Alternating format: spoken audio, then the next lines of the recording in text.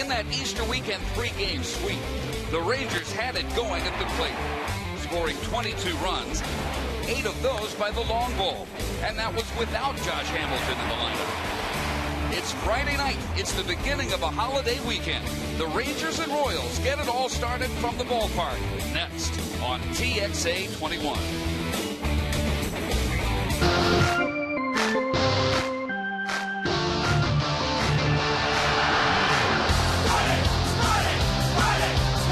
Welcome on a warm and windy Friday night to Rangers Ballpark in Arlington. Tonight, the first of 3 games between the Kansas City Royals and the Texas Rangers. And we welcome you to KCA 21 Friday Night Baseball. Dave Barnett along with Tom Green. Colby Lewis and I will be facing the Royals for the first time since 2003, his first go-around with the Rangers.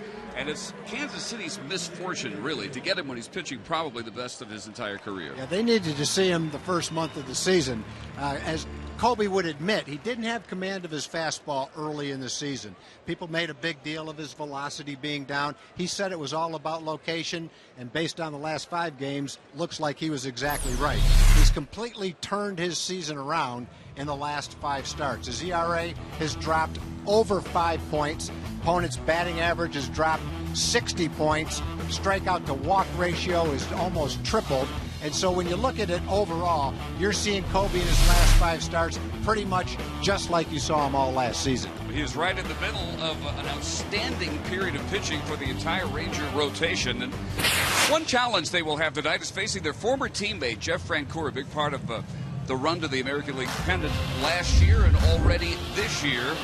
He has dealt the Rangers a game-winning blow with a single to win the second of the 2-game series at Kauffman Stadium last week. First pitch coming up, the Rangers and the Royals on KCA 21.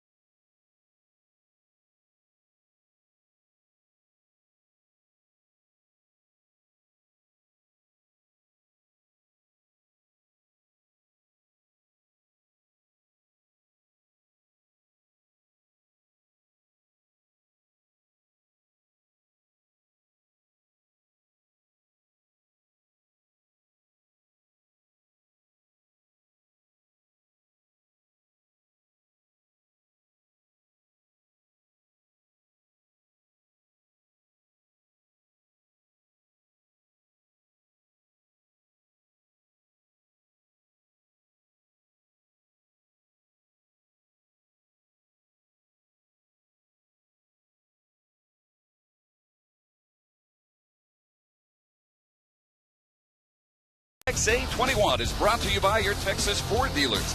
Ford is the best in Texas. By AT&T. By TXU Energy. To find a plan that's right for you, call TXU Energy. The right things right now. And by Southwest Airlines. New Rapid Rewards, unlimited reward seats, and no blackout dates.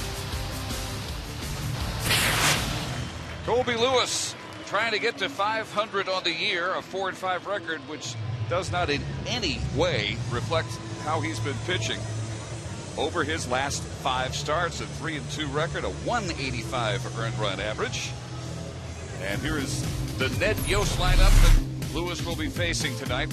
Virtually the same as when the Rangers took on Kansas City the 2 games up there last week. Gordon, Cabrera, the rookie Eric Hosmer has already done some damage to the Rangers. Francoeur is the cleanup hitter, followed by Butler, Bettamy, another former Ranger, Matt Trainer behind the plate, and Chris Getz and Alcides Escobar rounding up the lineup. And for Colby Lewis, Tom, the Rangers really just want more of the same. He's on a great roll right now. Overall, his numbers are fine. 3.69 ERA, less hits than innings pitched, only 16 walks. His walks are actually down this year from last year. The one thing that's hurt Colby, especially early in the season, is the home run ball. He's tied for the most in Major League Baseball, but that rate's coming down, not what it was earlier in the year. Versus right-hand hitters, below 200 average, 26 strikeouts and only 4 walks. His goal really, when he goes out there to pitch, is to get ahead in the count. Sometimes it's with his curveball. Most of the time it's with his fastball. And then when he's ahead in the count, you'll see his slider as a strikeout pitch. Colby working on 5 days rest with the off day of the schedule yesterday. Last time out, pretty typical Lewis line in defeat. He lost to Cliff Lee in Philadelphia on Saturday, 2-0. But he went 6 2/3, allowing only 7 hits and a couple of walks. Struck out 6. Ryan Howard's home run in the 2nd inning, the only offense that Cliff Lee would need against the Rangers on that night. Defensively, the Rangers still last in the American League in fielding percentage, with Cruz, Murphy, and Moreland in the outfield. Mike McGonigan is at first base, and Yorvit Torrealba will complete the battery for Colby Lewis. And Alex Gordon, who has been moved over the last week and a half or so to the leadoff spot for Ned Yost. Tonight his 9th start in that capacity and has been doing very well. He's hit in his last 7 games at a 3.08 average. And he is ready. Colby Lewis is ready. And strike 1, rung up by Marty Foster behind the plate. Bill Welke is at first. Mike Estabrook, second base umpire. And Jeff Nelson, the crew chief, is at third.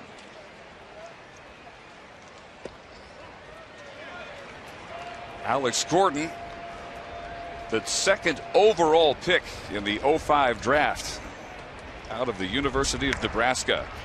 And he loops that one down the left field line. Fair, barely. And he will easily make second base with a leadoff double.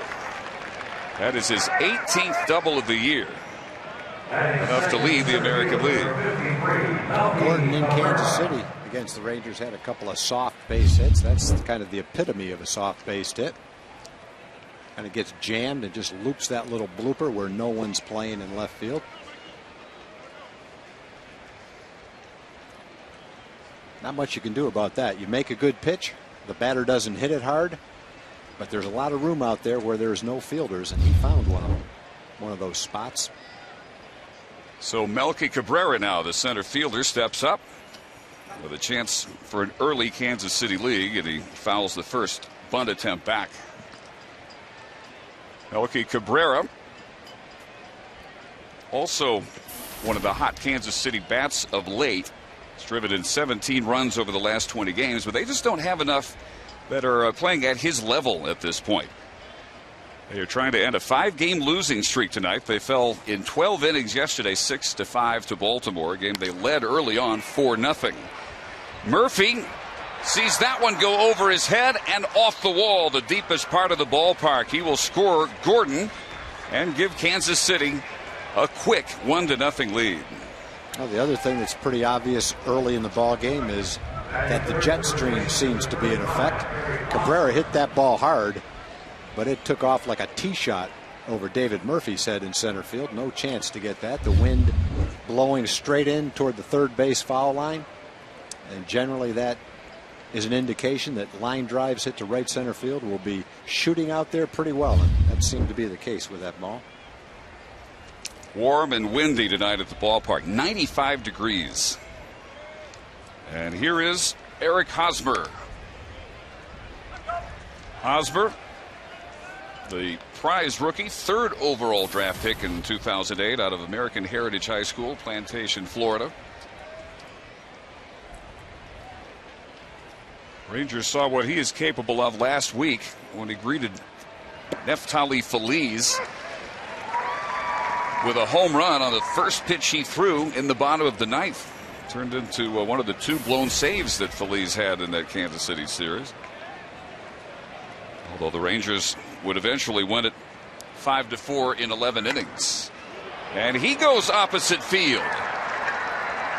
Cabrera scores. And 3 straight doubles off Colby Lewis to begin the game for a very frustrated Kansas City Royals offense. They come out in a big extra base hitting mood to begin this series. Well, they're fortunate in one regard. They've had 2 softly hit balls to the opposite field. That ball is kind of sliced off the end of the bat. Both of them have been down the left field line. Both of them have found holes. Cabrera, of course, smoked his ball to right center field. Colby just needs to get an out right here. Take a deep breath. Already 2 runs in, 3 straight doubles, and here is Francoeur. You talk about the home run that Hosmer hit against Feliz. Hosmer is probably one of the 3 best offensive prospects in minor league baseball. And anytime you're a top prospect offensively like that, you can hit a fastball. And he went up there looking for a fastball and just jumped on the first one that he saw. Big rip and a miss. Francoeur hitting .283 coming into this series.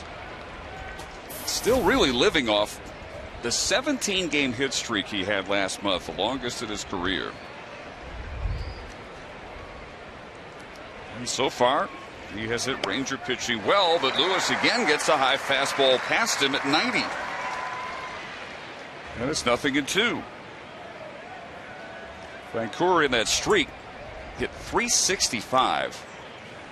And as he's cooled off since then, it has kept his numbers at a very respectable level. And again, Colby missing way up top. Francoeur so far has been their really most consistent source of power hitting with 9 home runs.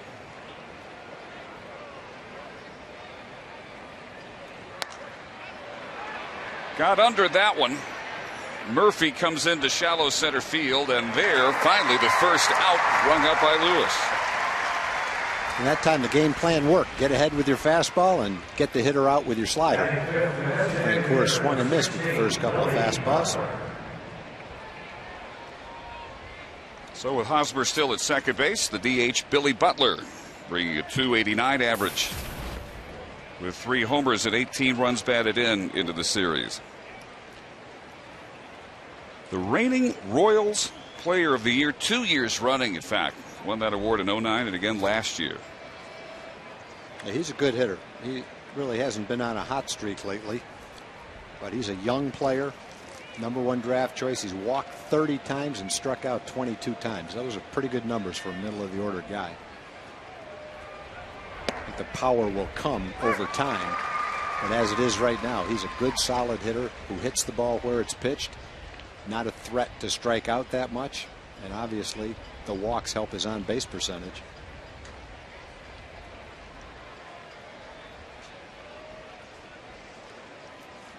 Lewis has been working at a very rapid pace lately. That line drive caught by Moreland. Hosmer scrambles back to the bag at second base, and 2 quick outs after the 3 straight doubles, and now the third baseman Wilson Benemit.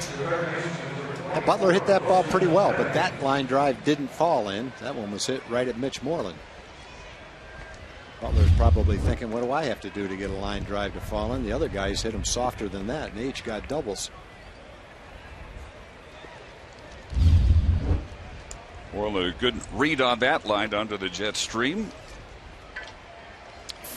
And here is Bedamit, one of 3 switch hitters on this Royals roster.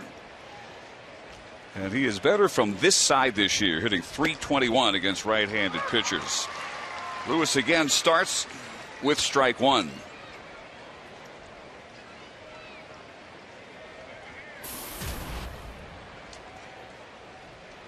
Bedamit, and then if he reaches, Matt Trainer will be next up. A ball and a strike. 5 of 6 first pitches so far from Colby have been strikes. Another good Friday night crowd. 95 degrees with a huge wind. Really feels like traditional baseball weather here now at the ballpark. And Bedamit now 1 ball and 2 strikes. We said the Royals coming in with a 5-game losing streak. Over their last 15 games, they've won only 3 of those. And the common denominator has been not enough innings like this one. They have had an average of less than 2.5 runs per game in losing 11 of the last 13. And now 2 balls and 2 strikes to Bedamit.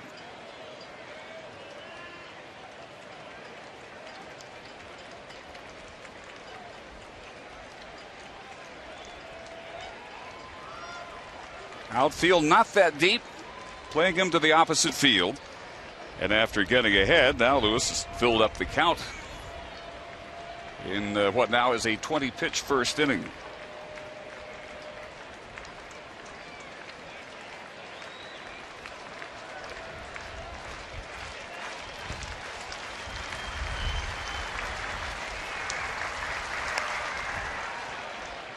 Badamit's still alive. Royals signed him as a minor league free agent last year. He began the year at AAA Omaha. Did well enough that they brought him up a year ago this week, as a matter of fact, and he became a very reliable contributor to their team last year. It's kind of a late bloomer. When he first came into minor league baseball with the Braves, he was one of their top prospects and one of the most highly touted young players in baseball at the time. Another one in the air. Tough chance. Andrews and Murphy, and David can't quite get it with the dive. Hosmer running all the way from second base with 2 outs, comes home, and it is 3-0 Kansas City. Well, the Royals have done a good job of finding holes on their bloopers to the outfield. A little blooper to center. Gordon looped a blooper to left. Hosmer stroked a soft line drive to left. 4 hits in the first inning. 1 of them was hit really hard. The other 3 just found holes. And Tom, again, a pitch left up. That is the consistent area in which we've seen Colby battle here in this first inning. Yeah, it was a breaking ball. It was up, but I think anytime you make a pitch and that's all they do with it is bloop a little ball, you're not really disappointed with the result. You're just disappointed with the fact that it fell in. So with Bedamit leading off first, Lewis against his former battery mate last year, Matt Trainer. And he lifts it out to Moreland in right field. And finally, Lewis of the Rangers get the 3rd out, but not before a 3-run first inning with 3 straight doubles, 4 hits, and 1 man left. 3-0, Texas coming to bat.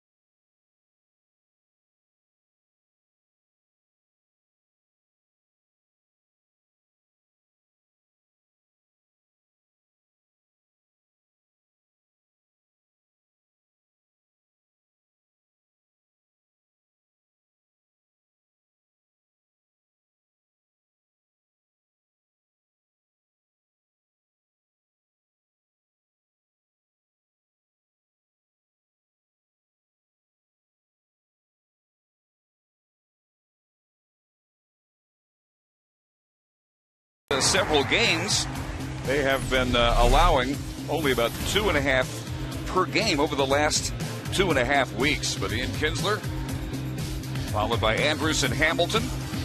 Michael Young, again, batting cleanup. This is his 13th straight start there. He's been outstanding with Beltre Cruz, Murphy, Torrealba, and Mitch Moreland. And they will face big 6'4", 225-pound rookie, 23 years of age, out of Elizabethtown, Kentucky, Nate Adcock. Yeah, Nate Adcock has pitched really well this year. Most of it in relief, but he's had one excellent start. That was his last outing, 5 shutout innings against St. Louis.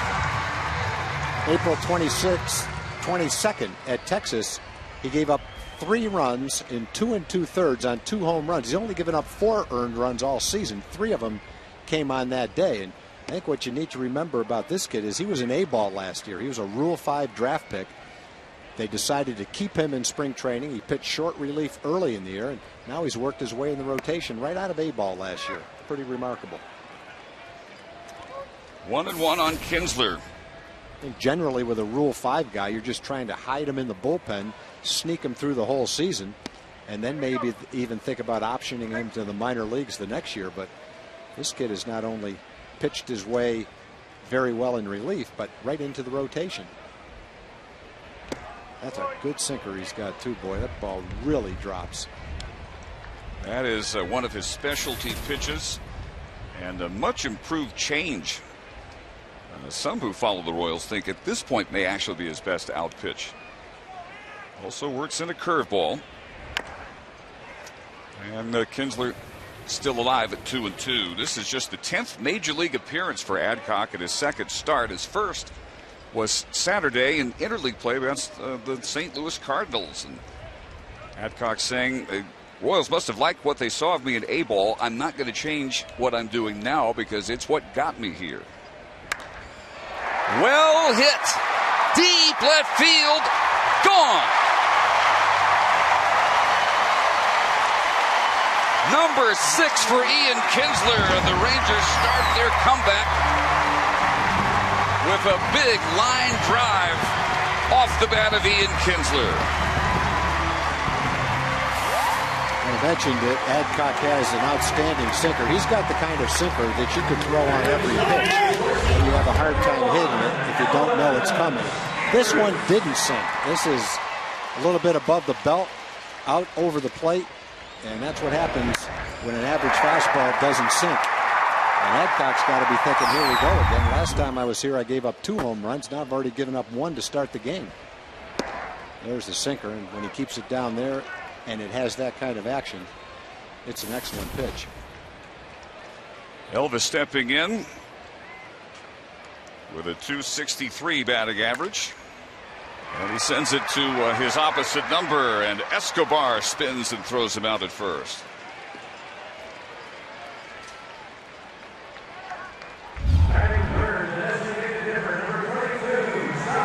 Good sign with Ian, too. That's the 5th hard hit ball to left field that he's hit in the last 4 games.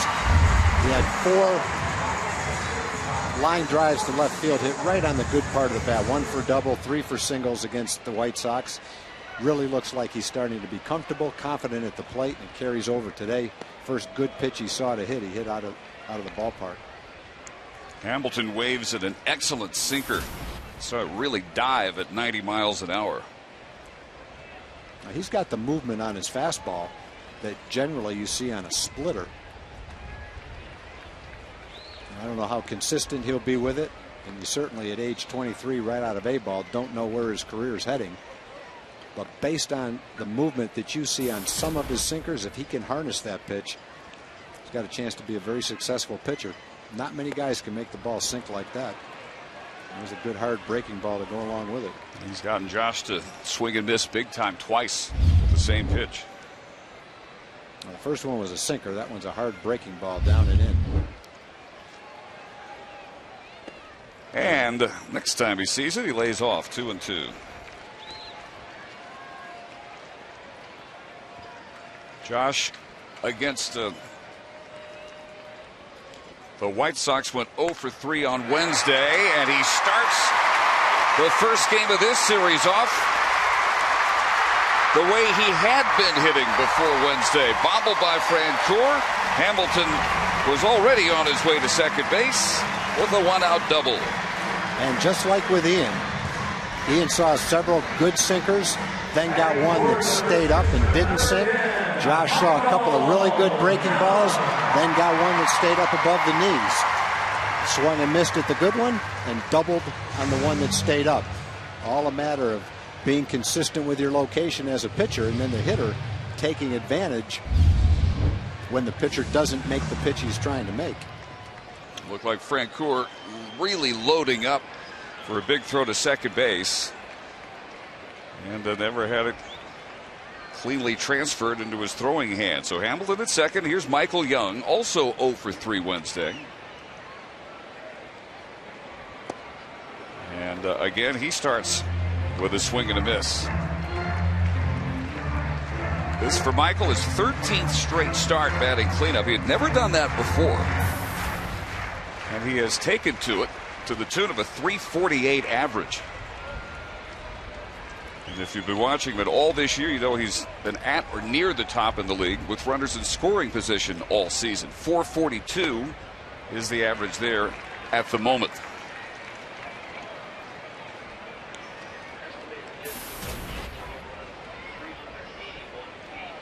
Ian Kinsler's home run estimated at 381 feet. That is a deep blast pulled straight down the line as it was. Young again laying off that sinker. 2 balls and a strike. And that is the key for a hitter. Easy for us to say from up here. But when that ball starts down around the knees, don't swing at it because it's going to sink right out of the strike zone.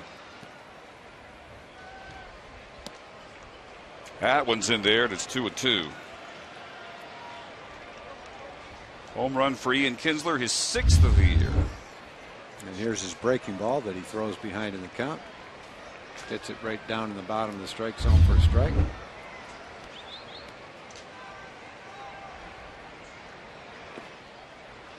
Laid off it again, and it's 3-2. So ideally, Tom, you keep laying off that pitch. He's got to come in with something well higher in the strike zone. Yeah, and you know, he's got an average fastball as far as velocity goes, and he's got a pretty good breaking ball. And you're right. The key for the hitter is to lay off the sinker that sinks out of the strike zone. The key for him is to not get in a position where they can look for your fastball and then throw one like he threw to Ian. Got one up, sends it into the gap. Hamilton is home. It's 3-2, and Michael Young with a double, his 17th of the year. As the Rangers come roaring back after the 3-run top half of the first. Yeah, I think the difference is the Rangers have hit all 3 of their balls hard. Michael hit that hard. Josh hit his pretty hard, a little bit toward the end of the bat. Obviously, Ian hit his ball hard, went out of the park. And there's exactly what we're talking about. Every time that Adcock has gotten the ball up above the knees around the waist, the Rangers have jumped all over it.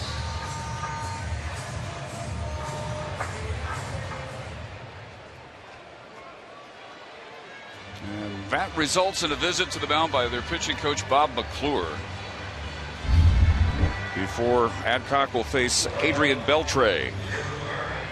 So Michael with his 34th run batted in. His 17th double, 65th hit, both of those second in the American League. And here is Adrian, who was only 1 for 10 in the series against the White Sox. And rips the first pitch foul. 38 runs batted in. Still second in the league, tied for 5th with 10 home runs on the year.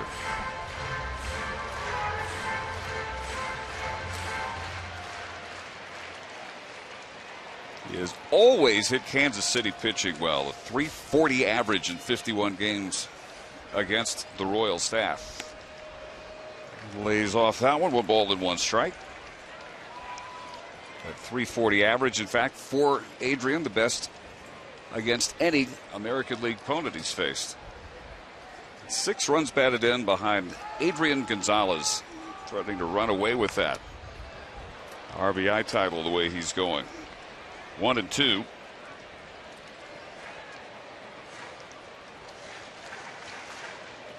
Beltre at home with an average of just .223 has somehow managed to be still very productive. 27 games. He's driven in 21 runs and hit 7 out.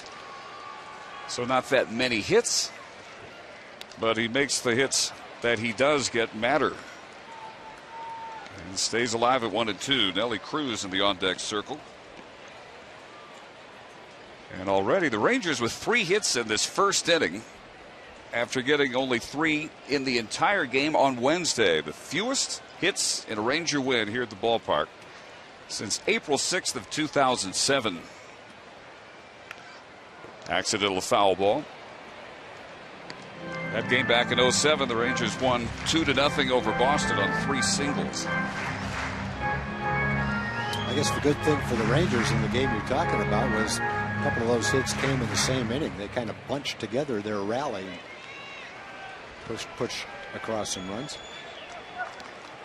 When the last time these two met, the Rangers could not bunch anything together. That one gets away. Trainer can't find it by the time Adcock comes down. Beltre is at first. Young is at third. Well, Adcock got Beltre to swing at his pitch. In fact, it was so much his pitch that it was a wild pitch and Trainer couldn't block it. So there's a nice break. Nobody's on first. Therefore, you can run on missed strike 3. It's really amazing how much that ball sinks. That one sunk so much there was nothing anybody could do about it. Rangers get a little bit of a break right there. Even if he didn't swing at it, he'd still be at bat with Michael at third base and 1 out, so it'd still be a nice situation for Adrian. So the Royals drop back double play depth and a big rip at strike 1 by Cruz. Nelly's average now down to .214. In his first 3 games off the disabled list, he's just 2 for 12. But talking about making the hits count, those hits are a double and a 2-run home run. Yeah, Nelly launched that 2-run homer in a one-run game. That was a big home run. But it's pretty obvious watching him that his timing has not come back all the way yet. He's missed a lot of pitches that he normally would kill. And just a matter of time before he gets that timing back. In the meantime, you just got to battle through it. Bettamy would have come home, but Trainer was already headed toward first. Cruz is thrown out, but Michael Young comes home from third, and the Rangers have tied it up. I think Trainer anticipated that Bettamy was going to try to turn a double play, and therefore he was kind of going to angle down toward first base in case there was a bad throw back to first base. We're going to look at Trainer right here. Ball goes to third. Trainer looks, and the only reason he would go toward first is he anticipates that Bettamy was going to go for double play. Instead, they don't get either thing. Rangers score, and they don't get a double play. And David Murphy swings and fouls the first pitch off at the plate. Or actually even attempt a double play. I don't know if they could have got one or not. It wasn't a very hard hit ball, but they definitely could have cut the run off at the plate. So in a matter of 6 batters, the Rangers get all 3 of the runs allowed by Lewis in the top half of the inning. And now Murphy still mired in a deep slump, 4 for his last 32. You got to look at the third baseman's choice. Definitely could have got the man at second. Would he have doubled Cruz up? I don't know. It wasn't a hard hit ball. He wanted to go home because he wasn't sure of the double play. Just didn't have a chance to because Trainer had gone toward first. That one is hit well. Up in the jet stream. Gone!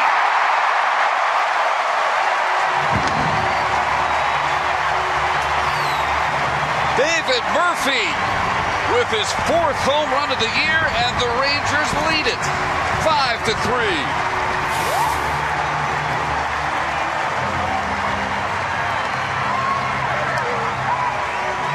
It's a good day to hit. It's a tough day to pitch. And if you're a sinker ball pitcher, you better hope that you're keeping that sinker down.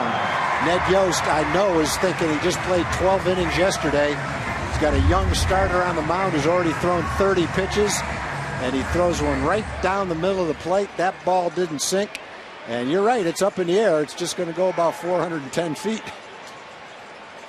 That was wishful pointing on Adcock's part. No, a little deeper than a pop-up. And Torrealba keeps the carousel going. And you know that Yost doesn't want to have to go to the bullpen this early in the game after playing 12 innings yesterday, but he may not have a choice. This will be his 33rd pitch. And he works all the way through the Rangers lineup here in the first. Mitch Moreland, the number 9 hitter. And they're at 282, 5 homers, 16 runs batted in.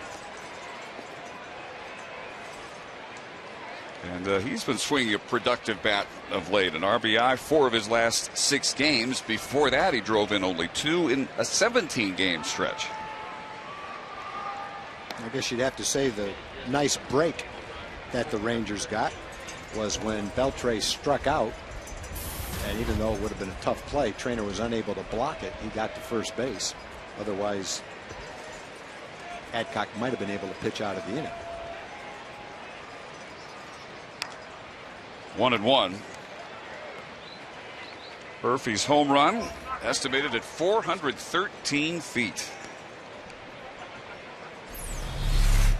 This has not been a very happy place for the Kansas City Royals in their most recent visits. They've lost all 8 games. And look at the sky-high earned run average their staff has. Almost 7 runs per game in those 8. That's how this one is starting out. Hard hit, right at Getz. That might have been the hardest hit ball of all of them. Well, it results at last for Nate Adcock anyway in out number 3. The Royals answer emphatically the 3-run Kansas City first, and Colby Lewis goes to the mound with a 2-run lead.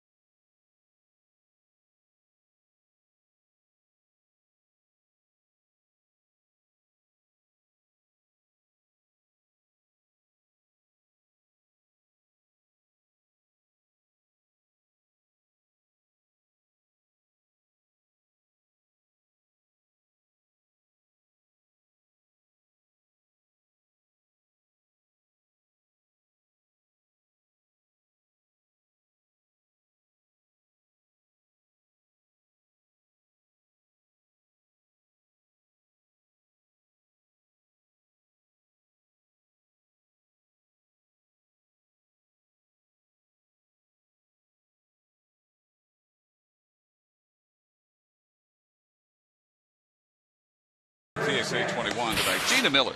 Thank you so much, Dave. We are focusing on the community corner tonight. And tonight, it's the Sunshine Kids Foundation. It's a great founded in 1982, and its purpose is to provide emotional support and activities for children who are dealing with cancer treatment. And what's really cool is that Ian Kinsler and his wife Tess have been involved for the last 3 seasons. They host youngsters and their families from the Sunshine Kids twice a year for a day of fun. The youngsters join Ian on the field for batting practice, a private meet and greet, dinner in the Diamond Club before taking in a Rangers game. The Sunshine Kids Foundation. For more information, go to sunshinekids.org. It's a great group, and I know Ian and his wife Tess are so happy to be involved. Dave? All right, Gina, no doubt. Chris Getz leading off the second inning. And a 1-1 count. He's hitting .242, no homers, 12 runs batted in. As Lewis comes out now in search of the shutdown inning that Nate Adcock couldn't manage in the Rangers first.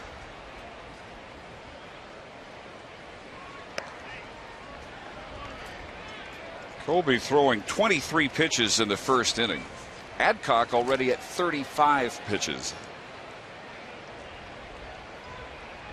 And that is not the way Lewis wanted to start the second inning, walking the number 8 hitter in the lineup. Yeah, the thing about Colby in the first inning, he'd thrown 22 or 23 pitches, but 17 or 18 of them were strikes. So he wasn't having a problem at all throwing strikes in the first inning. Comes out and walks Getz, who's only a 242 hitter, but a kid who has a pretty good eye at the plate. So now, excuse me, I was just going to say, and pretty good speed on the bases. Shortstop Alcides Escobar, who has been phenomenal in the field so far. He's batting .221 with 12 runs batted in. But defensively, there are those who follow the Royals every game who say that if the trade involving Zach Greinke to Milwaukee had been only to get Escobar, it would still be a good deal for the Royals. That is phenomenally high praise. But that's how impressive he's been defensively out at shortstop. You know, ironically, I think the Rangers would say the same thing about the Teixeira trade to the Braves at the same stage when Elvis was a rookie playing for the Rangers. They would have said that was a good trade if no one else was in the trade. Torrealba has to pump and throws late and low to first base, and that will allow Getz to go to third. He never had a grip on the ball. He barehanded the ball, went to throw it, didn't have a grip on it, had to reload, couldn't get the throw off. Instead of a man on second and one out, you've got first and third and nobody out. It's not that hard to play, really, for Torrealba. The ball had stopped. Looks like he's got it, but as he goes to throw it, he must not have liked the grip that he had on the ball. So it is a sacrifice and E2 on Torrealba. And the thing is, all he had to do is throw that ball the first time, and he probably would have gotten the call for Escobar being inside the baseline. Second error charged to Jorvik this year. And back to the top of the order, and Alex Gordon. So two batters into Lewis's second inning already. The Royals have the tying runs aboard. And Gordon on a 1-1 pitch got their first inning going with the first of 3 consecutive doubles.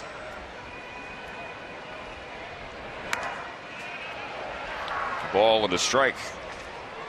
So Gordon already extending what is now an 8-game hitting streak.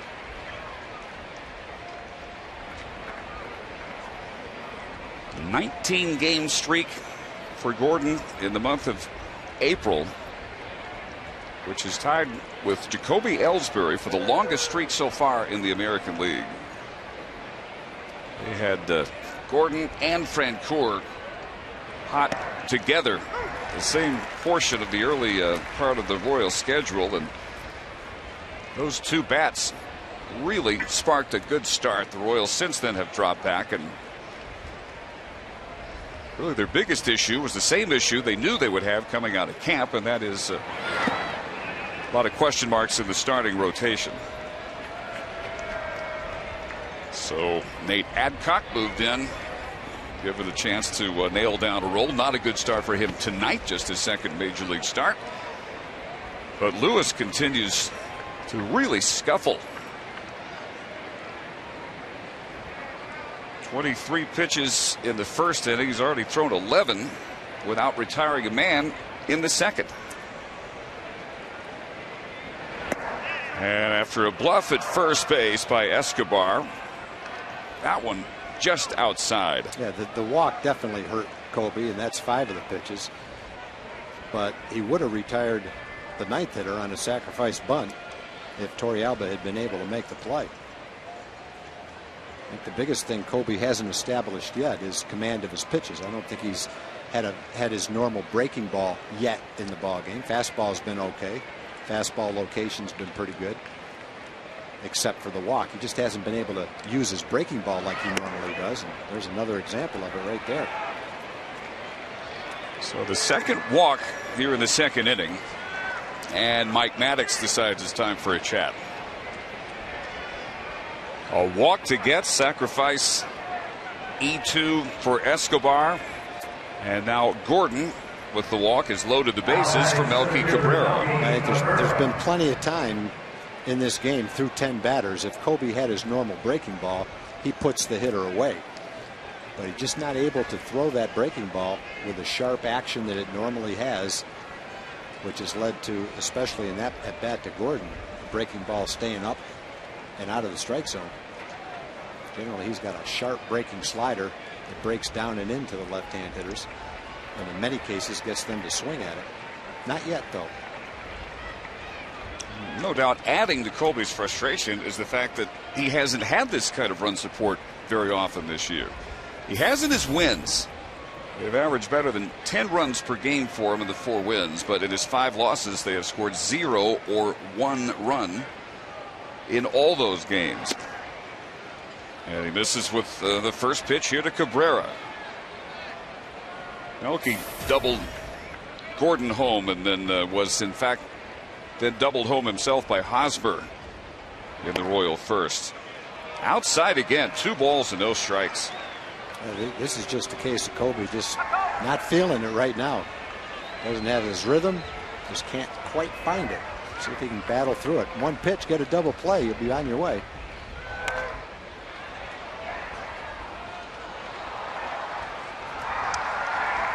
Well, dealing with Melky Cabrera, not necessarily a very appetizing proposition this year.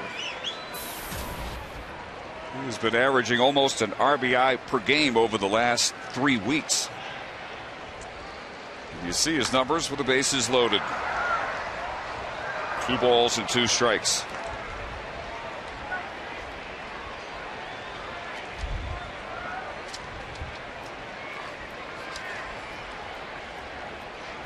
In the 2 games in Kansas City last week, both decided at the tail end.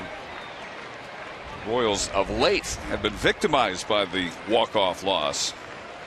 2 of their last 3 days. That one is foul. And there's another breaking ball that just kind of stayed up and didn't do much. And this is normally a spot where Kobe's breaking ball is what gets him out of an inning, gets him out of an at-bat. That one just spins and stays up and out of the strike. Well, top of the strike zone. I don't know if he would have gotten a call on that pitch. It was far enough away from Cabrera, he couldn't do anything with it.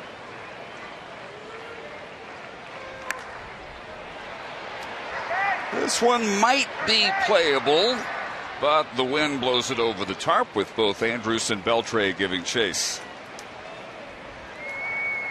So, souvenir there. Somebody's happy about it. He is kind of rubbing it in, isn't he?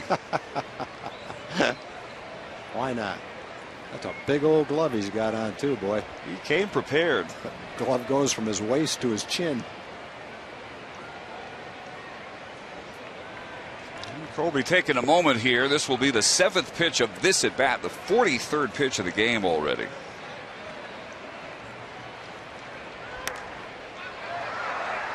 Foul again.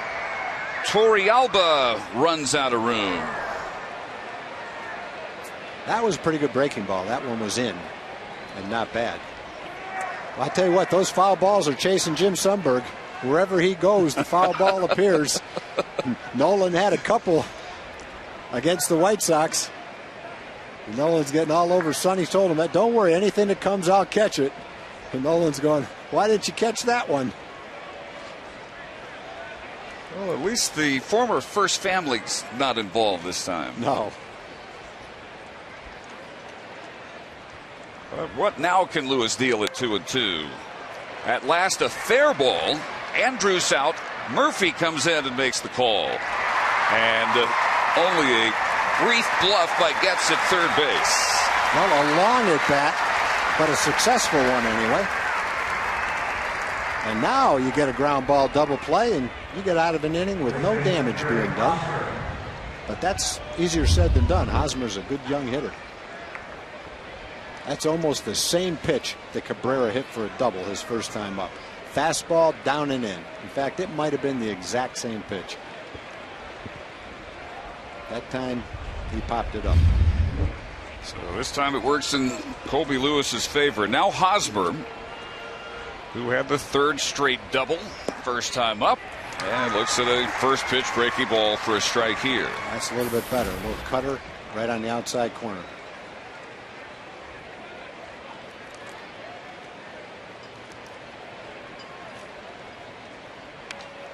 Quickly 0-2. Start out with a breaking ball, makes the fastball a little bit tougher to hit the first time you see one. Now as a hitter, you've seen a little cutter, you've seen the fastball. You're down 0-2. When Colby's got his game going, this is where he'll throw the slider down and in, try to get the hitter to swing and miss at it. If he can find that pitch.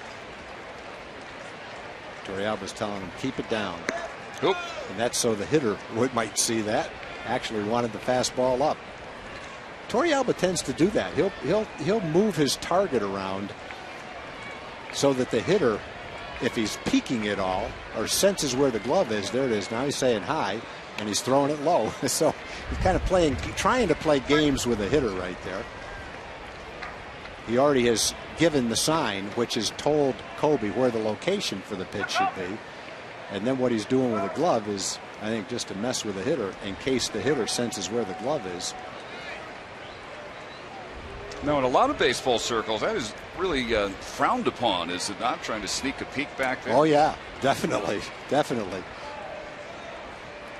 Yeah, I think if a catcher catches you sneaking a peek, you might be sneaking a peek on the backside the next pitch. But you can not peek and sense where the glove is with your peripheral vision sometimes. And I think if Torrealba can make you sense that the glove is up high, that might just throw you off a little bit. Hitters would love to know what kind of pitch is coming, but in the event you don't know what kind of pitch is coming, location of the pitch many times gives it away. Well, let's see if this rookie Hosmer is in fact trying to take a quick glance back. No, it doesn't look like it. He's concentrated. And he got a good result. Gets, scores. Here comes Escobar with the throw cut off. And the Royals very quickly come right back and tie it 5-5. Well, the inning starts with a walk right off the bat. Colby got himself in trouble with a walk. Then Torrealba had an error, and that kind of set the stage for the inning. That's the first hit of the inning. But here's a fastball right down the middle of the plate, and Hosmer took advantage of that. And it's just an example of Colby's breaking ball, not what it normally is. Otherwise, I think he would have been able to put Hosmer away. Hosmer fouled off the pitch and then got the fastball that he could handle right down the middle of the plate. So again, here is Francoeur, who flied to center his first time up and takes inside. Well, it had to come to an end, this string of phenomenal pitching by the Rangers, and particularly in this ballpark. And with a big jet stream blowing out today, this much more what Ranger fans have been accustomed to here. Beltre coming into foul territory and has out number 2.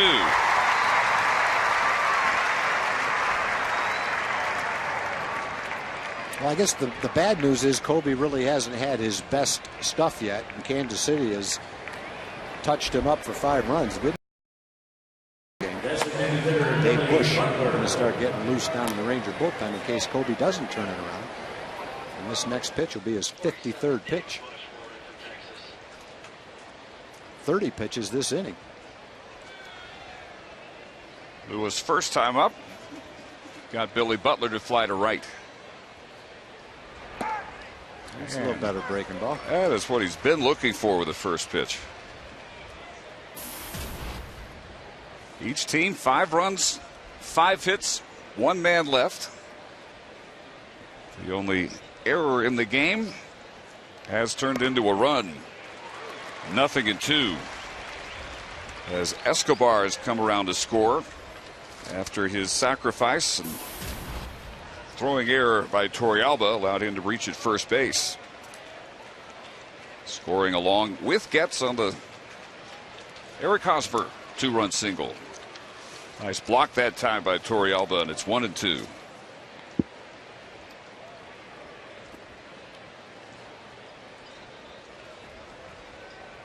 Not too many outings like this over the last 5 starts. Colby Lewis has been one of the most consistent pitchers in the American League. This harkens back more to his first handful of starts before he got his velocity up and his slider snapping the way it usually does. Another base hit.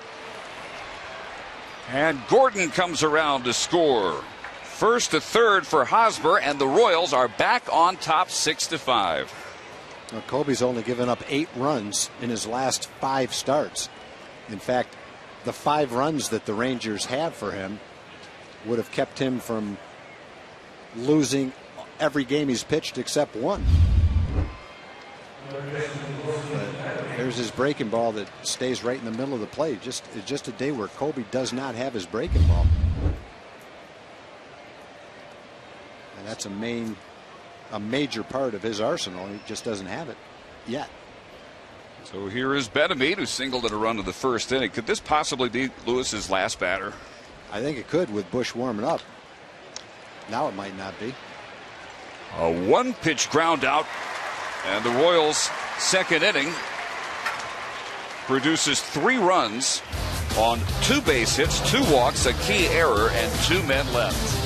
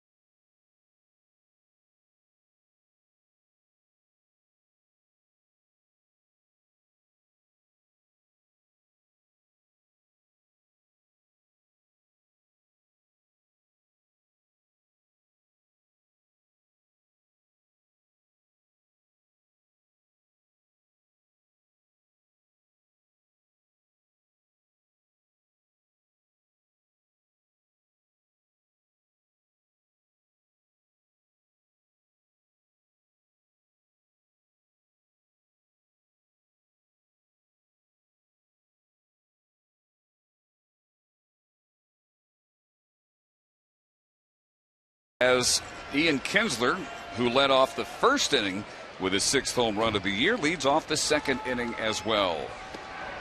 And takes ball 1 from Nate Adcock, his 36th pitch of this game.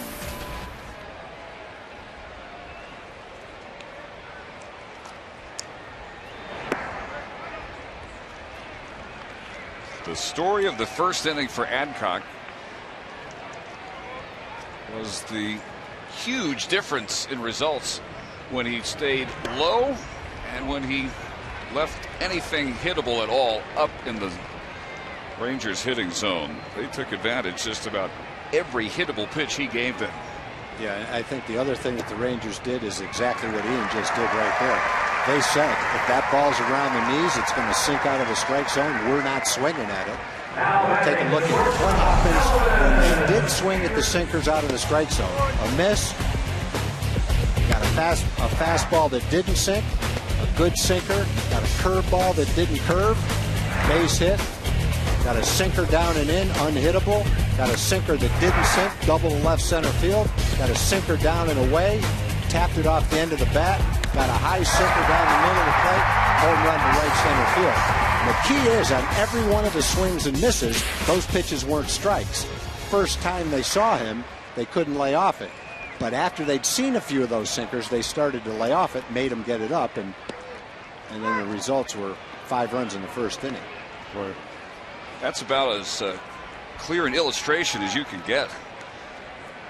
And after seeing him one time, it was a great at bat for Ian, who wasn't tempted at any of those sinkers that were just slightly low. Close tabs over there on Kinsler. Well, after a big first inning, Chris Getz led off the second with a walk. It led to another big inning. After a huge inning, the Rangers get a leadoff walk from Kinsler. They'll be trying to do the same thing.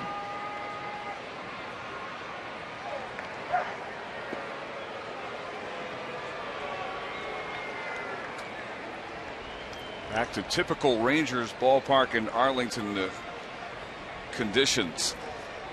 The Rangers staff allowing 1 run Wednesday. Third time in 4 games they've allowed 0 or 1. Elvis bunts it foul, and it's 0-2. Pretty rare occurrence when Elvis doesn't get the bunt down.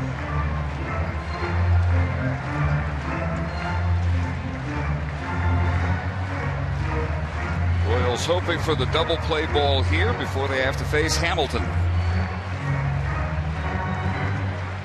Beginning May 19th, the Rangers allowed only 8 runs in 7 games, a stretch that included the back-to-back shutouts.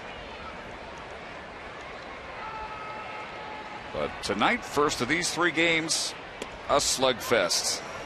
Adcock still has so much movement, Tom, that he's having a hard time controlling it. You're right. The sinker sinks so much that it's hard to find the release point where you can make it sink into the strike zone. And if the hitters don't swing at his good one, it's not a strike. There's another high one. Kinsler headed for third. Francoeur sails it into the dugout. Well, Elvis is going to end up at third base. You get 2 bases on a throwing error from the outfield. And so the Rangers get a walk and then an error, just like Kansas City. Got a walk and then an error. The Rangers have tied it up. They've got a man on third base. It's another great example of what we showed on the little highlight package. You get that sinker up, it doesn't sink. It stays right in the middle of the plate. It's very difficult to make a ball sink if you start it at about chest high. It doesn't necessarily sink below the waist. Otherwise, it wouldn't matter to the pitcher. You'd still have good results because it would have so much movement. It flattens out when it's high. It only sinks when it's down, and the Rangers aren't swinging at the ones that aren't strikes. Hamilton grounds out, but scores the run. Andrews coming in from third base. And we seesaw back and forth to a Rangers 7-6 lead. Boy, that throw by Francoeur, you saw how much he put into it. He threw it so hard he lost his own footing. And you talk about maybe the best throwing outfielder beginning in 2005 that we've seen in the major leagues. He has 6 outfield assists this year. He knew, having played for the Rangers, that there was no chance that Kinsler would stop at second base. And he just outgunned himself and bet a meet and sent his teammates scattering in that third base dugout. His 2nd error of the season. Don't expect to see that very many more times from Jeff Francoeur. No, he just airmailed the ball just like a shortstop fielding a ground ball and throwing it over the first baseman's head. He just let go of it. I don't know if it slipped out of his hand, but he had a little bit of a shot at Ian if he made his normal accurate throw to third base. As it was, it just went flying. Almost went in the stands in the air. It looked like that was where it was heading. Could have been a little higher, would have skipped off the dugout roof. 2-2 to Michael Young, who doubled in a run and scored in the first. Our Ford leaderboard shows where he stacks up behind the leader, Alex Gordon. He's still alive at 2 balls and 2 strikes.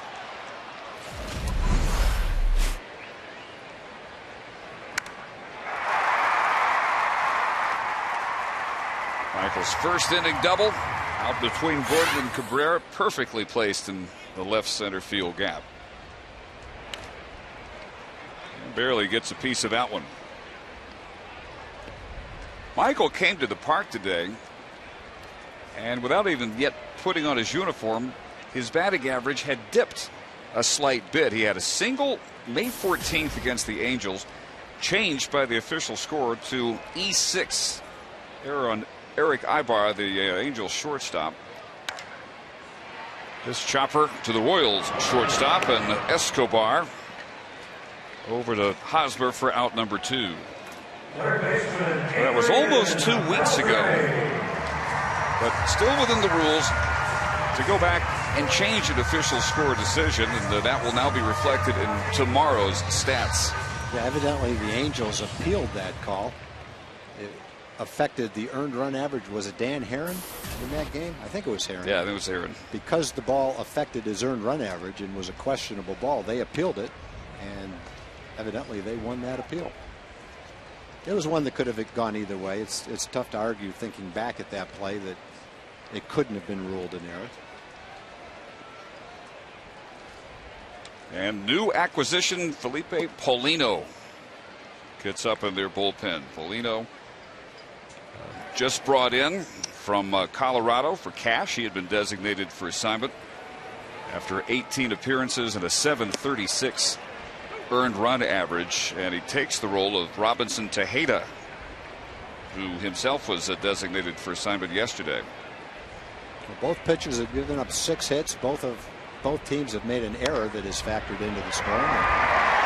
Deep hole. Escobar comes remarkably close to throwing Beltre out. It's hard to see and realize how good these kids are that play shortstop in the big leagues, that they can go that far in the hole into the outfield and still get this much on the throw.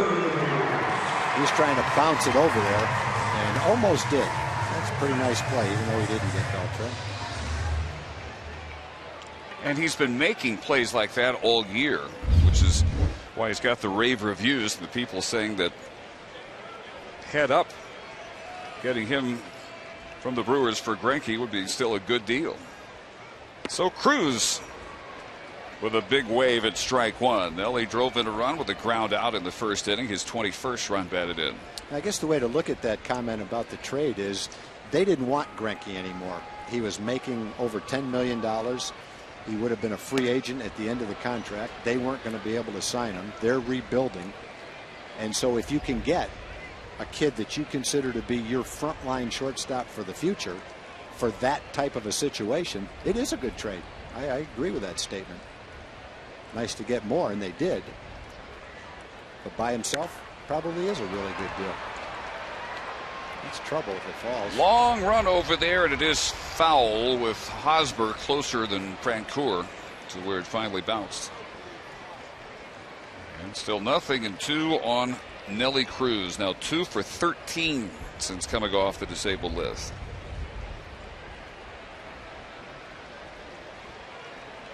And at this point, I think you'd have to say that the slump Nelly was in when he went on the list, he is still in. Yeah, I agree. His timing is not quite where it is. The way you can tell is he's seeing some pretty good pitches to hit, not hitting them. One hop, no problem for Escobar, but the Rangers regain the lead. 2 runs, 2 hits, 1 error, and 1 man left. 7-6 after only 2 tonight at the ballpark.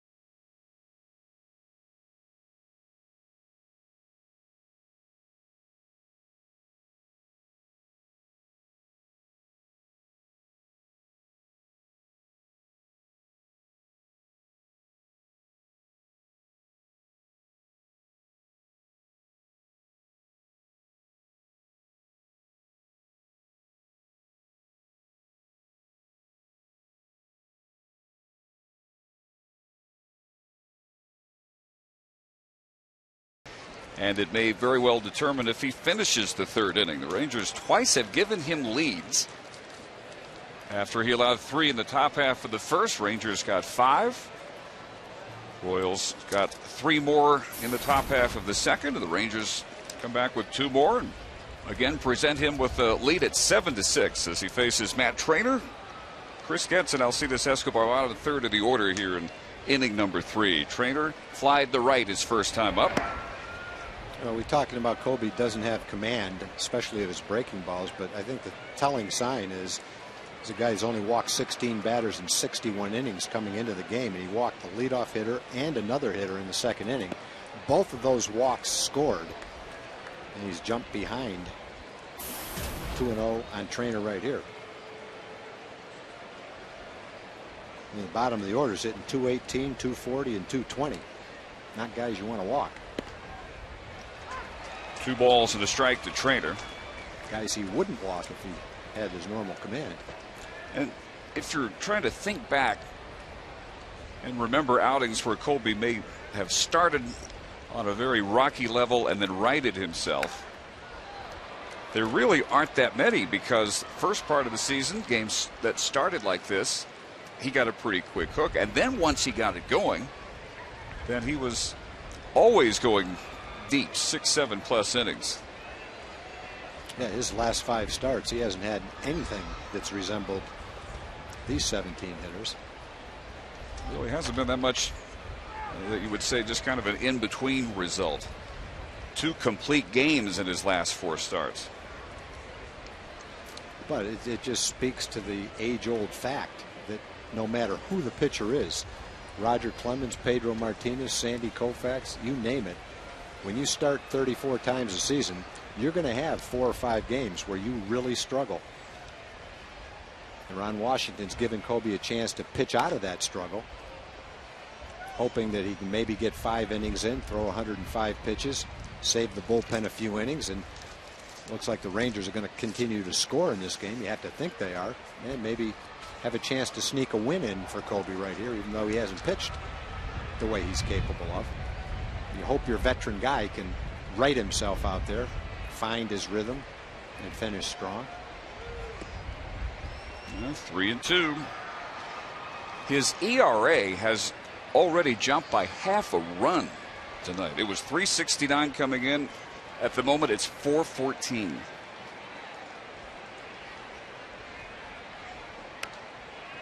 That might well have been ball 4, and Tom Grieve, that was apparent close. Target of that near souvenir. That's as close as we've come to a ball in 3 or 4 years up here.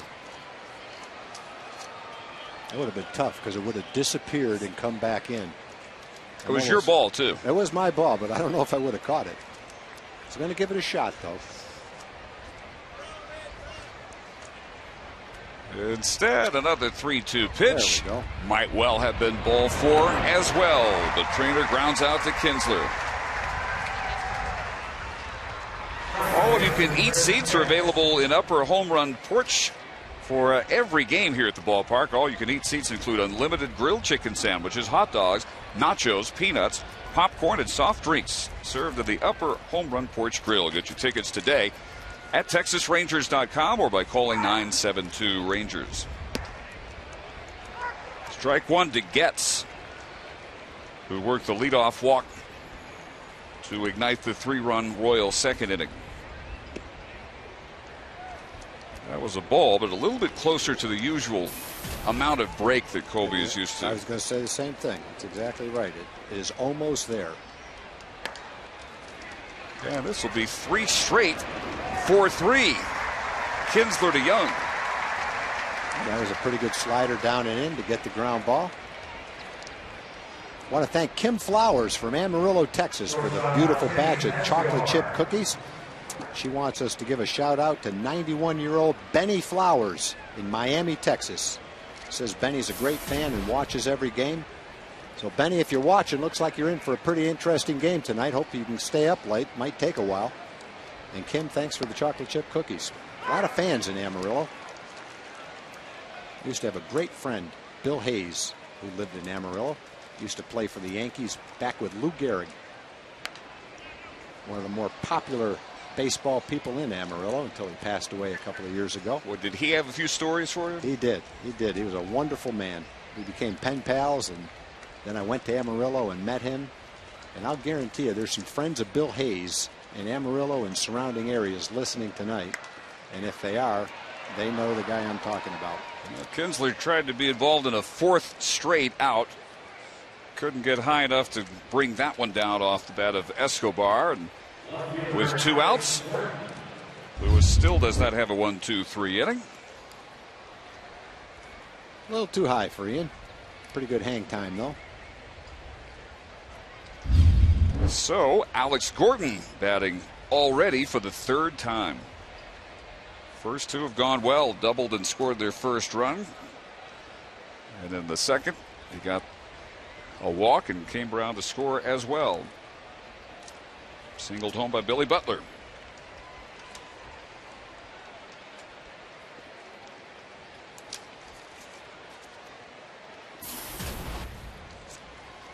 Bush continuing to throw out the Rangers bullpen.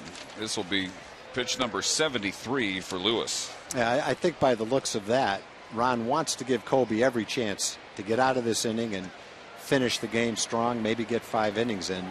But I think what he's saying, after the way the first 2 innings went, if he gets in trouble this inning, further trouble, then he's probably going to go with Bush, who's, I'm sure, warm by now. Moreland chases that one back, grabs it on the warning track. Hard hit, but it's out number 3. And Lewis has the shutdown inning. And after 2.5, the Rangers still have a 7-6 lead.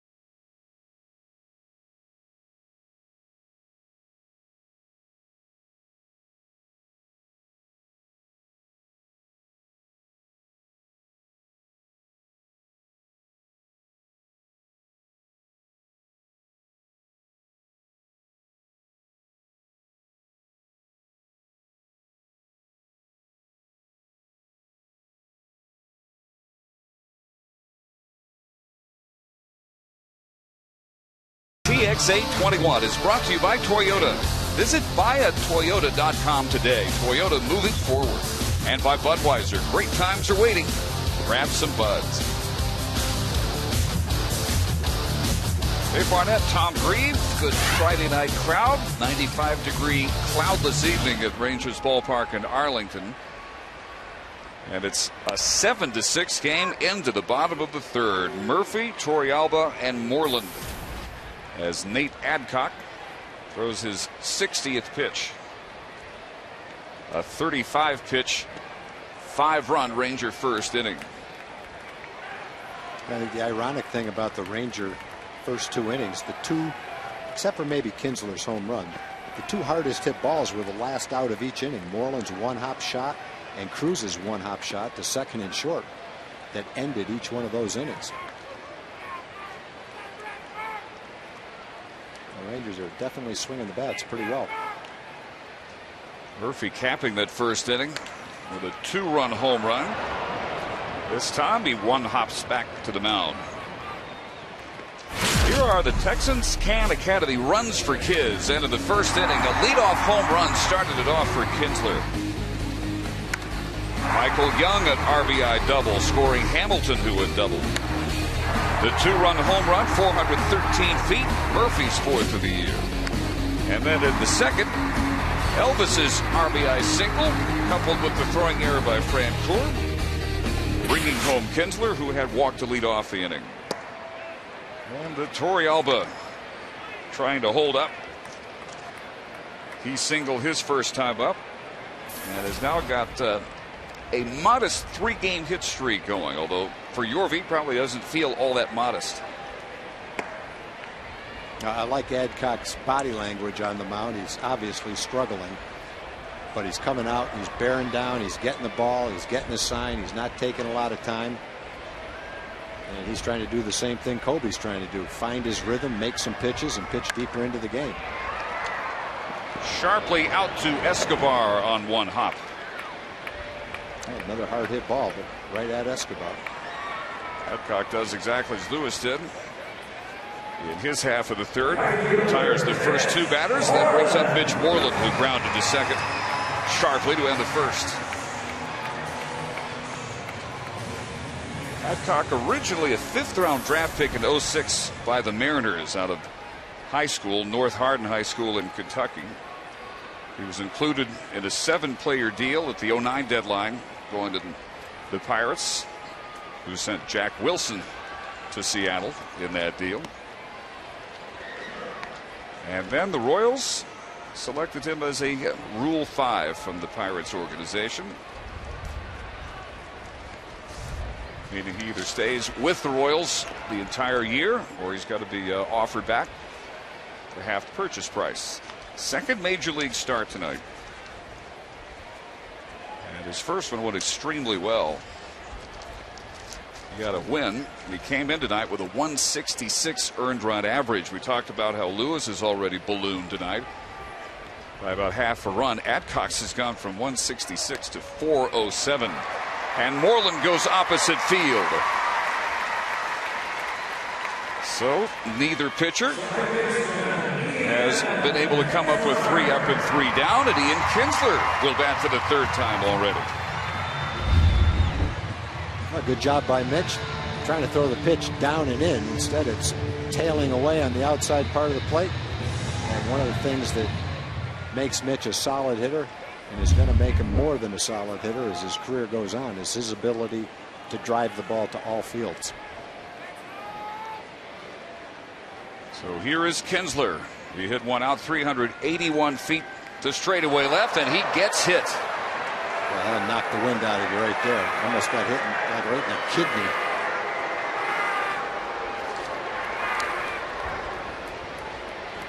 Here's some boos, but absolutely the last thing Adcock's trying to do here is hit anybody. No, he's not trying to do that. He's just out there trying to do the best he can, and he's struggling with his command, trying to make pitches. 5th time for Ian to get plunked this year. 3rd hit batsman for Adcock. Colby made it through the 3rd. Adcock didn't. So the 23-year-old gone after 2 2/3, and making his way in, Felipe Paulino.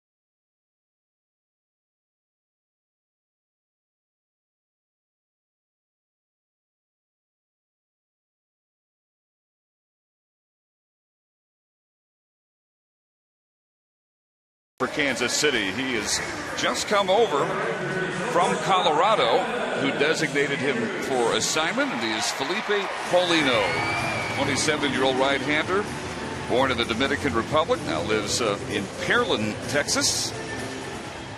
He has that record in year 4, and he didn't help himself in 18 appearances this year with the Rockies. He was 0-4 with a .736 earned run average. And first order of business, Andrus, who sends one right on top of the bag at second base. Escobar steps on it. One pitch, Paulino does the job, and the Rangers are scoreless for the first time in the first 3 innings. One hit batsman, and on to the 4th. It's 7-6 Rangers.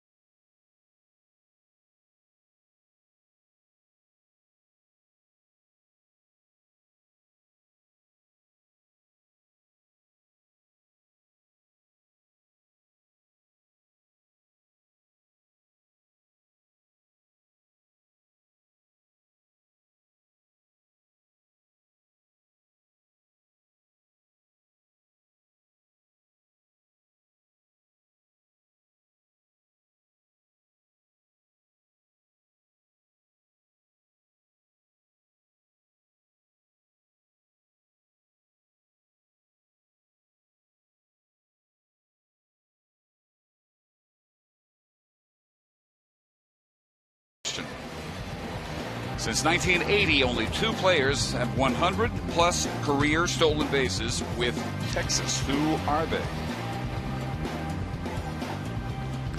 Tell you, Tom, my first, I think, 4 guesses were all wrong. Were they really? Yeah. I don't have a clear shot at it yet either. I'm still thinking. Cabrera. It's a high curve that dropped in for strike 1. Cabrera, Hosmer, and Francoeur in the 4th inning. And what's been a rarity tonight, an 0-2 count. Last time Lewis had an 0-2 count, he gave up a 2-out single to Escobar. But Gordon lining out deep to right field ended the 3rd inning.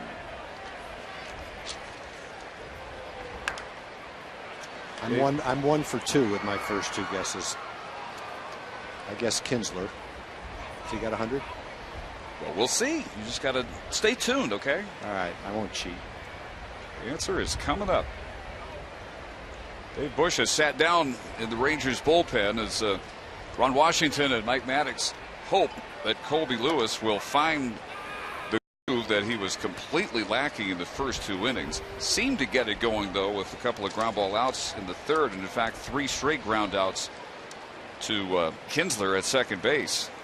I think sometimes you have as much respect for a pitcher in Colby's situation right now if he can come back and pitch 5 or 6 innings, hold the other team, and get a win, even though he gave up 6 runs in the first 2 innings, that he could finish that way. There's a good changeup right there. That's a good sign because he had good delivery with that pitch and great movement with it and completely fooled Cabrera. So that's a good sign. That's his first strikeout.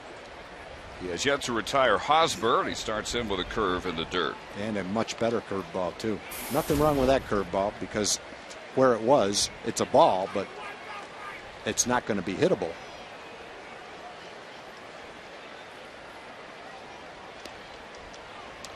outside. Hosmer has driven in 3 runs tonight and now 10 for the season with a RBI double in the first, 2-run single in the second inning.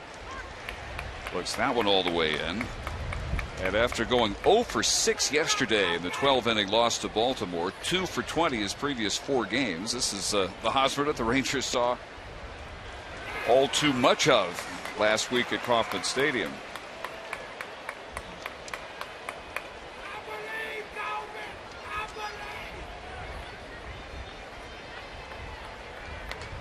Good pitch. There's good fastball location and a good breaking ball to get the out.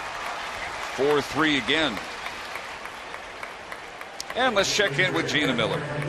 Thanks so much, Dave. You know, this season, Sundays are for kids at Rangers Ballpark in Arlington. Bluebell Ice Cream provides ice cream for kids for just $1 every Sunday. And this Sunday, the first 10,000 kids, 13 and under, can get one of these, a Texas Rangers pool float. Reserve your tickets at TexasRangers.com, but one lucky young man, Chase from Mansfield, has a chance to get this pool float now.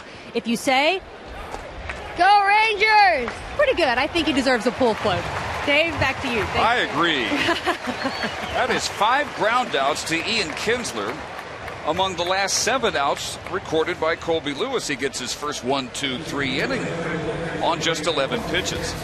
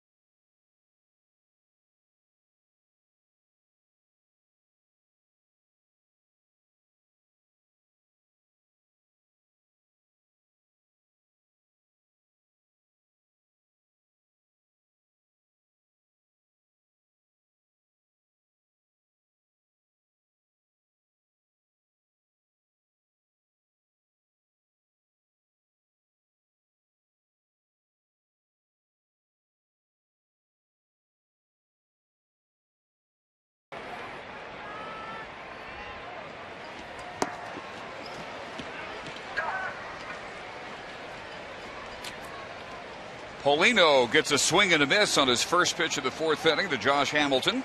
Josh doubled and scored in the first and drove in a run and a ground out in the second. His 10th run batted into the year. 0-2. Paulino, as we said, just acquired in the last 24 hours. Robinson Tejeda designated for assignment. He had been their primary setup man coming out of camp. But in 9 outings, Tejeda was 0-1 with a 6.14 earned run average. That's a long run out there for the shortstop. Escobar or Benamit from third base coming down, and he makes the catch.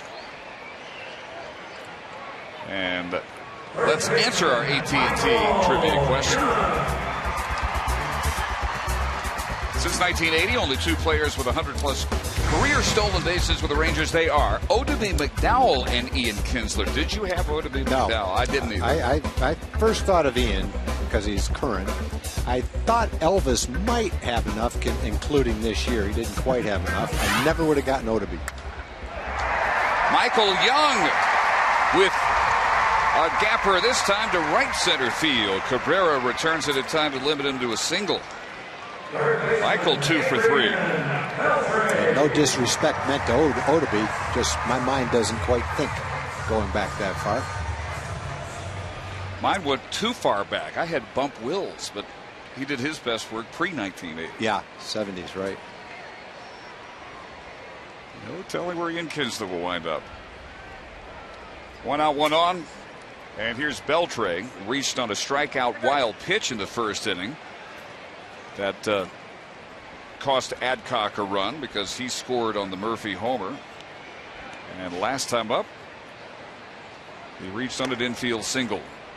Paulino, as you see, still bringing it high 90s, 98 miles an hour there. Yeah, when you're still throwing this hard, you're going to find a job. You may not be getting people out, and the team may not want you anymore, but somebody else is going to give you a chance if you're throwing 98 miles an hour.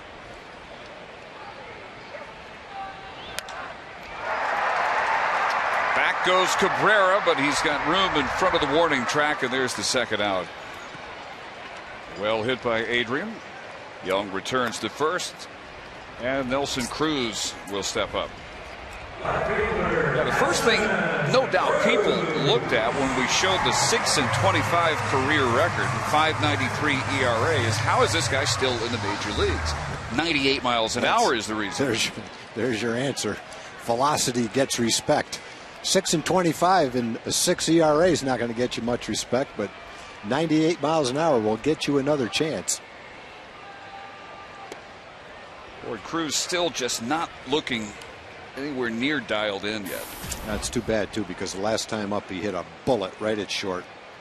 Escobar made a nice play on a one-hop smash. Well, he's 0 for 2, but hit the ball well enough to get a base hit. Well, maybe a high 90s fastball will be more to his liking. Time called. Paulino's upset the time got called and half-heartedly tossed his ball toward the foul line.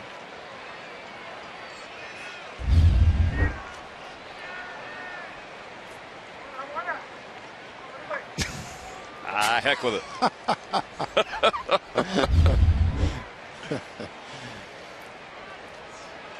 Hang in there, Felipe. That happens every now and then. Time is called when you don't expect it.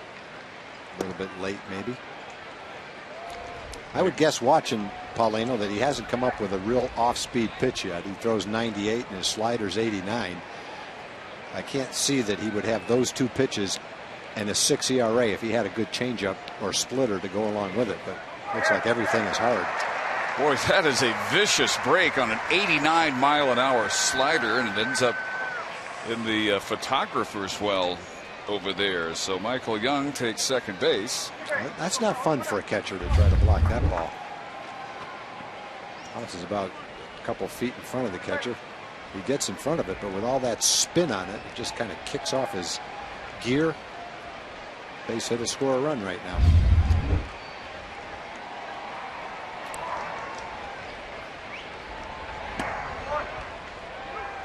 That slider in there, and it's 2-2. Looks like Nelly looking fastball there. Cruz now 2 for 14. This is fourth game off the DL. Drove in a run on the first inning ground out. Lays off that pitch at 98. He's worked the count full.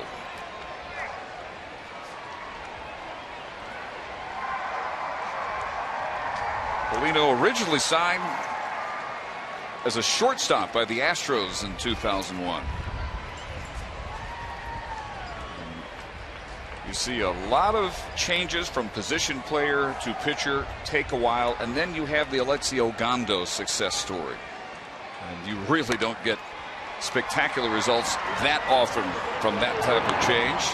Paulino would love to have at some point what Ogando's got going. In the fourth inning, he allows one hit, but no runs and one man left. Ogando watching the Rangers lead 7-6.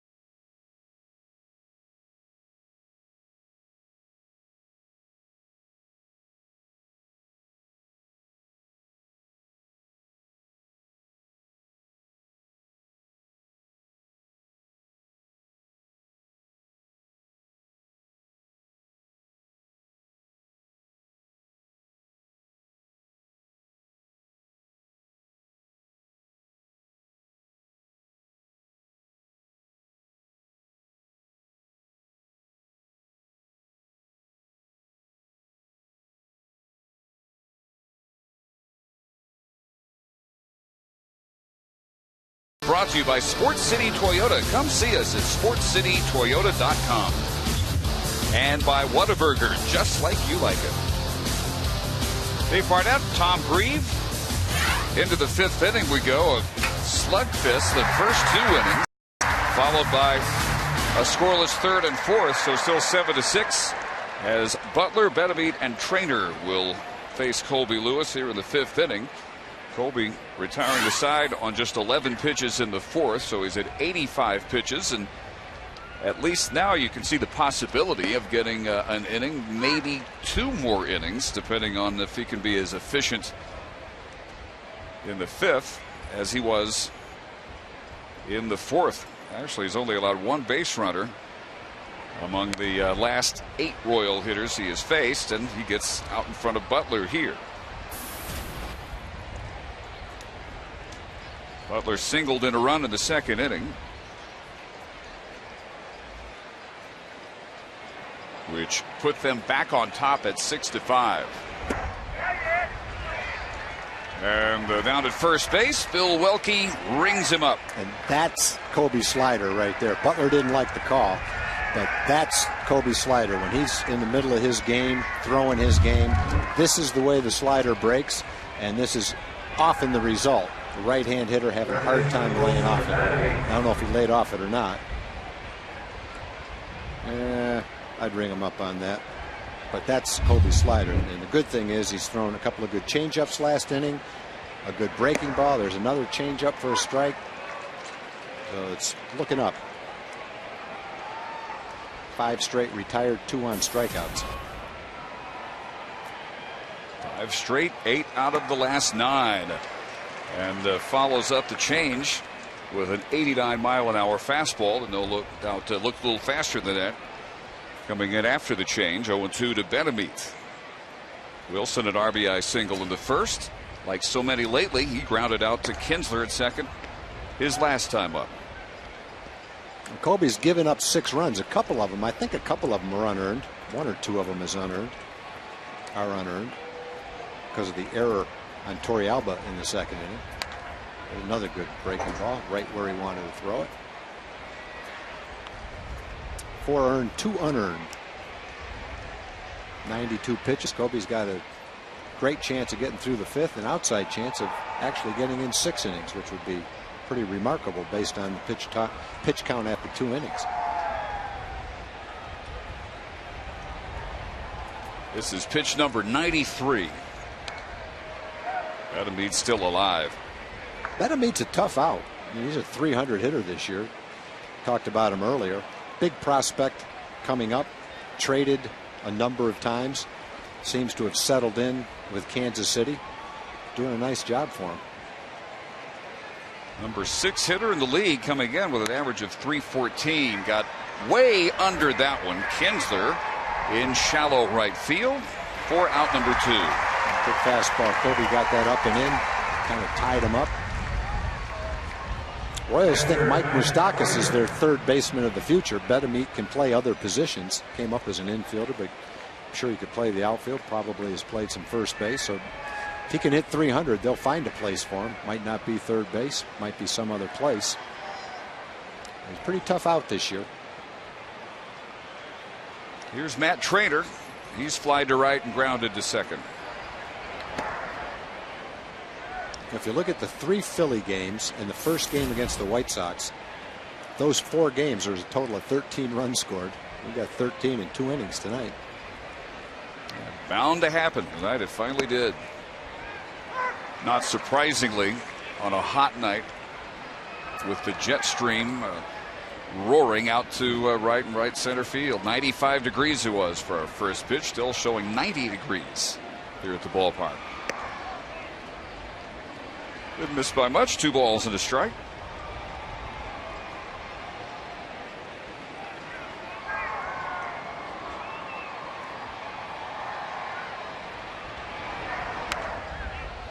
And 2-2. Trainer, without to look at in terms of batting average, .213 this trip.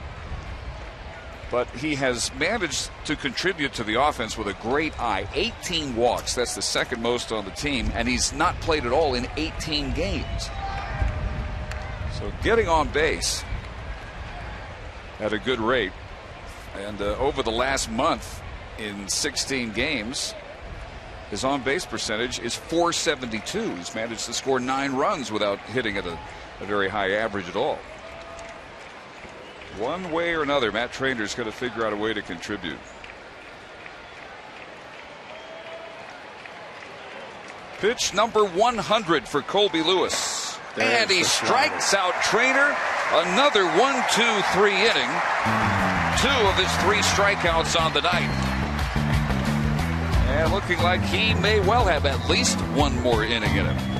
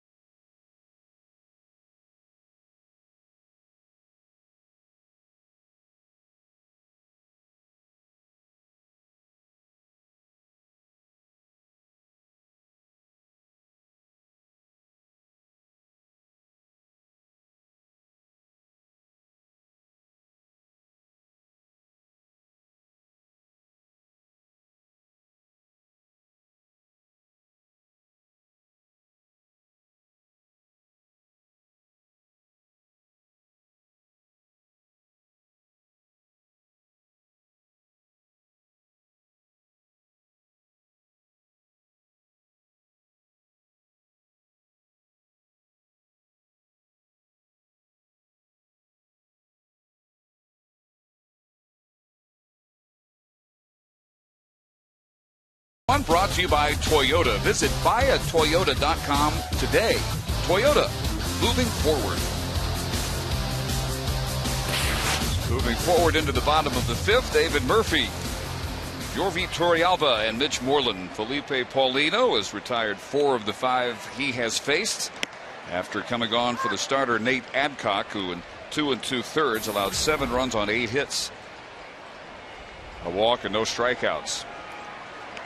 Murphy, a 2-run home run to right center field, 413 feet, capping the Rangers' 5-run first, his 4th of the year.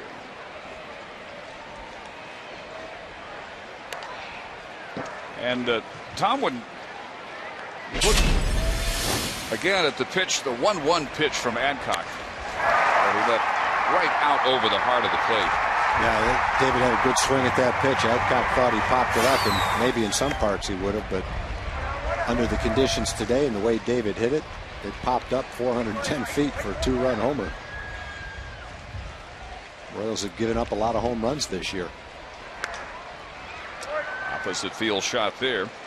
Monday, when Josh Hamilton was back in the lineup, Nelson Cruz was back. David, before the game, was really being very candid about himself and the work he's done filling in mostly for Hamilton. And he said, you know, I'm really disappointed that I've not done more in the last 6 weeks, but I'm no stranger to slow starts, and I have the confidence that I will eventually come around. And tonight looks like exactly what he was talking about. Well, David is a .280 hitter career. He hit .291 last year. He's had a start to a season where he went something like 0 for 25 or 1 for 25. And the bottom line is he's played long enough to have established a track record as a very solid major league hitter. And the fact that he's hitting below 240 speaks more to the fact that we're only a third of the way through the season rather than that's the kind of hitter David Murphy is. But at the same time, he recognizes he got a great opportunity when Josh was hurt, didn't perform the way he normally does, and so I think any hitter would have some disappointment. But the bottom line is he's confident that he can hit, and he will, just a matter of time. And he has tonight, since he's grounded out twice. Here's Torrealba. He singled his first time up. The key sentence I heard from Murphy Monday was, I wish the game came more easily to me. And I think that was maybe an indirect reference at Josh Hamilton, because so many players remark about how easily the game comes to Josh. Yeah, and Josh is one of maybe four or five players, a handful of players in the big leagues who would ever say that the game comes easy to me. I don't know that you could get Josh to say that or not, but might think it themselves. For all the other players, all-star players, and I've talked to players over the years kind of along those same lines. None of them say that the game comes easy. It's hard work. You fail so much. If you hit 300, you failed 70% of the time. And so it's always tinkering, changing your stance, working on another pitch, trying to get better, going 0 for 4, trying to bounce back the next day. Josh is a natural. He's gifted, and maybe the game does come easy to him. But for the rest of the players, for the rest of us, it does not come easy. It's hard work, and it's a matter of making adjustments and bouncing back when things are going badly. Accidental foul ball by Torrealba, trying to get out of the way. Still 2-2. And you can look at Ian Kinsler kind of along the same lines. You can't have a much better track record than Ian does as an all-star player. He's hit 30 home runs. He's stolen 30 bases. He's pretty much done it all on the field. Yet there's times this year where he's taken extra batting practice, worried about his performance, because as talented as he is, the game doesn't come easy. It's a matter of you go into a slump, you lose your confidence. Even big league players look in the mirror and say, I wonder if I can be the same player that I've always been. I wonder if I can get to the level I want to get to. They lack confidence. They doubt themselves just like everybody else does. You think big league players are immune from that, but they really aren't.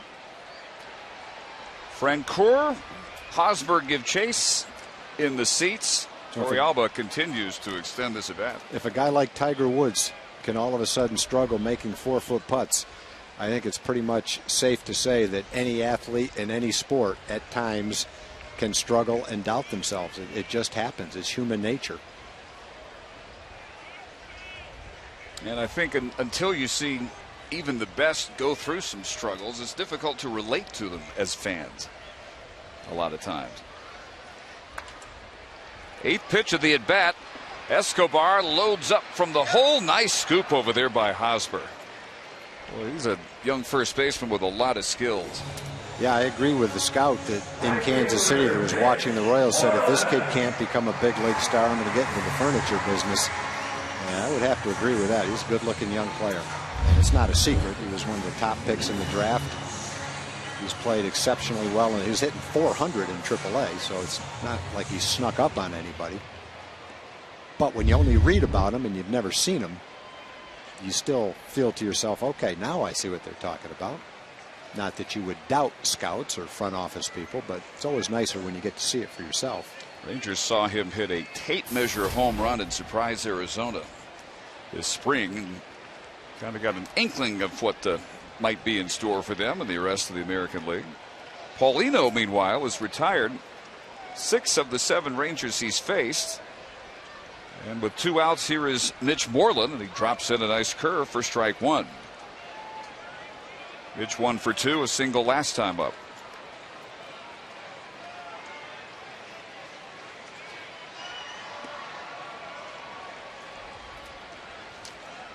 Well, I think if I were a general manager and I saw that Paulino had been let go by a team, I'd give him a chance.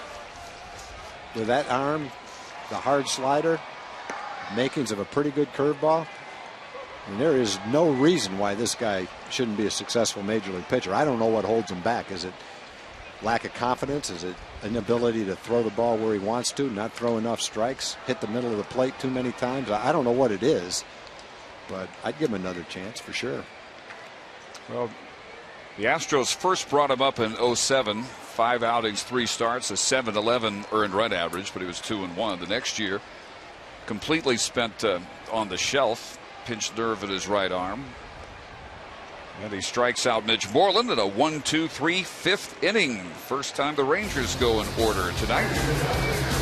And on to the 6th. It's still 7-6 Rangers.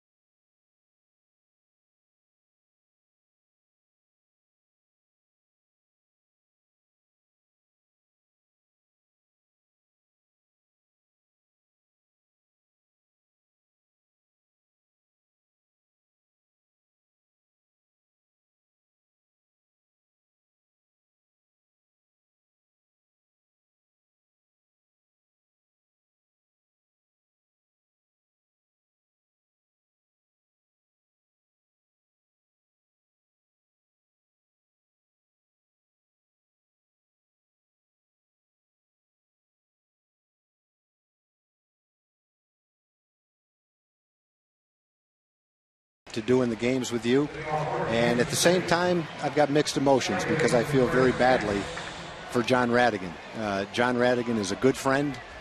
He worked extremely hard, and I'm very disappointed that it didn't work out. On the other hand, I know that John will do a superb job, as he's always done, on the pre and the post-game show, and I'm looking forward to working with him there. So in one hand, I'm very happy to be doing it with you, Dave. On the other hand, John, if you're watching, I'm going to miss doing these games with you every day, but I'm going to look forward to seeing you out at the ballpark often and watch you do the superb job that you do. Well, thank you, Tom. I really appreciate that. Okay. Strike one to Chris Getz. Pitch number 102 of the night from Colby Lewis. Lazily out to Cruz. And the stretch now for Colby. 8 straight he's retired, 11 of the last 12 batters. And you see how the first 2 innings almost spelled the earliest exit of the year for Colby, but he settled it down by the 3rd, only 11 pitches in the 4th, 2 strikeouts in the 5th. And now we'll try to retire Escobar for the first time. Alcides reached on a sacrifice and a throwing error by Torrealba. Scored the second of their 3 runs in the 2nd inning. Singled last time up. And that is the most recent base hit allowed by Lewis. Yeah, Dave, I said this a couple of innings ago. If Colby gets this last out in the 6th, and let's say this is his last inning, I think you have as much admiration for Colby after this game as you do after a 9-inning shutout. Because he didn't have anything in the first couple of innings. He had a little bit of command with his fastball. He had no breaking ball. And he kept battling, and he kept battling, kept working, kept trying it. He and Torrealba continued to try to throw the breaking ball. And eventually in the 3rd inning, started to come around a little bit. You remarked, Dave, that one curveball looked like it almost broke the way it normally did. And right after that, they did start to break. And now he's retired, whatever it is, 8 or 9 men in a row. He's got a chance to finish the 6th inning with a lead. And the Rangers don't relinquish the lead, and he gets a win in this game. I look at it as one of his better wins of the season so far because of the way he came back. If he's gone in the 2nd inning or the 3rd inning, that's 7 innings for the bullpen. If he can pitch 6 innings, now it's only 3 innings for the bullpen. So you have a lot of admiration for the way he's bounced back in this start. And he's shown that he's a veteran pitcher who can do something like that. Look at that. Nice pitch. Nelly Cruz handles 2 of the 3 outs here in the 6th inning. A 7-pitch inning. And 10 consecutive Royals now set down by Colby Lewis.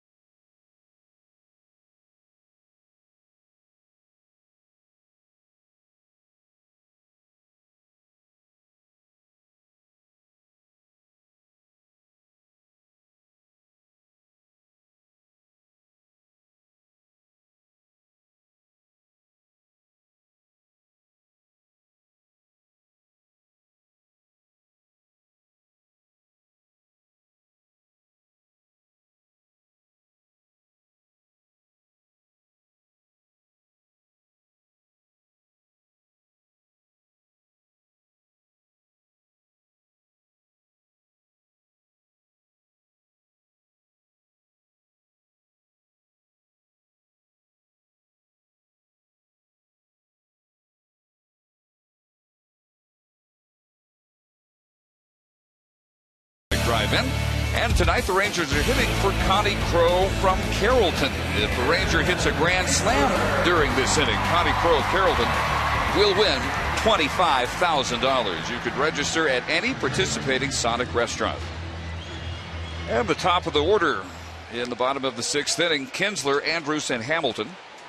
Felipe Paulino on since the 3rd inning. He got the last out then and has allowed only one Ranger to reach. That was Michael Young with a 1-out single in the 4th inning. Kinsler with a leadoff home run. Back to the Ian that we saw at the very beginning of this season. Showing power from the leadoff spot. Now tries to play a little small ball. He showed bunt. Betamit stayed way back. He said, okay, fine. You want to stay back there? I'll try it. Would have had a base hit if he could have kept it fair. Ian reaching all 3 times tonight. In the 2nd on a 4-pitch walk, leading off that inning. And he scored and hit by a pitch in the 3rd.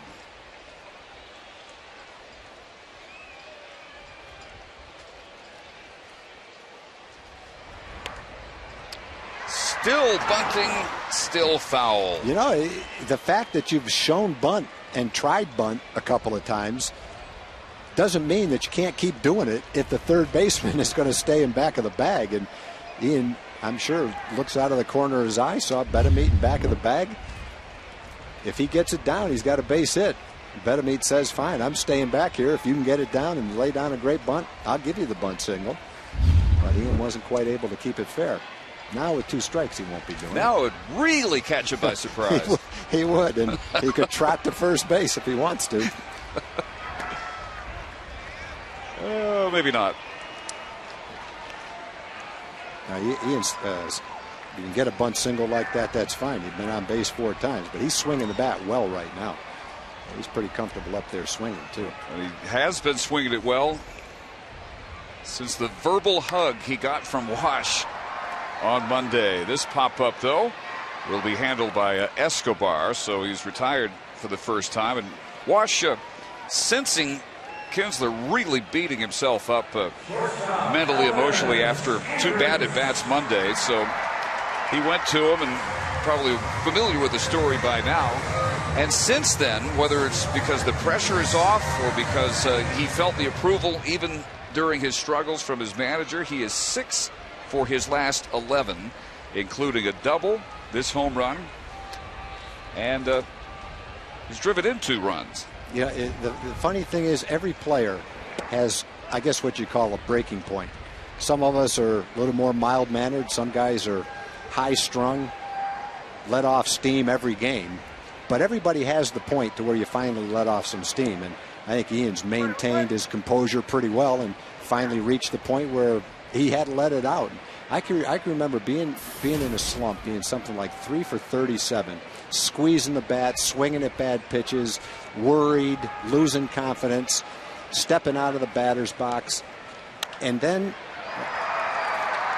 into the gap, not deep, and the center fielder Cabrera makes the catch. And then all of a sudden, kind of out of nowhere, a fan screams, "Just relax, for heaven's sakes!"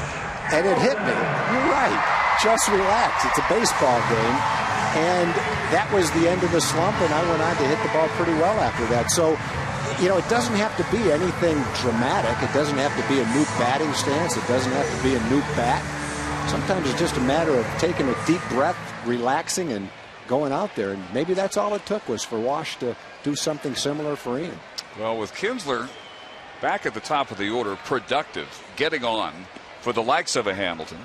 Now, if the Rangers just add the bat of Nelson Cruz, if they can get him going again, then this, I think, very short order will start to look like the American League champions did last year. Yeah, it looked like the first week and a half of the season. Hamilton tonight doubled and scored in the first, grounded in a run in the second. His 10th run batted in. Last time up, fouled out to the third baseman Benamid. Behind Paulino here, 0-2. Paulino's 44th pitch. Still hitting 96. He came in firing at 98. Between innings, we were talking about Paulino, and some team has a chance to get really lucky with Paulino. It's not unheard of for a young pitcher with a great arm to struggle for 6 years and all of a sudden put it together in his late 20s. And if you're the one that's kind of left with the musical chairs and you end up with Paulino, when it all falls into place, you might be pretty lucky. Falling into place in his Royals debut very nicely at the moment. Another 1-2-3 inning.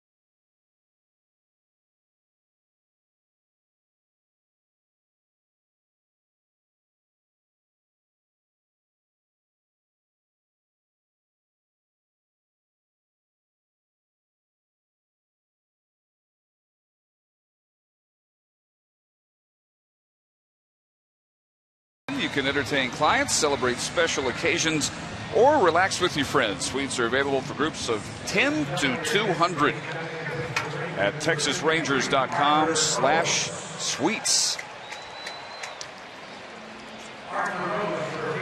Arthur Rhodes takes over for Colby Lewis, who managed 6 innings, where for a long while it looked like he might not even finish the first 2 innings. He threw 107 pitches, 76 for strikes, 6 runs on 7 hits. He struck out 3, walked 2, and on for the 16th time this year is the 41-year-old lefty out of Waco. We can't say enough for the job that Colby did. The last 4 innings, faced 13 hitters, retired 12. The only man to reach was Escobar, a soft single to right field. So, great outing when you consider the way it started and how he overcame control problems, command problems, no breaking ball to finish as strong as he did. Just a nice outing for Colby. See if Arthur can pick up right where he left off here. Melky Cabrera, 1 for 3, an RBI double and a run scored in the first, showing bunt on the first pitch here from Rhodes. Hosmer and Francoeur will follow Cabrera here in the 7th inning.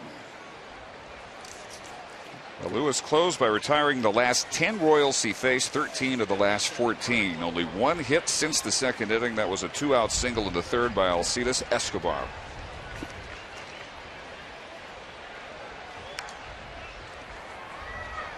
Well, Cabrera hasn't hit as well, though he's been hot lately, swinging the bat right-handed. Right-handed is left-handed, so Rhodes will face him.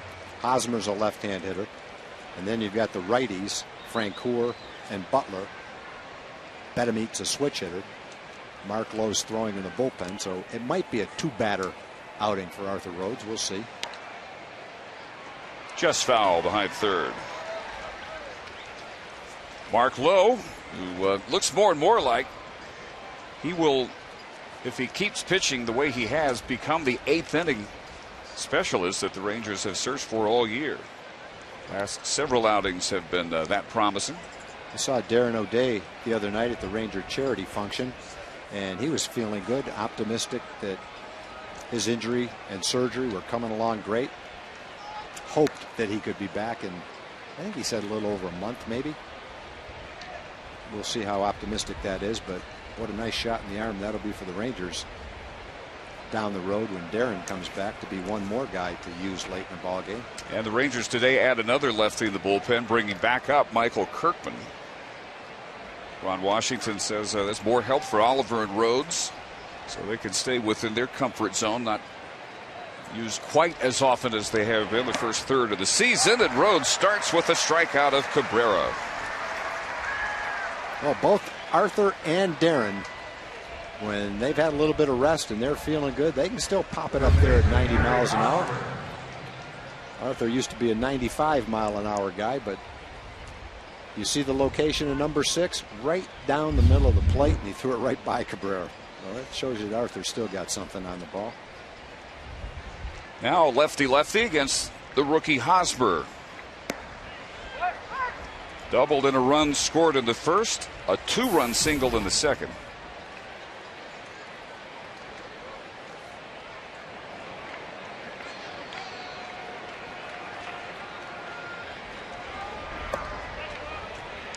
Down at 3rd, Jeff Nelson says he did not go. 1-1.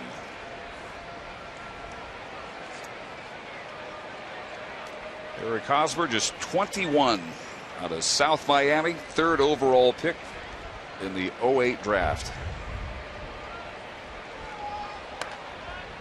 Little check swing roller, tough play, and Beltre can't keep his feet. Hosmer is aboard. A little check swing. And with 2 strikes, Beltre is playing way back at 3rd base, and kind of almost worked like a bunt. Arthur couldn't quite get to it. Beltre did, but I don't know if he's going to have a play anyway, even if he didn't slip. He's kind of reached, rear end's going in the wrong direction. But it turns into Hosmer's 3rd hit of the day. 3rd hit for Hosmer. It ends 11 consecutive retired by Lewis and Rhodes, and now Ron Washington with the right-handed Francoeur. The next hitter will no doubt stay out there long enough that he can get maximum warm-up time for Mark Lowe. So Arthur Rhodes gets a strikeout and an infield hit, and Mark Lowe coming up to deal with Francoeur.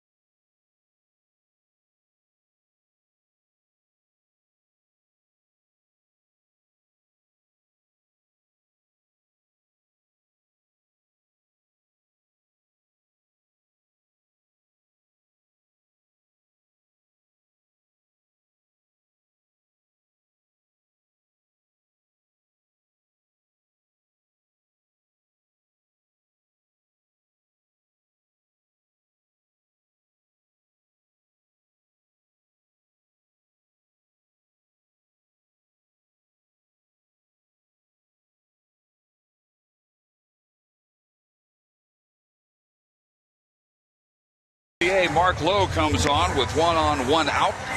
7th inning. And Mark, with his 13th outing of the year, coming on the heels of 7 games he has pitched in since being recalled on May 4th from AAA Round Rock. And in that span, in 7 of the 3rd innings, he has allowed only 1 run on 4 hits. He has had some bouts of wildness. He's walked 5, struck out 4. But in that span has dropped what was a 1350 earned run average down to 450. 1-0 with a save this year. That save was last week at Kansas City, despite allowing a run in the 11th inning. It was his 5th career save, his first since September of 2009 while a member of the Mariners. And while he was with the Mariners, he was used in the 8th inning setup role in the 7th inning here to deal with the right-hander Francoeur. He starts him off with a 95-mile-an-hour fastball for a strike. Like when the Rangers made the trade for Cliff Lee, they wanted someone else in the trade because they might not be able to sign Cliff Lee. And even though Lowe was hurt at the time, he was a valuable guy to receive in that trade because he has the potential to help the Rangers late in the ballgame. Kind of like when they traded for Carlos Lee. They didn't know if they'd be able to sign Carlos Lee, so they got Nelly Cruz to make sure they had something to show for the trade if Lee left. Well, Carlos Lee left, and we know what Nelly Cruz has become. Hopefully the same we'll be saying about Mark Lowe down the road. 1-2 to Francoeur, and what he worked on at Round Rock, we can now see he's changed his setup, where he holds the ball and the angle at which he holds his body before he goes into his motion. And he says, I'm not sure why this works, but it gets more depth on my slider and I'm able to control my fastball better. Yep, and in that case, the why doesn't matter. It's just working, and that's good enough.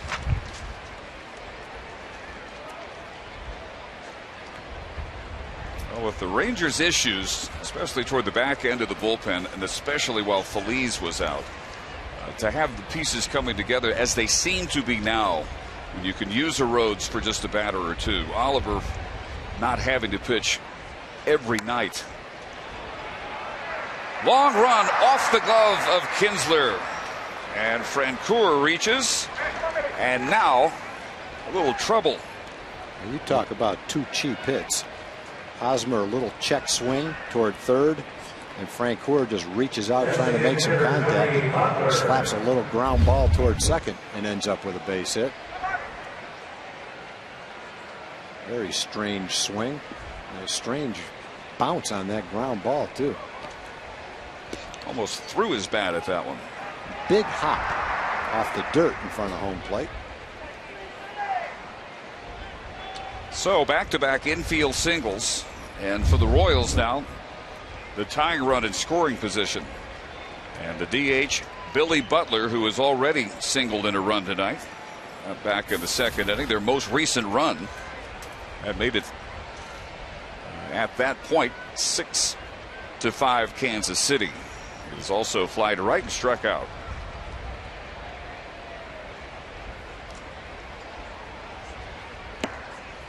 In the 1st inning, when the Royals scored 3 times, a couple of their 4 hits were just little bloopers. Hopefully this won't repeat itself in the 7th with these 2 little dinky ground balls in the infield. Kansas City tonight with runners in scoring position, 5 for 11. The Rangers are 2 for 7 tonight. And the Rangers hoping for a double play ball here. That fastball a little bit low. 1 ball to 1 strike. You see the patch that the Royals have on their sleeves. Split. That is for the late Paul Splittorff. Long-time pitcher, broadcaster, one of the most prominent and well-liked members of the Kansas City Royals organization, who passed away just a few days ago of melanoma. Will be sorely missed in baseball. There's the double play ball. 6-3 to take care of it. Attaboy, Mark. The Royals threaten on a couple of infield singles. Mark Lowe does the job again, and we reach stretch time at Arlington.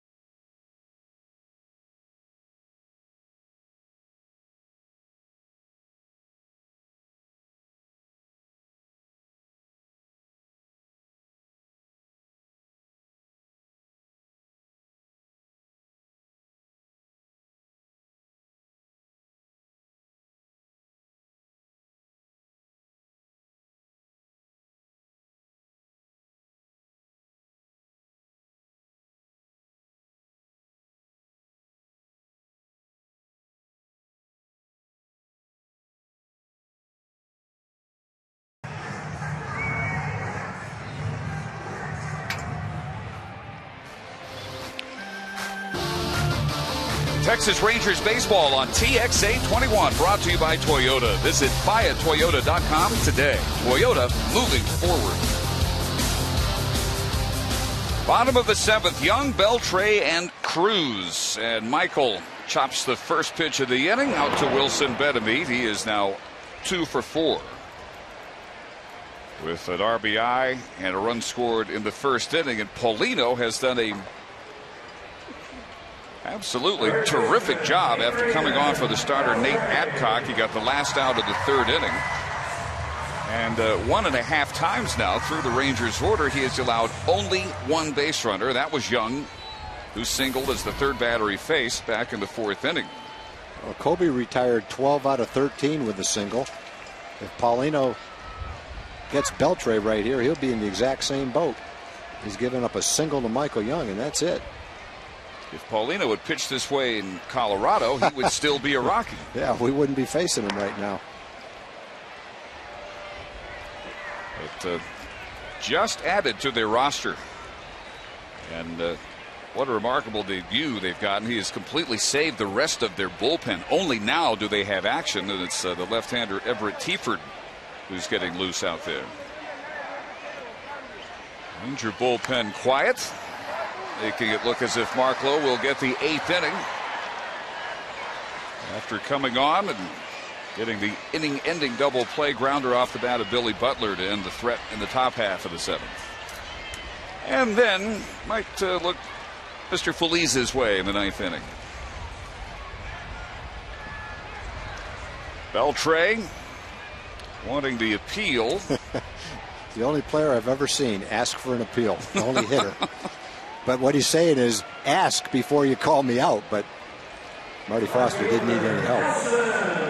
Here's our Toyota on the road American League Baseball scoreboard. Boston 6-3 over the Tigers. Toronto 4-2 over the White Sox. Tampa Bay shutting out the Indians. Tampa Bay coming up next for the Rangers. More coming. Here's Cruz, 3 groundouts, one of which scored a run in the first.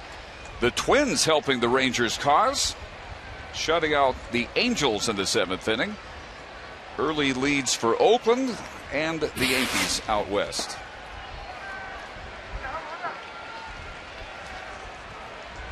Rangers starting play with a 1-game lead over the Angels, 1.5 over the Mariners, who are surging, winners of 8 of their last 10. 2.5 over the last place Oakland A's, who have lost 7 of their last 10. So really a 4-team race in the American League West.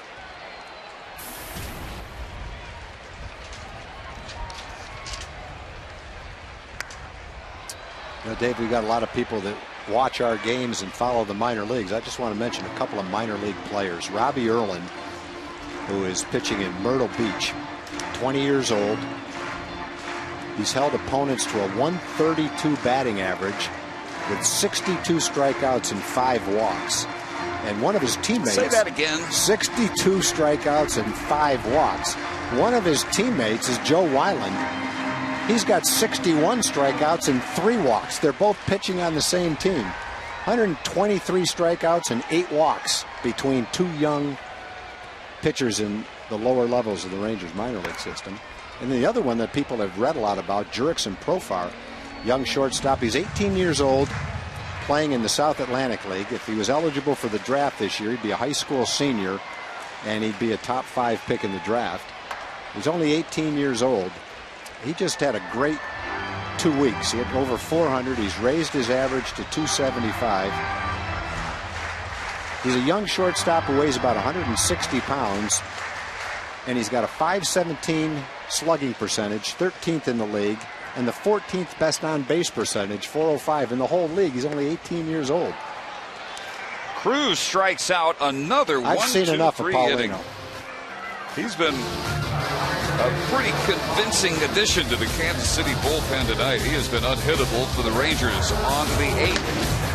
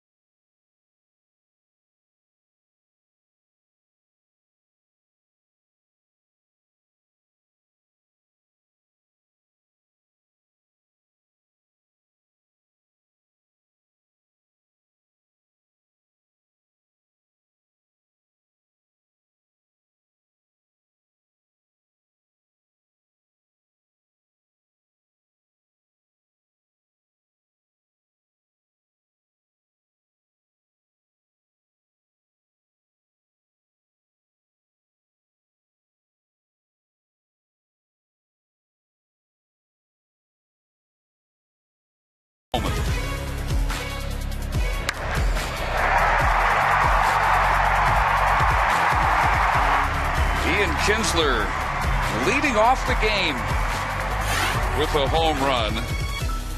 For great deals, go to shophonda.com. Mark Lowe for the 8th inning faces Benameat, Trader, and Getz. With a 7-6 lead. The same score since the 2nd inning. What a bizarre line score this is, Tom. Yeah, I have to agree. After the 2nd inning, I didn't see 5 shutout innings coming, that's for sure. But that's a credit to Kobe Lewis and a credit to Paulino. 2 right-handers just shut down their opponents after the 2nd inning. Credit to both of them.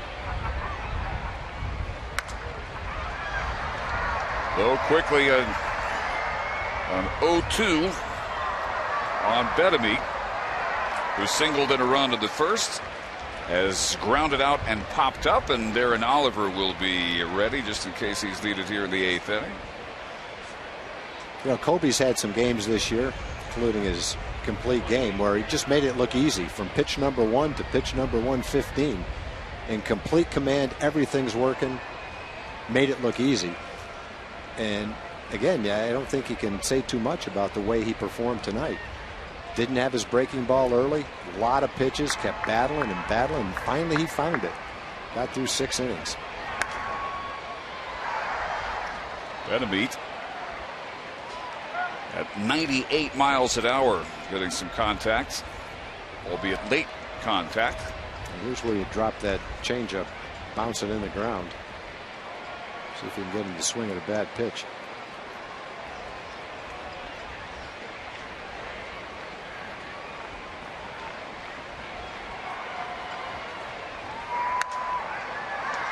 Got a playable pop-up here. Or a good fastball. Beltre for the first out.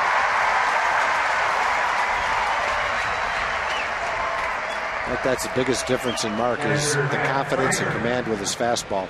In spring training, he was throwing 96 miles an hour as well, but a lot of the fastballs were right down the middle of the plate, and he was being hit pretty hard. And now since he's come back, he just got different body language on the mound, and I think that comes with the confidence that he has, knowing he can throw the ball where he wants to more often.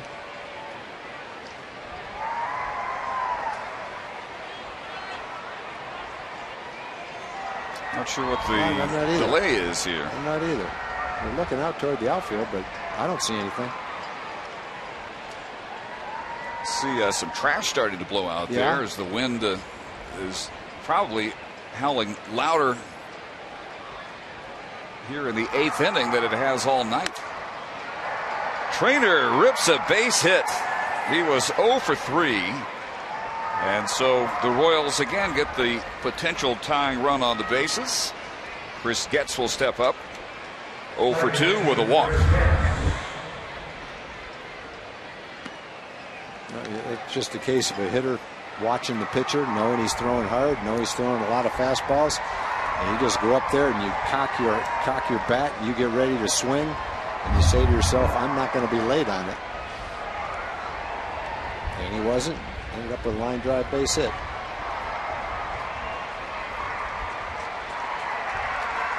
That's pretty much the same thing Hosmer did against Nefi Felice in Kansas City when he hit the home run to tie the ball game. Looked for it, got it, and hit it. 39,390 in the ballpark tonight.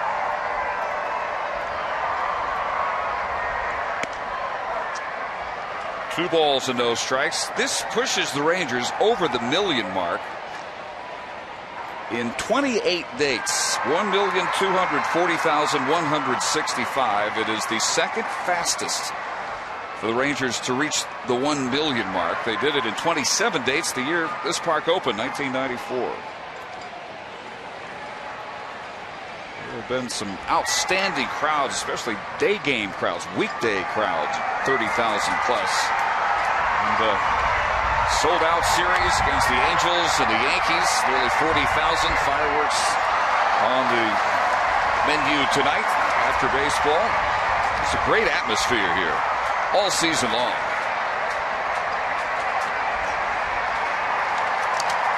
Two more games against the Royals. Tomorrow, 6:10, Matt Harrison against Sean O'Sullivan. 2:05 on Sunday, Alexi Ogando will try to go to 6-0 against rookie Danny Duffy. And then Rangers fly out to Tampa Bay for an ALDS rematch. Tampa Bay on to Cleveland with their first look at the surprise of baseball this year, the Indians.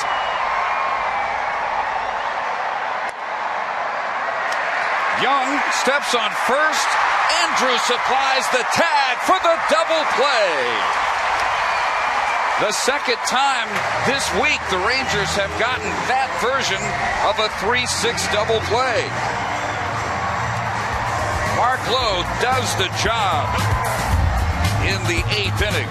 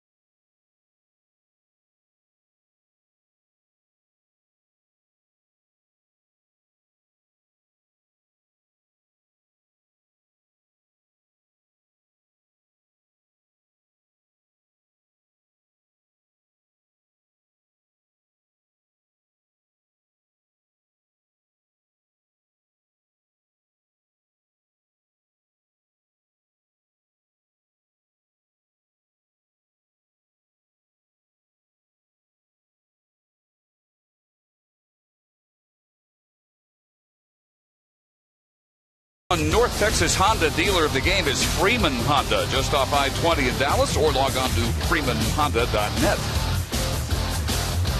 Bottom of the 8th inning, Dave Barnett, Tom Grieve, first of 3 between the Rangers and the Royals, and it has been 7-6 since the 2nd inning. Everett Teaford comes on after a phenomenal job of long relief turned in by Felipe Paulino in his Royals debut. He goes 4 1/3, allows only 1 base hit. He struck out 3, didn't walk a batter. And now the lefty Teaford on to make his 5th appearance of the year, and he goes right after David Murphy in the lefty-lefty matchup. Murphy a 2-run home run in the 1st. Yeah, Teaford's kind of a slightly built kid with a sidearm delivery, but he popped that first fastball up there at 91 miles an hour. Teaford part of this Royals bullpen that is stacked with hard-throwing young arms. Yeah, they're getting great experience this year too, because Ned Yost has to use them in key situations. That's all he's got out there, is young, hard-throwing kids to go along with Joaquin Soria. Neftali Feliz preparing for the 9th inning. Teaford yesterday got the Royals into the 12th. He came in with a nobody out, bases loaded jam in the 11th. 5-5 tie against the Orioles. He got a force out from Luke Scott. Got Matt Wieters to hit into a double play. And they went on to the 12th. And the Orioles ended up winning 6-5 in the 12th inning. But another impressive outing for Teaford. 6 feet, only 165. They list him. Just turned 27. Born and still lives in Alpharetta, Georgia. 12th round pick, 2006. Out of Georgia Southern. Tough play. Teaford fires a strike to Hosmer. He threw that thing 91 miles an hour to Hosmer. Hosmer's glad he caught it. You see Hosmer smiling. He's got the runner coming down on him. Teaford's about 40 feet away and just fired it at him, boy. That's the only way it would have worked. Yeah, they made the play. Hosmer's life flashed in front of him on that fire.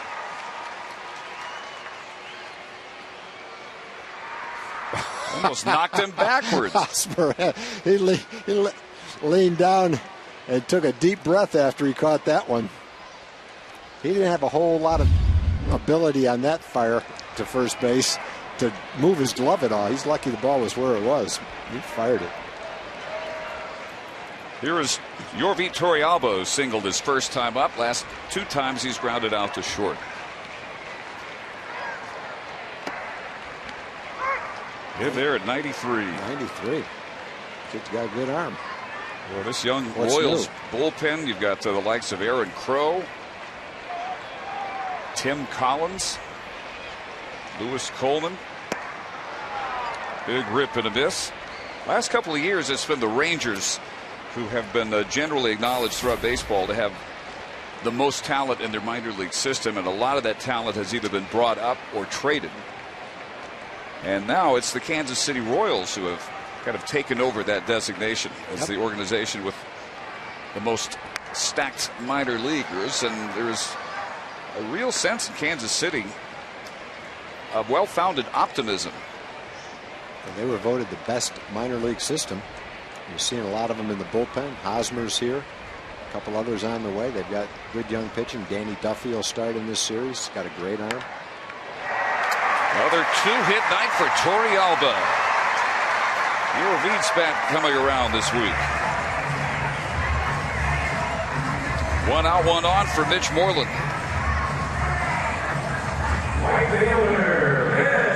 Mitch tonight 1 for 3. A ground out, a single in the 3rd, and a strikeout. And only the 2nd Ranger hit since the 3rd inning. This game started as if it was going to go to the first team to score 15. Might be here 4 hours or so.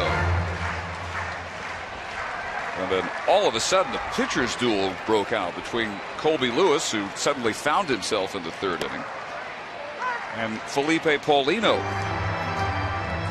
just brought aboard by Kansas City today. They matched 0 straight through to the 8th inning. Teaford trying to keep this a 1-run game. In the Royal ninth, it'll be the 9, 1, and 2 hitters, Escobar, Gordon, and Cabrera. Neftali Feliz would not object to an insurance run or two. Royals have lost their last 8 games here at Rangers Ballpark.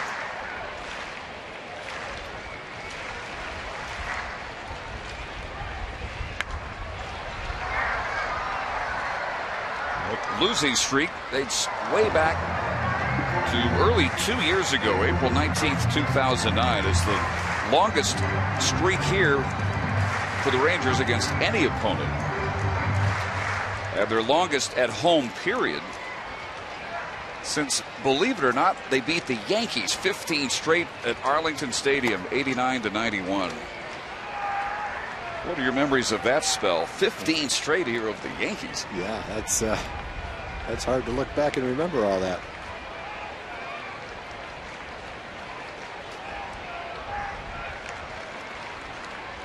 Rangers narrowly missed a 2-game sweep at Kansas City last week.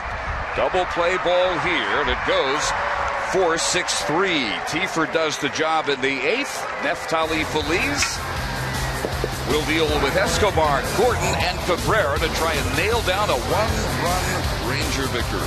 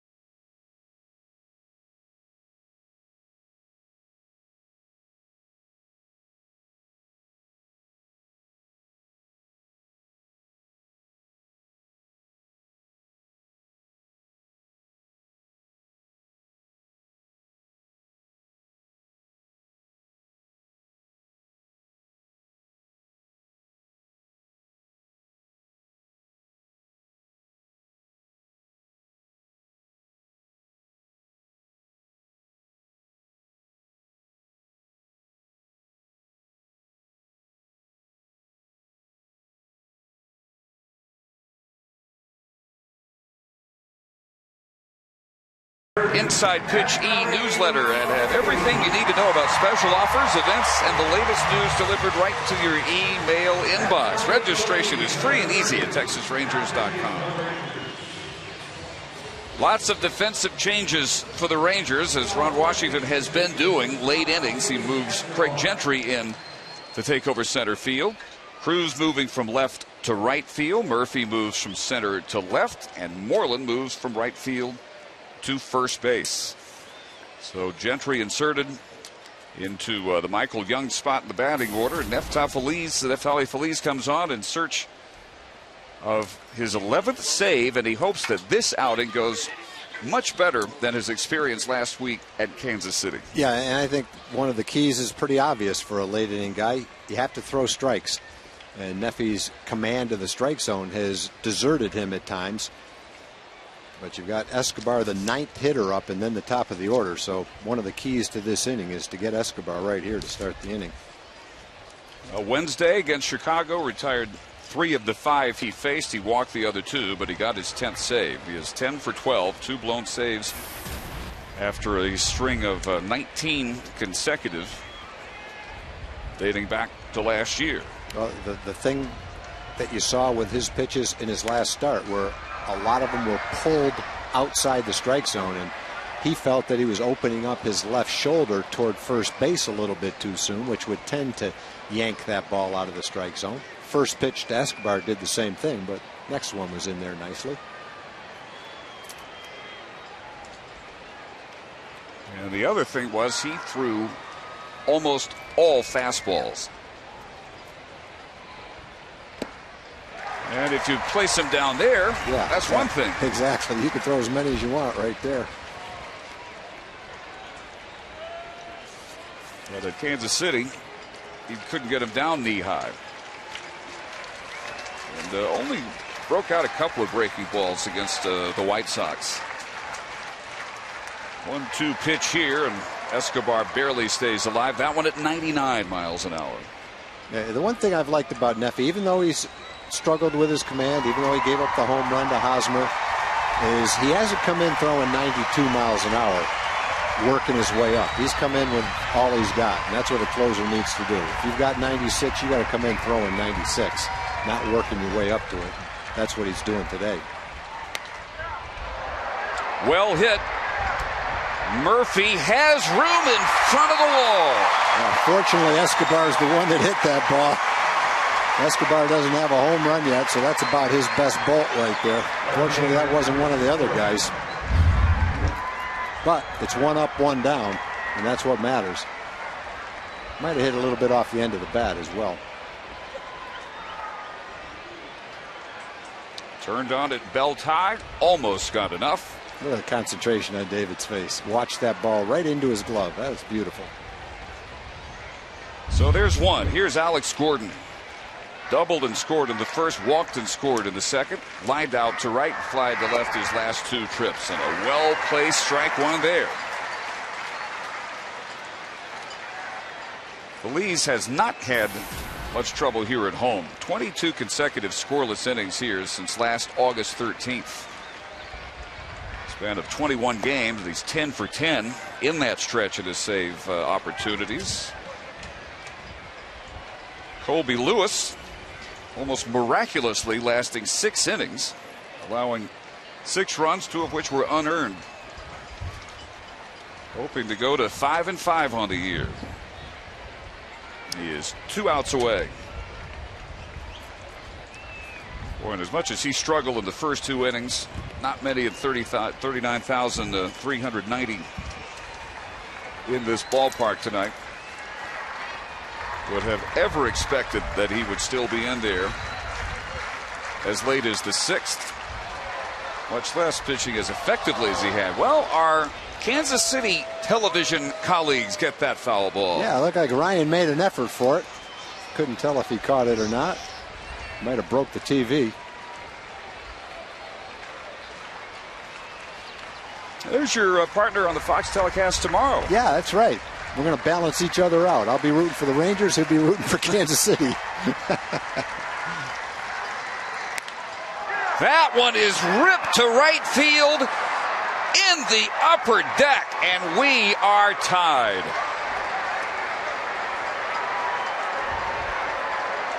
Well, it's one fastball after another. You have to have a pretty good fastball to never throw another pitch. And Gordon jumped on that fastball out over the plate. That was gone the second it hit the bat.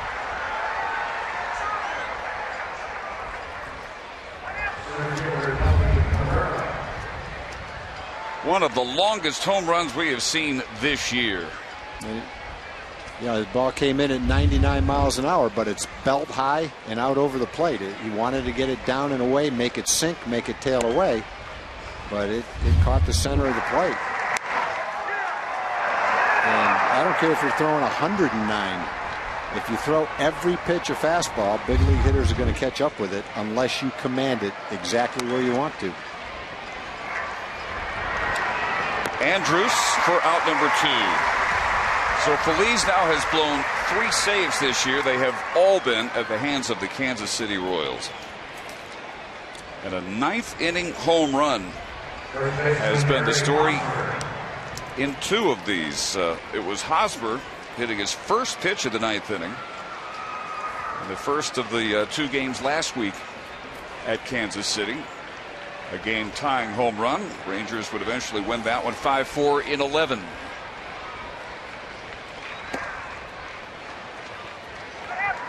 Hosmer tonight 3 for 4 with an RBI double and a run in the first and a 2-run single in the second inning. Royals had not scored since the second inning. Jeff Nelson says he went around 1-1. Boy, so Tom, the Rangers get, look at the check swing one more time. They get a phenomenal recovery by Colby Lewis. They get exactly what they needed out of the setup pieces, Rhodes and Lowe. And now Feliz getting pounded. Long run and a full layout by Craig Gentry to bring in out number 3. Boy, 2 of the 3 outs for Feliz in the night were adventures. Top of the order in the Rangers half of the night.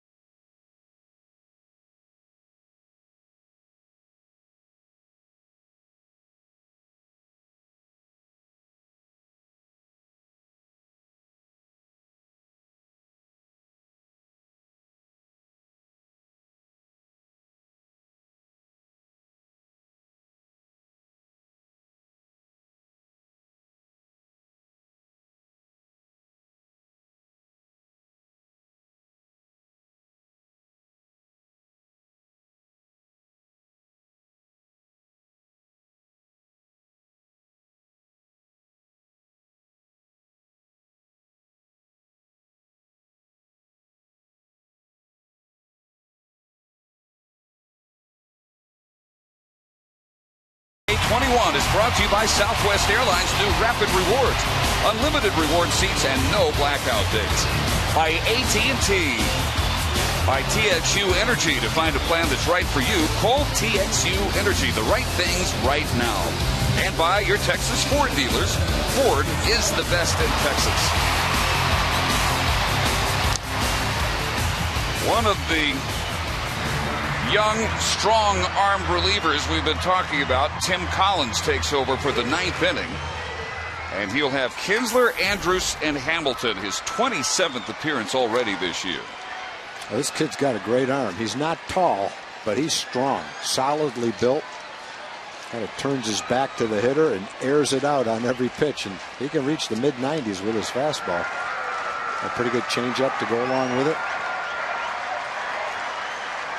He has been the most used pitcher in the American League. League leading 27th outing begins with ball 1 to Kinsler. And Rangers hoping that Ian can end this game the same way he started it, with a home run leading off the first. Since then, he's walked and scored, and hit by a pitch and popped up.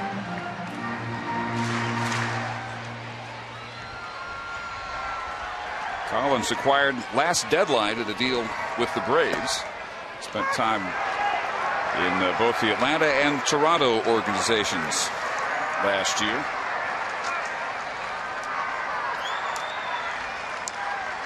And for a guy of his dimensions, you just wouldn't think there's any way he can throw with the velocity that he shows. This is with that breaking ball. Again, he's not a tall guy, but you can tell by his hips, his thighs, his shoulders, that he's got some strength in that body.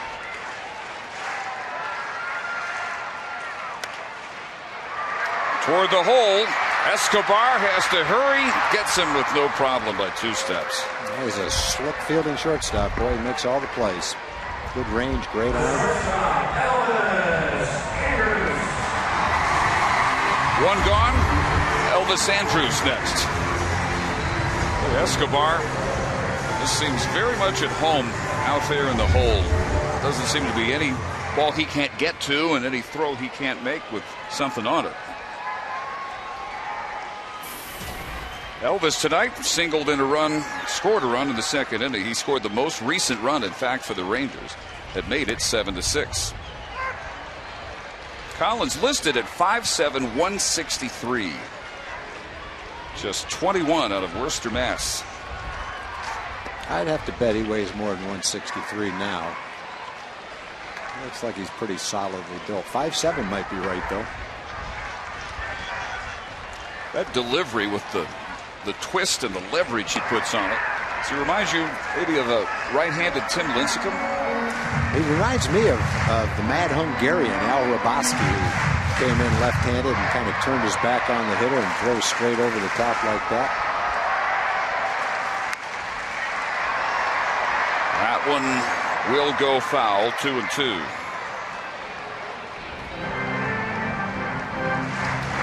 Producer Kurt Dykert nominates Hideo Nomo. That's another similar delivery.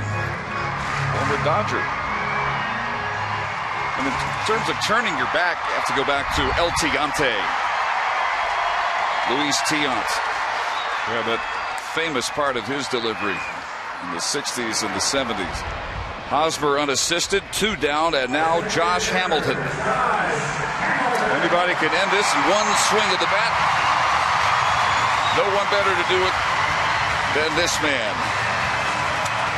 Kansas City also had a right-handed reliever for a few years, a late-inning guy, Gene Garber, who later on in his career turned his back on the hitter even more than Collins does. He's a right-hand sidearm pitcher.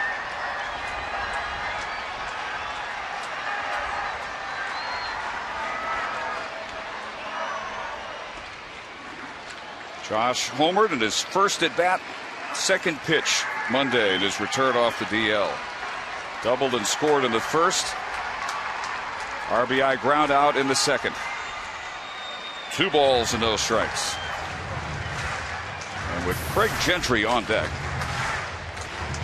figure Collins will be at the least extra careful, especially behind in the count now. 3 balls and no strikes. At this point, looking very much like an unintentional intentional walk. Josh being patient too. A couple curveballs and a changeup. Missed with 4, and the winning run is aboard. But he now has Craig Gentry to deal with instead of the reigning American League MVP.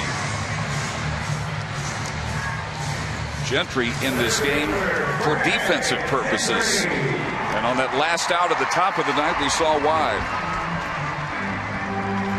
Offensively, you see the numbers. He's only driven in 2 runs.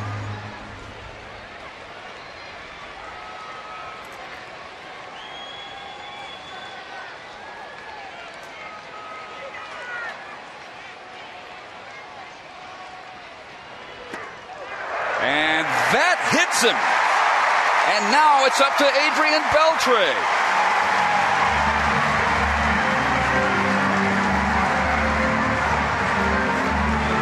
Well, the 4 pitches that missed badly to Hamilton, no doubt part of a plan. Not this one, however. Barely seemed to get the jersey of Gentry. Just enough.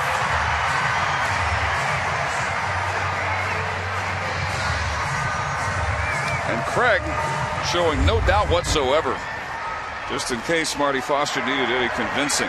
So now the winning run in scoring position for the number 2 RBI man in the American League. Collins cannot find the strike zone now. He's being so careful. It started with Josh. 3 off-speed pitches and a fastball way outside. He knows Beltre might deliver the winning run. He threw him an off-speed pitch down and out of the strike zone. He's trying to get him to swing at a bad pitch, it looks like. Good fastball. Beltre's a little bit late on it. Got a good look at one, though. 93 miles an hour. Inside corner. Beltre's going for the fence. Don't need a home run right here. Just need a single.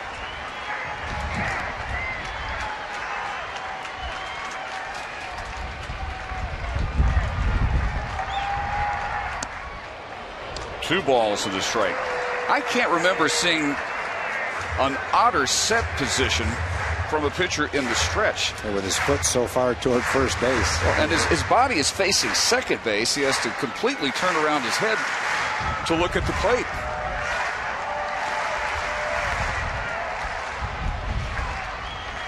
Unique. Yeah, 3-1. It's definitely unusual. Well, he's missed on 8 of his last 9 pitches. He's thrown 18, only 6 for strikes. Coming into the game, he'd walked 20 batters in 25 2/3 innings, so control has been an issue. Oh man, Beltre trying to load up way out in front of the change. 3-2. That's a pretty good 3-1 pitch right there. Beltre's looking fastball all the way. And I got to think if that was a fastball in the same location, Beltre would have launched it. But Collins outsmarted him.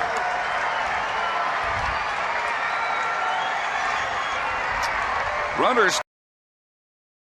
Ball 4. They are loaded for Nelson Cruz. Didn't miss by much. Now you got the problem. If you walk somebody here, the game's over. Well, there's definitely a ball.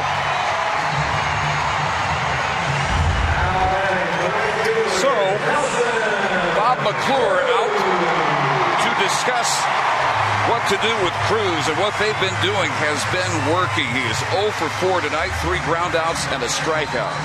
I think right now the one thing he's telling him is relax and throw a strike. Game's over if you can't throw a strike here. You got a chance if you throw a strike. Belly 0 for 4 tonight, 2 for 16. It is 4 games back off the DL.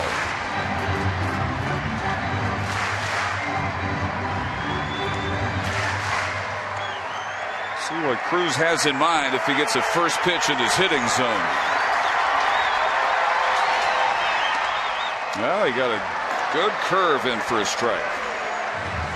Collins has been working on that pitch, finally got it in. It's tough to go up in that situation and be ready for a curveball. I think you swing at the first pitch if it's a good fastball to hit, but if you're fooled at all, then you have to take it. Missed with another curve.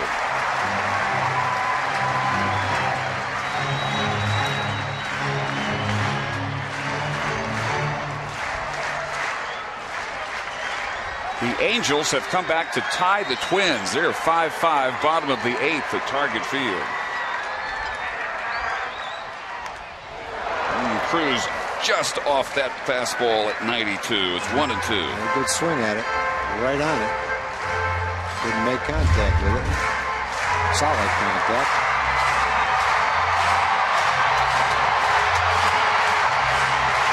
As you said, there is no need for anything but a single here. But we've seen Beltre and Cruz going for the downs. See if he shortens up here, just looks for contact at 1-2. Called strike 3.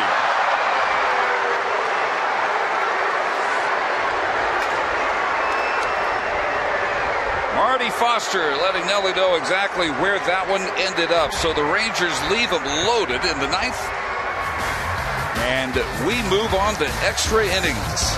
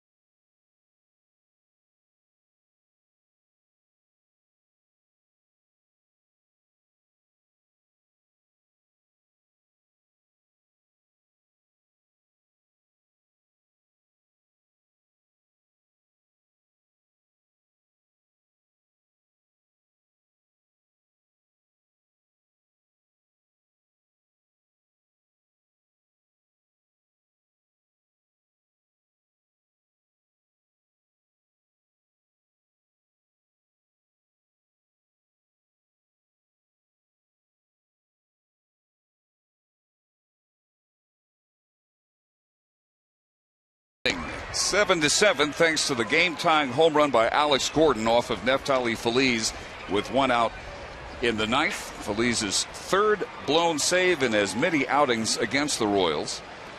And in the 10th, he'll have Francoeur, Butler, and Bedamit. This is becoming old hat for the Royals. This is their 13th extra inning game already this year. They're 6-6. The Rangers are 1-2 with that victory. The one at Kauffman Stadium we've been discussing, where they recovered after Feliz's first blown save. That one ended up 5-4 in 11 innings. Well, in one of the games in Kansas City, one of the blown saves, it was Francoeur that had a big hit in one of the innings.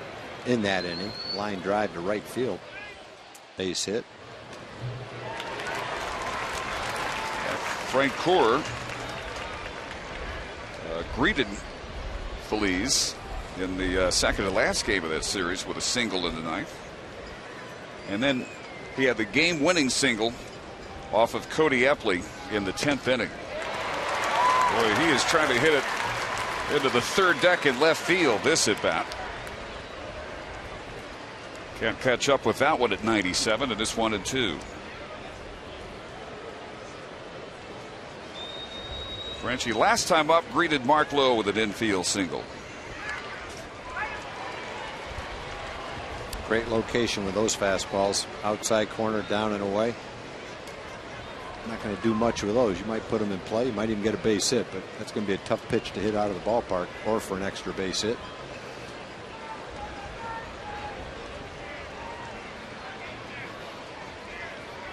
He goes to the breaking ball. Well, he didn't throw it where he wanted to. He was trying to throw it down, away, and out of the strike zone, but he got the result he was looking for. With his fastball, doesn't a breaking ball just have to be kind of there, just kind of mediocre, at least to reset a hitter's timing? Well, in some cases it does, in some cases it doesn't. You look at the last out of the ninth inning. That was a breaking ball that Hosmer ripped into the gap in right center field. You know, he had a couple of strikes on him. So I'd much prefer to see that breaking ball. But in some cases that's true. I think Francoeur was so geared up to hit the fastball, he swung at an off-speed pitch that was out of the strike zone. Boy, the wind continues, it seems, to pick up speed the later we get into this game. Trash all over the outfield, and mini dust storm caused Butler to have to step out for a moment. 39,390 on hand tonight as the Rangers go over the million mark in attendance, the second earliest in franchise history. Seen a very strange game. Started out as a slugfest, then a pitching duel, and now another breaking ball, and Feliz finally not only just breaking that pitch out, but featuring it since he got strike three for Francoeur. This is his 25th pitch, and another breaking ball resulting in out number 2.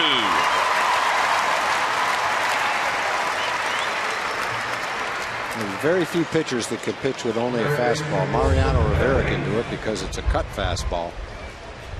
But there's kind of what you're talking about there, David. It's a breaking ball that just kind of hung up and out of the strike zone, but it at least fooled Butler to the point where he didn't do much with it except hit a little ground ball to shortstop.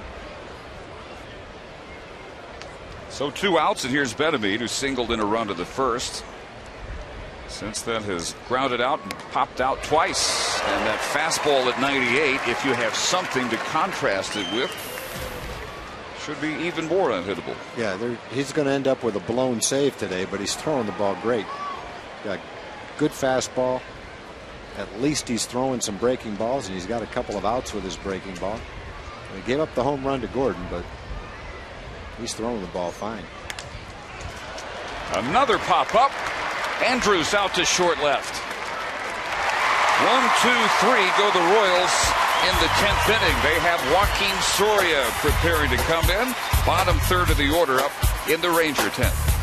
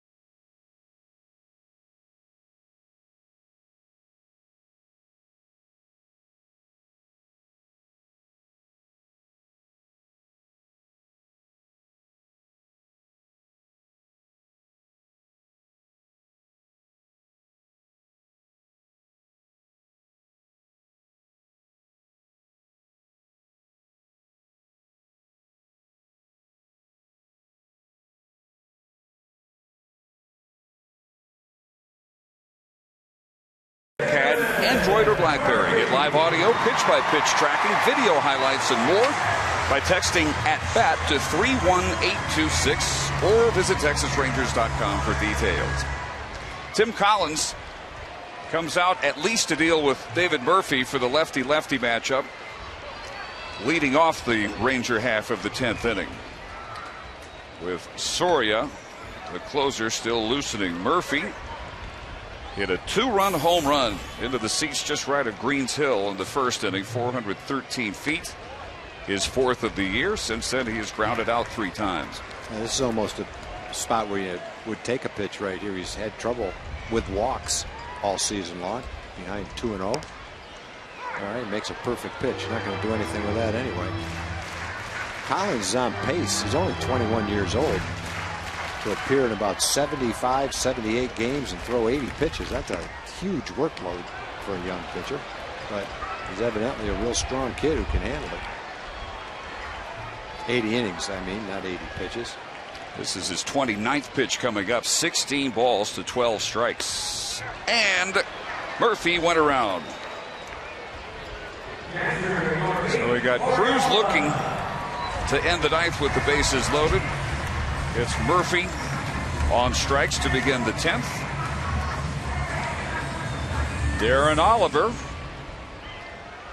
getting ready, should there be an 11th inning, as Neftali Feliz has thrown the 9th and the 10th at and beyond where they would have preferred his workload to go. But a good night for Yorvik. Singles in the 1st and the 8th.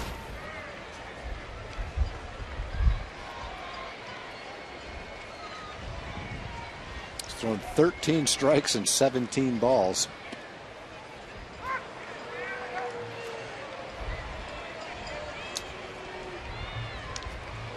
First 2 guys made contact. A couple of ground balls. No one's made contact since then. He's either walked them, hit them, or struck them out.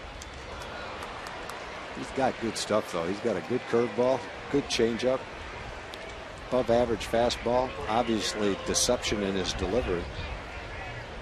If he ever refines the command of his pitches, he'll be a pretty solid late inning guy. He's already pretty good. He's only 21 years old. Just inside, 2 balls and 2 strikes. Up at Minneapolis, the Angels, who were down 5-0 going into the 8th, tied it with 5 in the 8th, have taken the lead with a run in the 9th. It's now 6-5. In Seattle, 1-0 Yankees. They play in the bottom of the 3rd.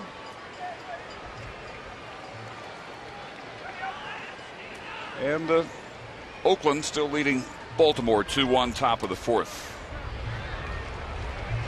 Collins going for that same pitch that rang up Cruz to end the last inning.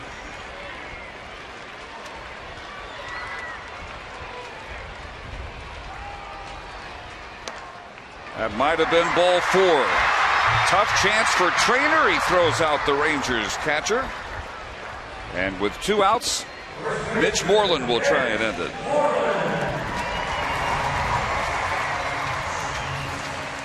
Collins with 2 left-handed hitters to deal with here in the 10th inning.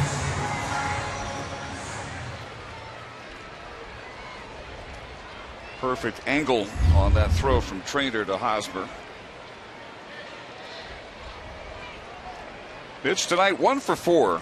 Singled in the 3rd. He is struck out, grounded out twice. Last time into a 4-6-3 double play, and he goes right after the first pitch.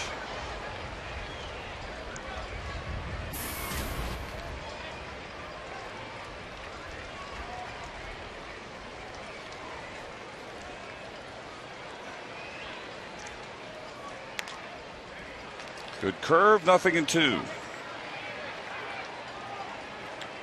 23-year-old Nate Adcock made his second major league start. Seems like forever ago. He lasted 2 2/3.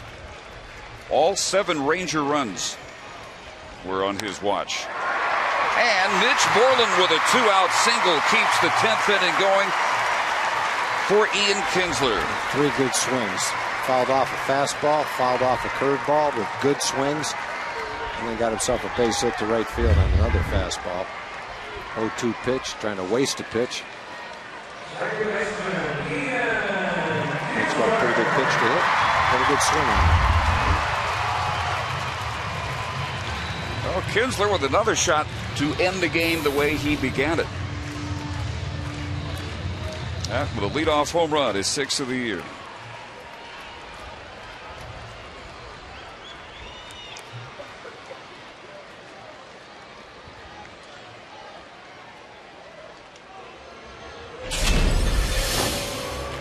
This was about 3 hours 15 minutes ago, give or take. One of the longest home runs of the year for Kinsler. Maybe back into the groove with which he opened the season as the Rangers leadoff hitter with a couple of leadoff home runs.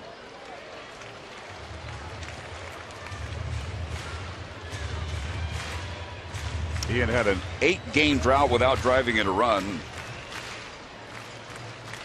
Now 2 games in a row in which he has. He's up to 19 RBIs for the year.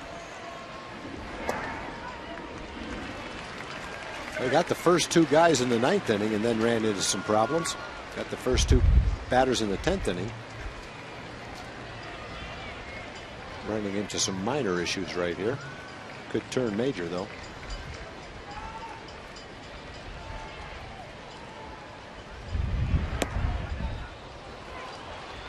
Goes off speed and gets a strike. 2 balls and a strike now.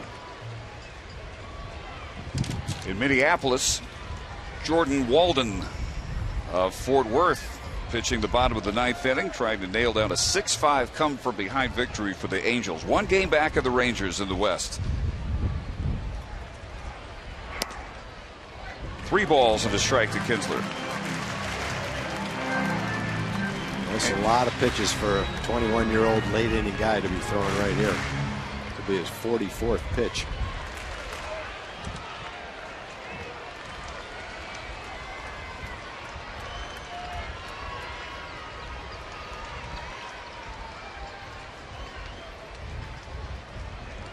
Boy, almost daring Kinsler to call time, and he finally did.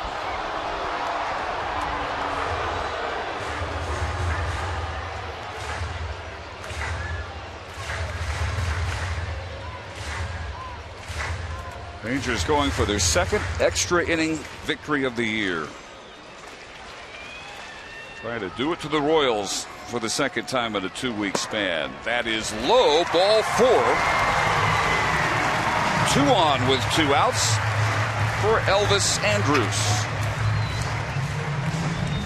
But Ned Yost ready finally to pull Collins after 44 pitches, 23 of which were balls, only 21 strikes. He walked 3 and hit a batter and has allowed only 1 base hit, that by Moreland, who's now at second base. And it will be the right-hander Lewis Coleman and not Soria who comes on.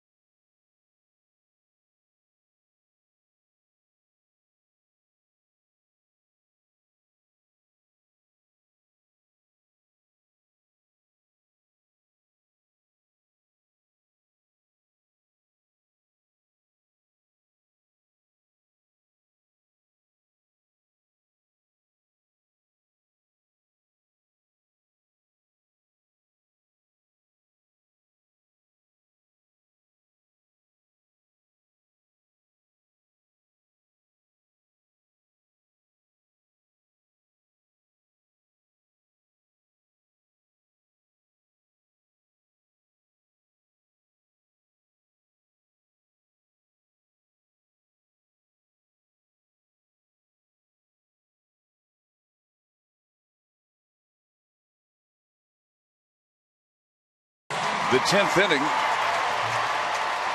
which started pretty quietly for Tim Collins, a strikeout of Murphy, a little number in front of the plate by Torrealba. 16th outing for Coleman. Impressive numbers. Another good, strong, young arm. And one of 5 members of the Royal bullpen pressed into action yesterday in the 12-inning game against Baltimore.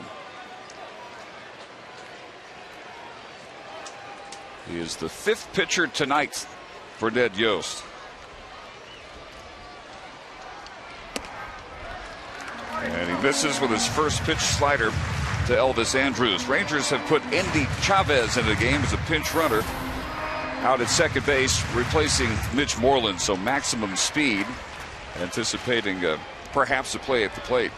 And no more left-handed relievers. And Hamilton's the next hitter, so they won't have a lefty to bring in to face him. Slowly hit.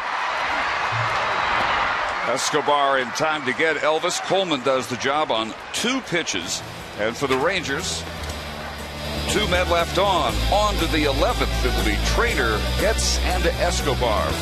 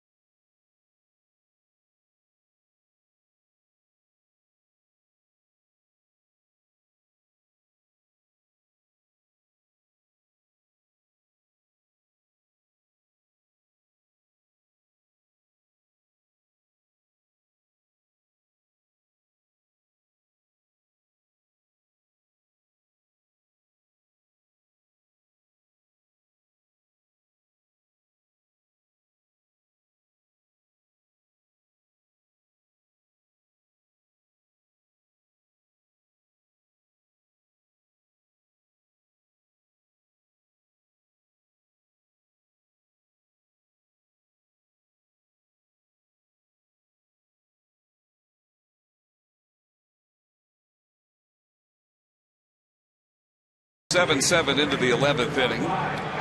And Darren Oliver takes over after 2 innings worked by Neftali Feliz, resulting in his 3rd blown save. 21st outing for Oliver. 5 losses in relief, most of the majors. But Tom, with the return of Feliz and with the addition today of another lefty for the bullpen, Michael Kirkman, see Mike Napoli taking over at first base for Moreland, who is lifted for the pinch runner Chavez. The hope for the Rangers, Ron Washington and Mike Maddox, is that Darren Oliver will no longer be stretched to as many appearances and in the role that he had to play when Feliz was on the shelf. You see Michael Kirkman. I think that was the hope when they signed Arthur Rhodes in the offseason, but hasn't worked out that way. Both Darren and Arthur have worked a lot, but hey, that's the way it goes. They're 2 key guys late in the game. This is Micah Vilas pinch hitting for Matt Trainer. Matt tonight was 1 for 4. And Vilas, a very streaky hitter. Pops that one out of play. 0 for 5 yesterday. 26 runs batted in his last 31 games. So when he is on, he's very productive. But just 4 for his last 21 coming into this series.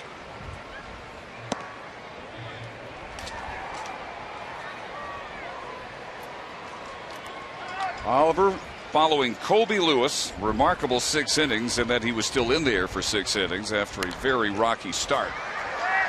This one comes straight up. Torrealba watches it bounce just over the screen.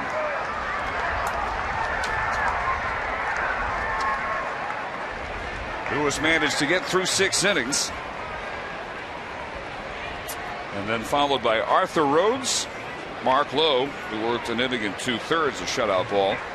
And then Feliz for 2, and he was fine except for the 1-2 pitch he threw to Alex Gordon, which he deposited in the upper home run porch.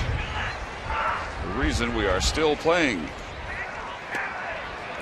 And Oliver just missing the backdoor breaking ball there. 3-2.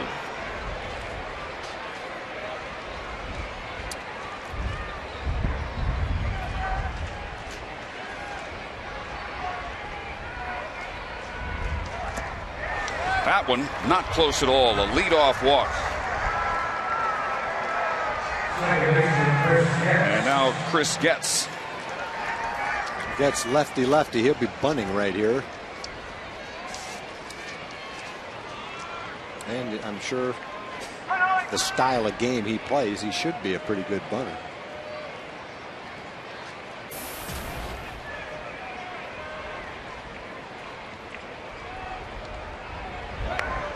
Lays one down, right back to Oliver. And he takes the out at first base. Aviles now in scoring position. And with one out, Alcides Escobar, who is single tonight, scored one of their 3 second inning runs on a sacrifice in which he reached on a throwing error by Torrealba. Last 2 times up, he has flied out. This is a very well rested Darren Oliver tonight. He faced 2 batters Wednesday against the White Sox. Retired them both. Before that, he had 5 days off.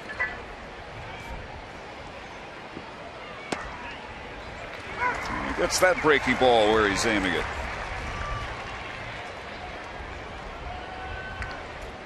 The only reliever with more relief losses in the majors this year than Oliver, who's won at 5. Brian Fuentes at the back of the A's bullpen. That was 7 losses. Out in front of Escobar here, no balls and 2 strikes. Darren still with a good ERA, 2.84, but somewhat misleading because the 6 earned runs he's allowed this year have all accounted for either a blown save or a loss.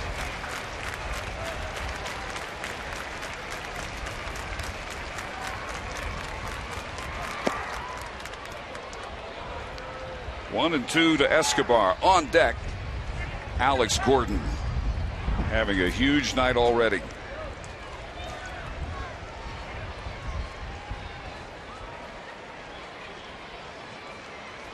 Of Oliver's first 10 pitches, only 5 have found the strike zone. The leadoff walk, producing a man in scoring position. And he's going to turn around and make sure Aviles knows he's paying attention to him back there.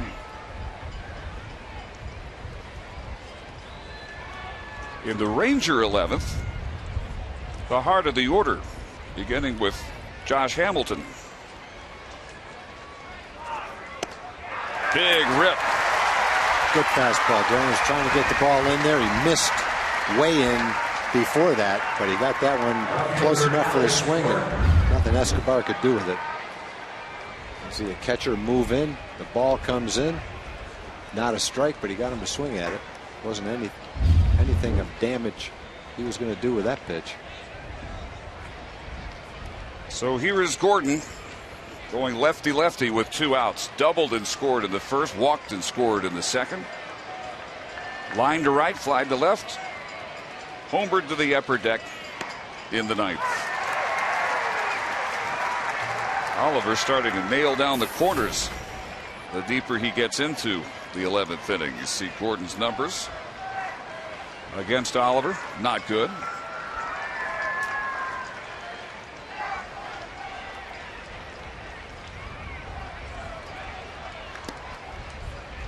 Fastball just misses. Royals trying to end a 5-game losing streak here.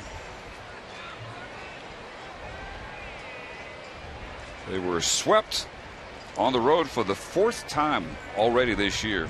4th series it's happened to them. They're only 5-14 for the year on the road. Didn't they have a 5-game losing streak in Kansas City when they won that second game? Seems like they did. They weren't going very well at all back then. Yes, it was a 5-game streak. Out into the short grass, Kinsler retiring Gordon for 3, gets the Rangers into the bottom of the 11th inning, still tied at 7.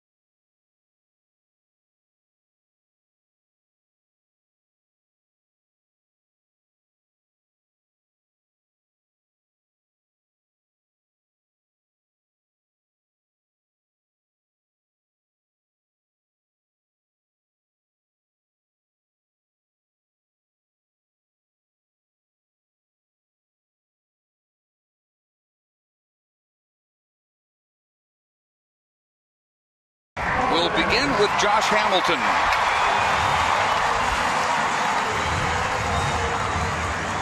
Josh tonight doubled and scored in the first.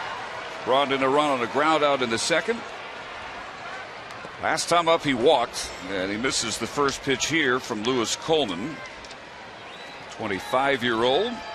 Now pitching to Brian Pena, who takes over after Trainer was lifted for Aviles in the top half of the inning. That one is high, not deep. And Gordon squeezes the first out. He waited on it pretty good. It was an off-speed pitch, a breaking ball. Just got underneath it a little bit. I thought he had the good part of the bat on it. Waited back. Just got underneath it.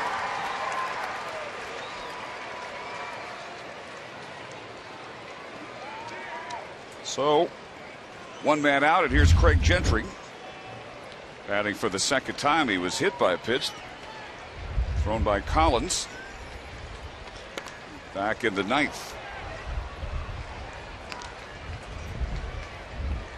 And for Gentry, not bad numbers against right-handed pitchers this year. .278 average.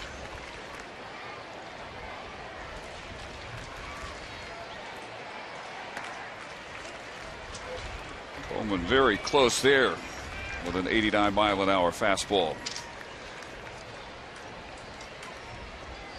Coleman, a native of Greenwood, Mississippi, 5th-round pick in the '09 draft. And now ahead of Gentry, 1-2.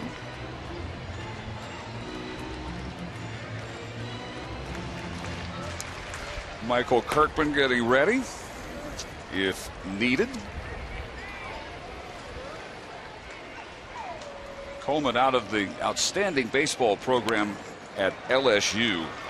He was the SEC Pitcher of the Year in '09, led the Tigers to the College World Series that year, and was on the mound for the final out. That coming against the Texas Longhorns.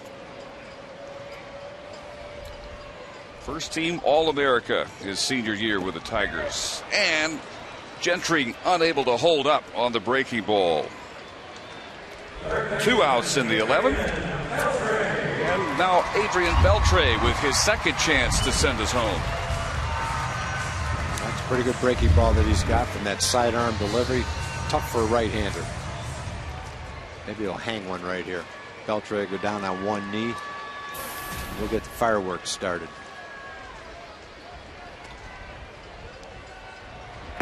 His only hit in this game was way back in the second inning, an infield hit. Reached in the first on a strikeout wild pitch. And scored on the Murphy home run. Walked last time to load the bases. With 2 outs in the ninth, but Collins came back to strike out Nelson Cruz, looking to send us into extra innings. Coleman has retired all 3 he's faced. Balls behind Beltre here.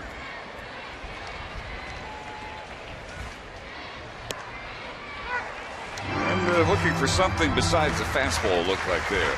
Yeah, definitely something out over the plate, more away from him than this pitch.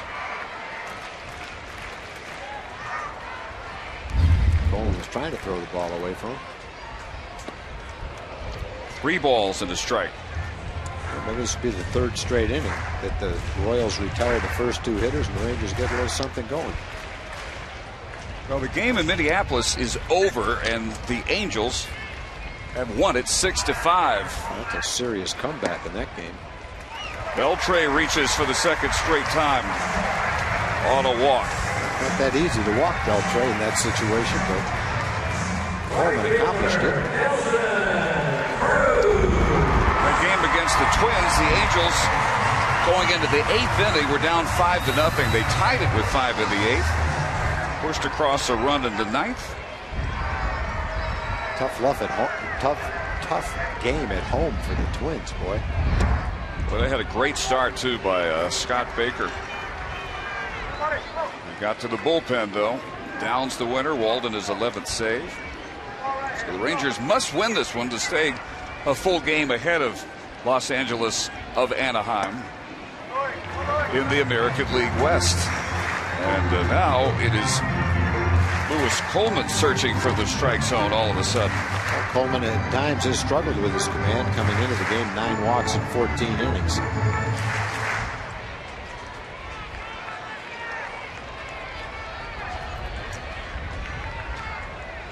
"16 pitches, 8 of each, way out in front, and it's 2 balls and a strike to Nelly.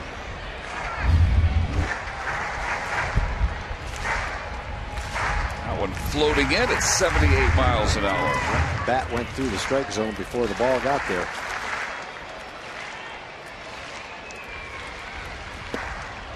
And again, it's 2-2. Cruz still really searching for his timing. He thought he had regained it when he went down for the rehab starts. First game back on Monday, it looked like he was pretty close to being locked in, but that did not last. Works the count full here. Well, the good thing about that is 3-2, 2 outs. Beltre will be running. Makes it easier for him to score on the ball hit to the outfield.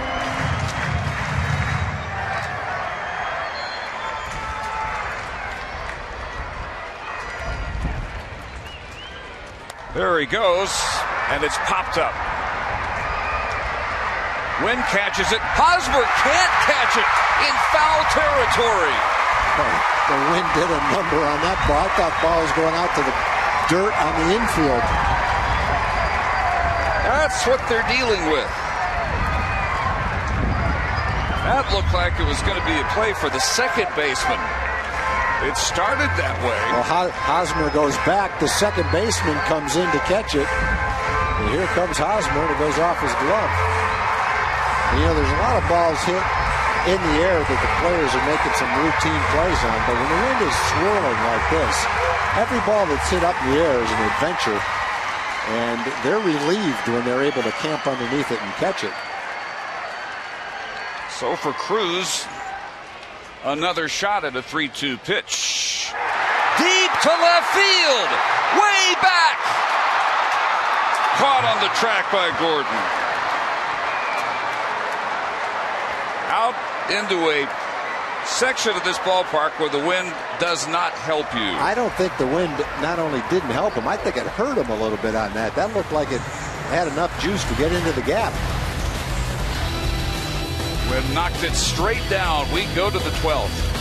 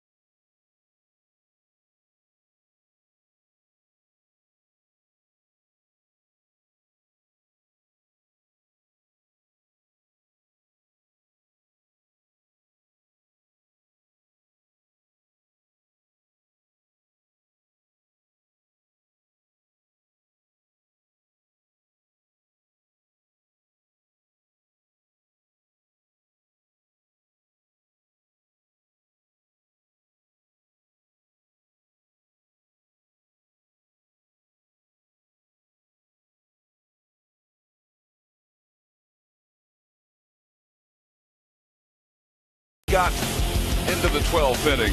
First inning, Eric Hosmer, an RBI double, third of 3 straight doubles to begin the game against Colby Lewis. Ian Kinsler would answer with a leadoff home run in the Ranger first. Later, David Murphy, a 2-run shot still in the first inning. Then in the 9th, Belize serves up one of the longest gopher balls we have seen at this ballpark in quite some time. Gordon tied it up with his 6th home run. Belize would retire the next 5 batters and get it to Darren Oliver's hands in the 11th. Ollie worked around a leadoff walk and gives way now to Michael Kirkman. Well, Michael Kirkman just called back to the big leagues, and here he is in a tie game in the 12th inning. Chance to be a winner. See his numbers down to AAA. They've gotten better. His last 4 times out, 7 or 8 innings have been really good. Getting used to pitching more in relief than as a starter. Melky Cabrera had an RBI double, scored a run in the first. Very quiet since then. Struck out twice, flied out and grounded out. And shows bunt. 2 balls and no strikes.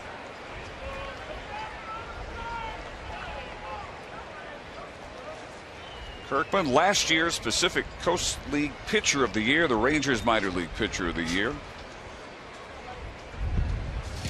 13-3 with a 309 earned run average, mostly as a starter at AAA Oklahoma City. Up with the Rangers, though, for the final 6 weeks of the regular season. And he opened a lot of eyes with a 165 earned run average. Only 3 earned runs in 16 of the third innings in his 14-game Major League debut. Not the way you wanted to start this inning, though. A 4-pitch walk to Cabrera.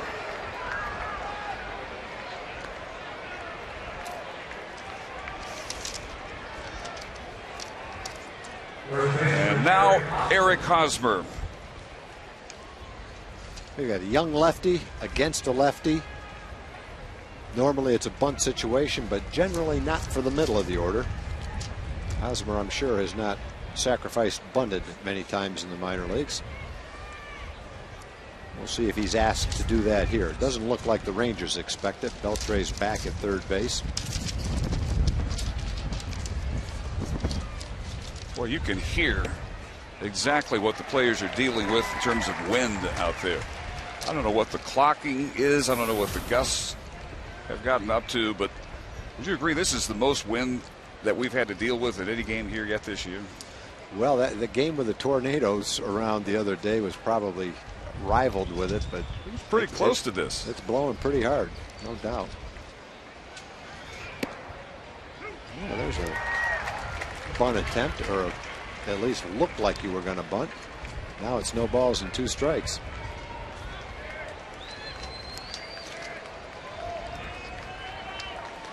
Matchup here of 2 of the top minor leaguers last year. Hosmer on the offensive end dominated. Kirkman did so from the mound. 24 out of Lake City, Florida. 5th round pick in 05 by the Rangers. Out of Columbia High School in Lake City.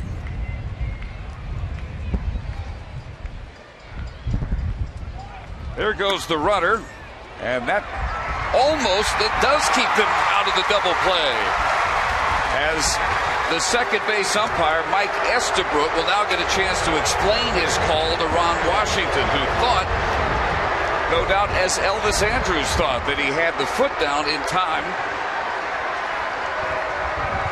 Estabrook differs.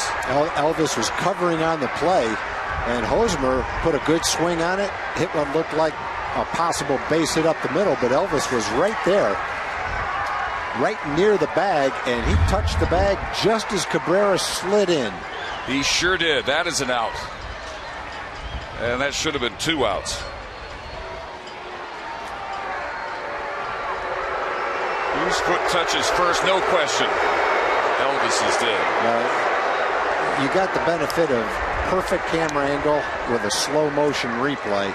And it's not that easy. Umpire's running into position, and we get a little bit of benefit from that camera angle that he doesn't have while he's sprinting to get into position to make the call. So it was a tough one, but it went the Royals' way. So Cabrera with 1 out in scoring position for Jeff Francoeur. Quiet night for Frenchie returning here to Arlington. An infield single in the 7th. His only time on base in 5 trips.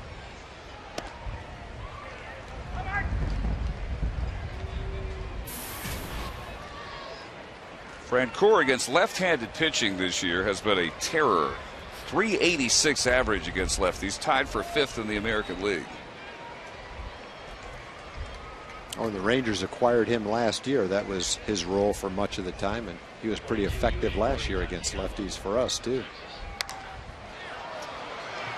Right field, Nelson Cruz backs up a few steps, and Cabrera makes third. He's there with 2 outs for Billy Butler. Meanwhile, in the Ranger bullpen, Yoshi Tateyama, newest addition from Japan, getting loose. And if needed, he would be the 7th Ranger pitcher of the night. You know, fortunate that the Rangers were off yesterday. Yeah, for sure. In much better condition for a game like this than the Royals. Well, they played 12, but if I remember looking at the box score, their pitchers didn't throw a lot of pitches that came in those extra inning games, in the extra innings.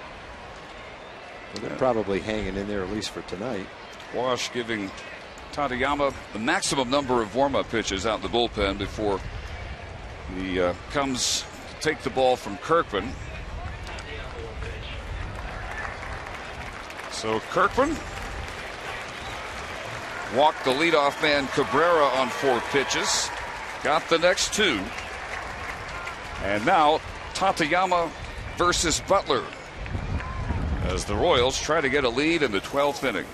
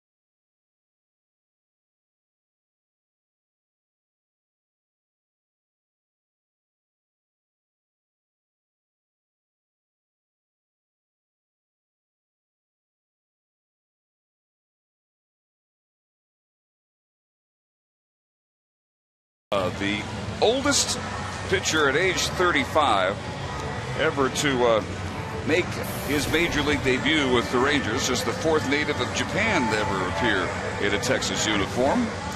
Major league debut Tuesday against the White Sox. A hit and a run at 2/3 of an inning. He struck out 1.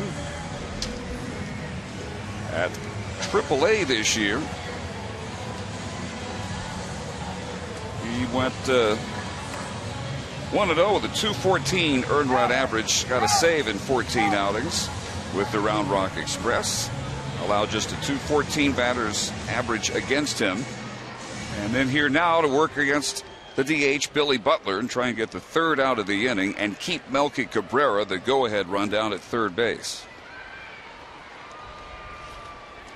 Again, pretty much old hat for the Royals to play extra innings this year. They are 6-6. The longest game went 13 innings. That was a win. The Rangers' longest last week, the 11-inning win at Kauffman Stadium. Tateyama with some very impressive numbers, especially the strikeout to walk ratio at AAA. No, it's a great opportunity for him, and he's been here before. Maybe not in the States, but in Japan, saving ball games, pitching late in games with a game on the line. Middle of the order guy up there. Ball 1 to Butler, who singled in a run in the 2nd inning. And that produced the 6th run for the Royals. Looked like it might be their last run until the Gordon home run tied it in the 9th off of Feliz.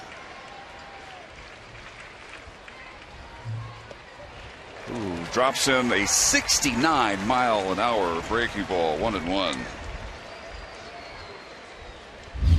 Knuckleball velocity, almost knuckleball-like movement there. just figured out who Billy Butler reminds me of. I've been trying to think of it all season long. He looks like the. Oh, wait. He looks like the cop that played alongside Eddie Murphy in one of the Beverly Hills. Yeah. Whatever that man. was. I know exactly you know the who actor you're I talking mean? about. Yes, I know exactly. Don't you think he looks like him? Yeah, the partner of Judge Reinhold in those Beverly Hills Cop movies. Okay. Yeah. I think they made 3 of those. Well, yeah, I see that. Rangers just want to see him sit down. But he stays alive with another foul ball. And remains 1-2. Should he keep the 12th going, Wilson Benameat would be next. Both teams, 7 runs, 11 hits, 1 error. The big difference, the Rangers have left 11 men on, and the Royals have left 6. So another night in which the Rangers' lack of hitting with runners in scoring position is a big part of the story. Ooh, that might have been low, but it was close. It was over the plate. That's above the knees. That's a strike. Well, it's close. You know, those borderline pitches, you don't see that low strike called a lot. Occasionally you see it. But generally that pitch right on the line there, that's generally called a ball. It was close, though.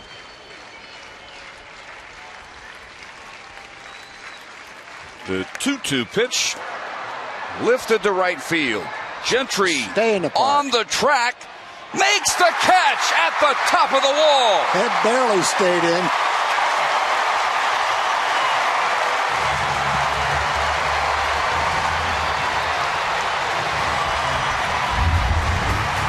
How close was this? Let's see. Pretty close. Jetstream gave it a ride. 1 more foot, and the Royals would have a 2-run lead.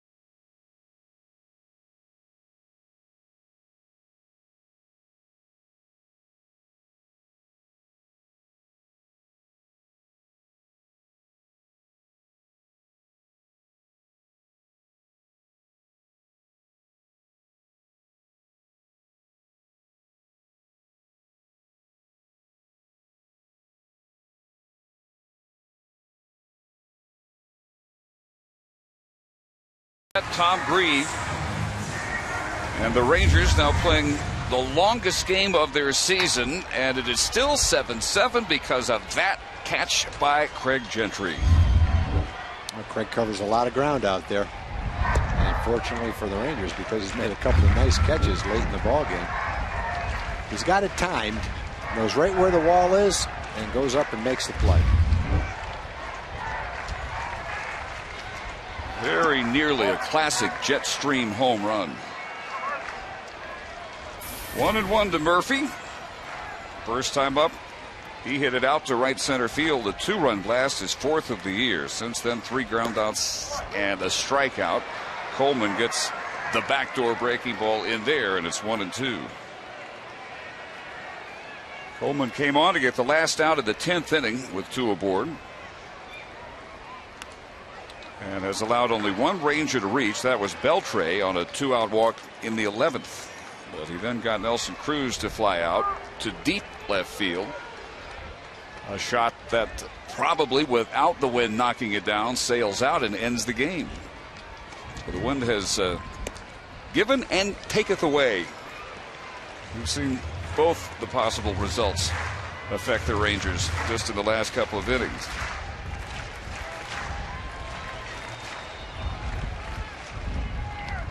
Murphy barely stays alive at 2-2.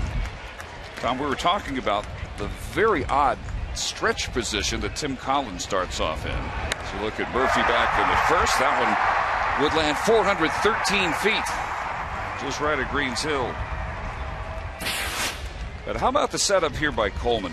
It's similar. His left leg will be over toward third base, but I think it works for him because watch when he delivers the ball. He hardly even moves. That's a position he wants to get to anyway. That's a breaking ball that he tries to drop in on the outside corner. And if you're David Murphy, you don't think the ball ever got to the outside corner. I bet this shows he's right. That's not even close. It's a good 6 inches out of the zone. It was close when the catcher caught it, but not when it went by the plate. Well, Murphy has had a tough week. A lot of calls going against him. He thought he had stolen second base. What ended up the last out of one of the games in Philadelphia over the weekend. So here, with one out, Torrealba on a 2-hit night. Coleman starts with his foot toward third with his back to the plate, and watch when he goes to throw the ball, nothing moves. He just throws the ball. So that's the spot he wants to be in when he gets ready to let go of the ball. So he just starts there rather than go through the motion to get there.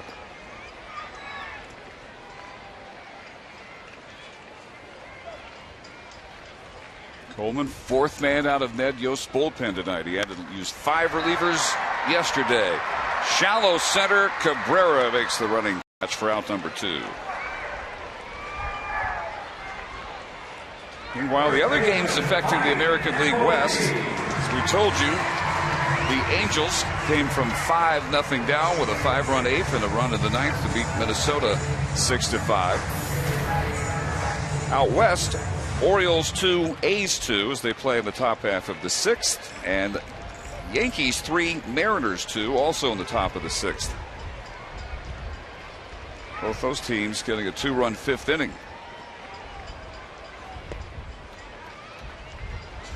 And this is Mike Napoli, who came on to replace Mitch Moreland at first base after Moreland was lifted for the pinch runner Chavez in the 10th.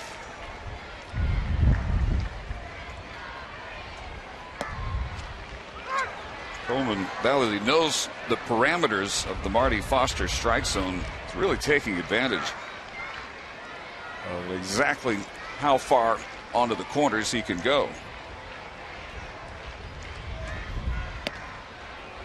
1-2.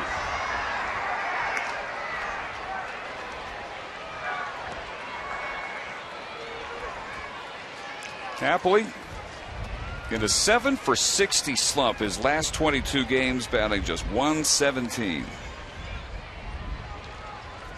Average down to 185, and he swings and misses. A 1-2-3 12th inning with 2 strikeouts for Lewis Coleman. On to the 13th.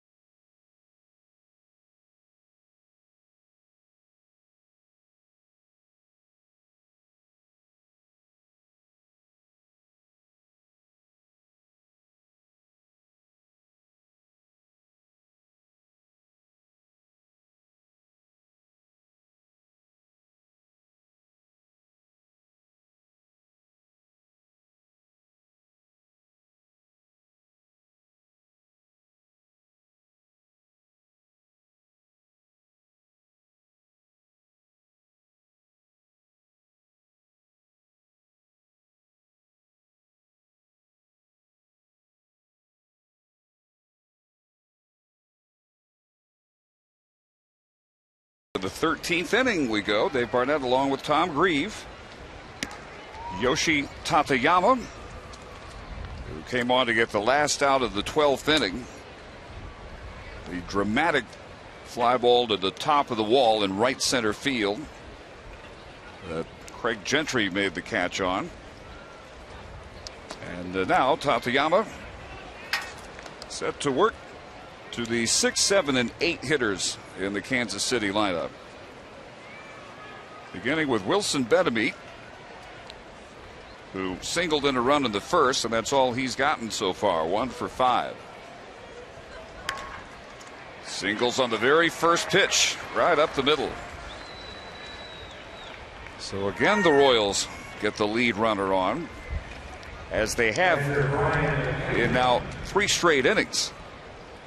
In the 10th inning, Feliz worked 1, 2, 3. Oliver came in, a leadoff walk, a sacrifice, but then got a strikeout of Escobar and a ground out by Gordon. Kirkman walked the first man he faced, Cabrera, in the 12th. He ended up at third and stranded there on the fly out by Butler. And now the Rangers with Beltre well in on the grass, anticipating the bunt here by Brian Pena. And is right back to Tateyama, who gets the lead man at second base. He didn't waste any time throwing that thing, boy. He wheeled and fired that thing. Elvis made a nice play to reach back and get the force out at second. Boy, he pounced on that ball like a cat. Not a real good bunt, right back to the mound. And they had the runner pretty easily at second base. Well, as renowned for practice and work between games as the Japanese pitchers are known for, no doubt that's one of the things they're probably drilled on as much as anything. Yeah, you can go to the bank on that. Handling their position from a defensive standpoint. Strike 1 to Chris Getz. Getz walked and scored in the second. Yeah, Bobby Valentine was as hard a working manager as we've ever seen. And the players were asked to work hard as well. The demands on their time and their practice was significant. When he managed in Japan, he was accused by the Japanese media of being too easy on his players. So that gives you an idea of how hard they work over there. Too easy on Too his easy players. on, yeah, it didn't work them hard enough. They didn't stay out there long enough. So they're used to marathon practice sessions. So I would say you're probably right. He's probably practiced that play countless times. 1 ball and 2 strikes to Getz.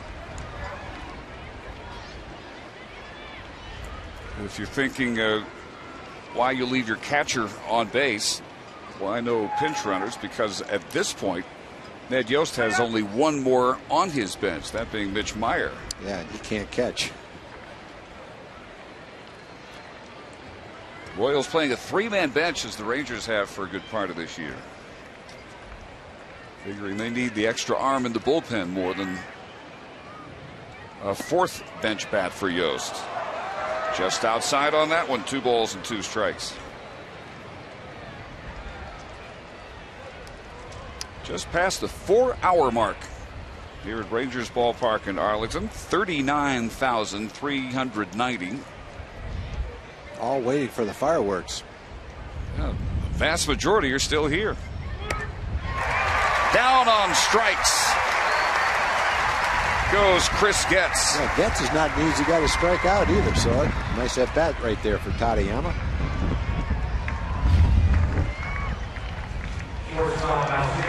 Good movement on that fastball.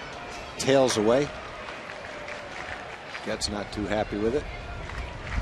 Tateyama is, though. So am I. Makes you down. Yeah, for Getz, just his 17th strikeout in 137 at bats now on the year. So up to Escobar. And he looks at a first pitch breaking ball in there. Escobar tonight, sacrifice, reached on a throwing error by Torrealba, came around to score one of their 3 second inning runs. He has since singled, flied out twice, and struck out.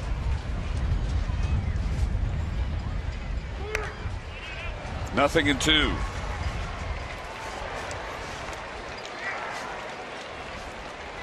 Tateyama, the 6th member of the Ron Washington bullpen to see action tonight. And, that is everyone except the first man that Wash had up warming when it looked like Kobe Lewis might not make it out of the 2nd inning, that being Dave Bush. He was the only unspent bullet out there at this point for the Rangers. That pitch just low. 1 ball and 2 strikes. Arthur Rhodes came on in the 7th. 1/3 of an inning, a hit and a strikeout. Mark Lowe, an inning and 2/3, shutout ball on 2 hits. Feliz worked 2. And he had to work 2 because he allowed the game-tying home run with 1 out in the 9th inning by Alex Gordon. He retired the other 6 Royals he faced. Oliver for an inning. Kirkman for 2/3. Now Tateyama toward the hole. Backhand pick. Elvis in time at second base. We got a couple of smooth fielding shortstops in this game.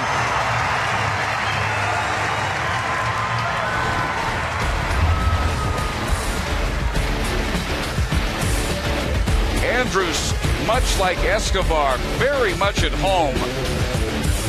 And as he ventures into the hole, he gets the 3rd out of the inning.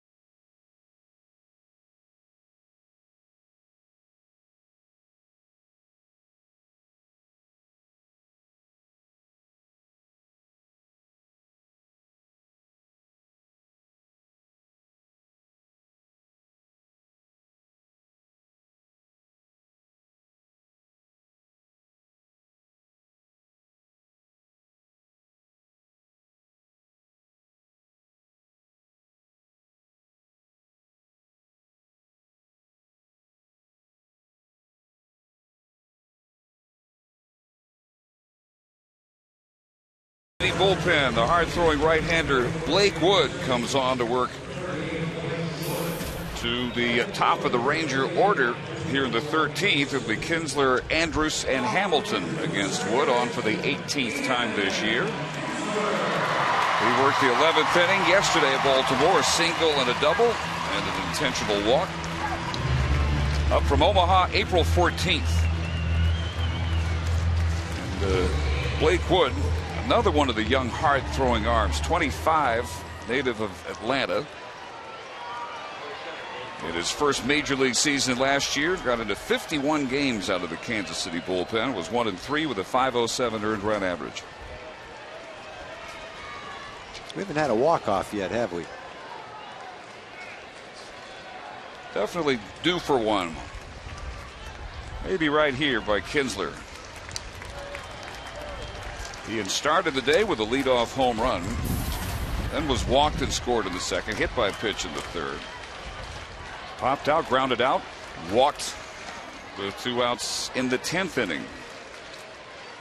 But then Coleman came on, got Andrews to ground out and end that threat. And Lewis Coleman went 2 1/3. And they have had 2 really saving long relief performances out of their bullpen. The first one by Felipe Paulino, just coming over from Colorado, added to the roster today. 4 1/3 shutout innings, allowing 1 base hit, no walks, striking out 3. Hosmer unassisted to retire Kinsler, 1 out in the 13th.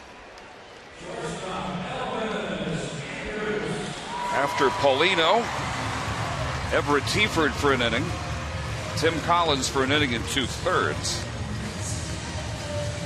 Coleman went 2 1/3, and now it is Blake Wood. Because they've got such a deep bullpen in terms of bodies, Ed Yost can still go to a couple of right-handers, Aaron Crow or Greg Holland. And at some point, he would love to have a need to get Soria into the game.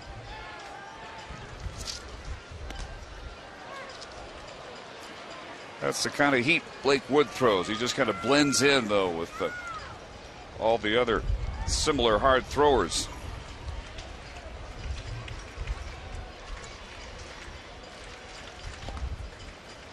Elvis showing bunt, and it's 1-2. The issue for Kansas City remains their starting pitchers. But their bullpen, for all its youth, a lot of teams would trade their entire bullpen for what Kansas City has, particularly when you factor in the future. I stopped by Brian Pena. Took over after the starter, Matt Trainer, lifted in the 11th inning.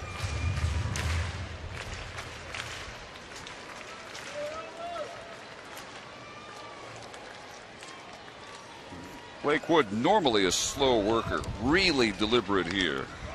Off the fist, brought in on a leap by Hosmer for out number 2. Oh, that gets over his head. It probably rolls down the right field line for an extra base hit. Hosmer's about 6'5", so he had to hit a little higher than this to get it over his head.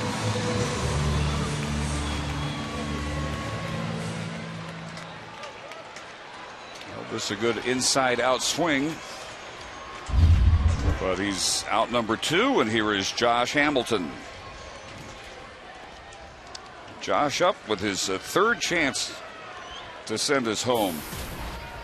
In the 9th inning, he was walked unintentionally, intentionally, it appeared, by Tim Collins on 4 pitches. Last time up, he flied to left. And a routine play for Getz sends us into the 14th inning at Rangers Ballpark in Arlington. There's been 1 run scored by these two combined since the 2nd inning. It's the reason we're still playing.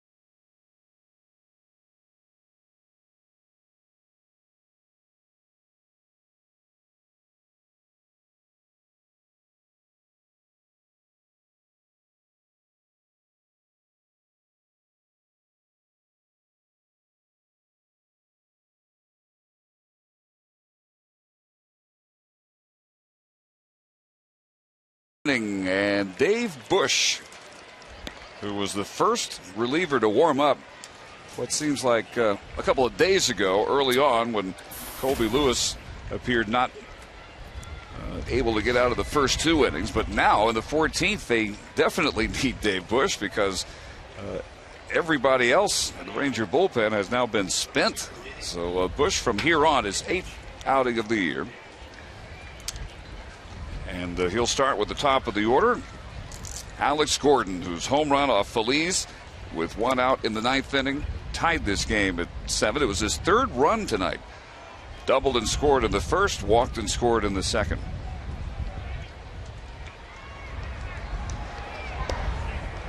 And a trademark big curve for strike 1. Here's how many extra inning affairs Kansas City has been involved in. This is their 27th extra inning. Their 13th extra inning game. So, Tom, they've played the equivalent of 3 extra games. Yeah, they're just not playing the 10th inning. They've gone pretty deep into extra innings. That's why they've got 8 guys out in their bullpen. Gordon couldn't hold up on that one, 1-2. So depending on how long the game goes, David Bush is the last bullpen pitcher. So after him, it's either one of the starting pitchers or a position player. Well, funny you should mention position player. Gordon caught reaching as Bush climbs the ladder for the first out here in the 14th. Well, Ron Washington asked about whether he would ever feel the need to use a position player. As you see Gordon way up in the zone, missing that one. And this in the wake of Wilson Valdez's work in emergency out of the Phillies bullpen. And Wash says he's had a couple of volunteers. Mitch Moreland has said you can use me Not in tonight, an emergency. Though. Not tonight. Not tonight. Chris Davis also volunteered his services if Mitch really got into a pitch. pitched in college, right? Yes, he could probably very good. Do all right. In fact, there were times where he thought about he might have to become a pitcher in the majors. This one carries all the way to the wall and over. The leap by Gentry. Melky Cabrera gives the Royals an 8-7 lead.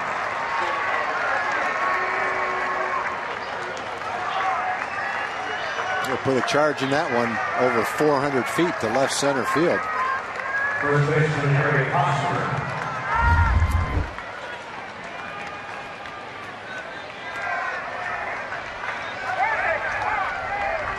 Opposite field power there. Gentry hoping the wind would catch it, knock it down. Instead, it carried it over by no more than a foot or 2. Yeah, he had it timed nicely. He just couldn't get there. Hosmer lays into one. Gentry looks up, and that one is gone. Eric Hosmer does it again to the Rangers. That's 4 hits for Hosmer in the game and 4 RBIs.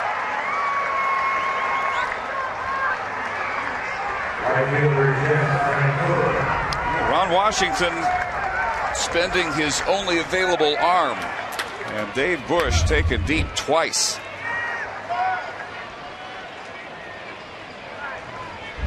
Hanging breaking ball there. Here's Francoeur.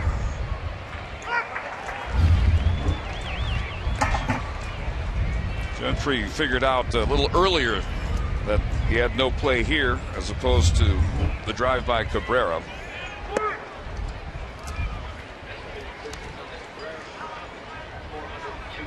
.402 feet on the Cabrera home run.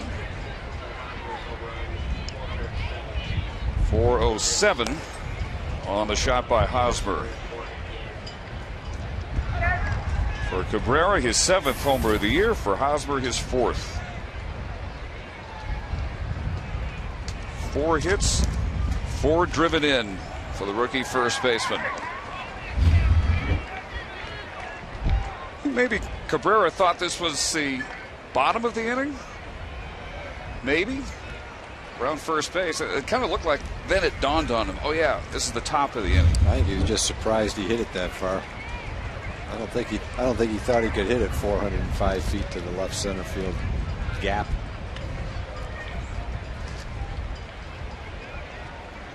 Well, Bush still with some work to be done here. And another fairly hard hit ball. Kinsler ranges out to shallow right field for the out. And now Billy Butler, if you're looking ahead to the Rangers' 14th, the 4, 5, and 6 spots. Gentry, Beltre, and Cruz. And Joaquin Soria, the closer, preparing for duty out in the Kansas City bullpen. Butler with a ground single up the middle, his second hit of the night. And this is 7th at bat. So the 14th continues on to Bedemeet, who has singled twice.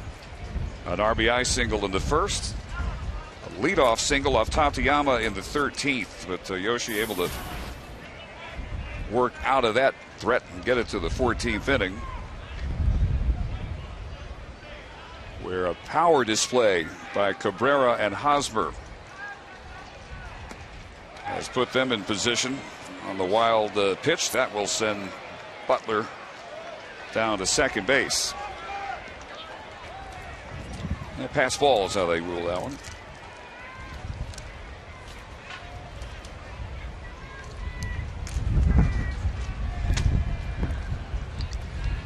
Bush, the 7th and final man out of the Ranger bullpen. Up until now, the first 6 arms had pitched some phenomenal baseball. 7 innings, they have out only 1 run on 5 hits. 2 walks and 4 strikeouts. That was Rhodes, Lowe, Feliz, Oliver, and Kirkman. And first base open. They decide to go ahead and get Bedemeet an intentional walk and pitch instead to Brian Pena. Bedemeet, the number 6 hitter in the American League, coming in with a .314 average. Mike Maddox out for a discussion.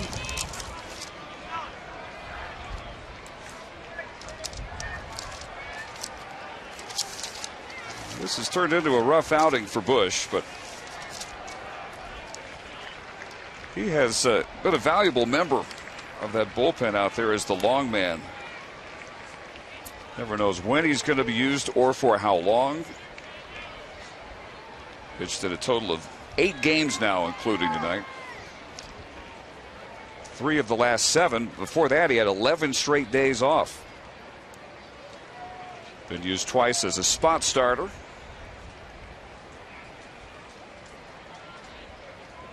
Almost exclusively as a starter the last 5 years with Milwaukee.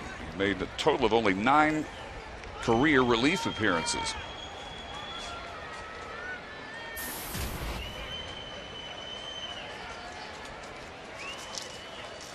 Brian Pena, a switch hitter, not having much of an offensive year. Bush drops that one right in there. Ball and a strike.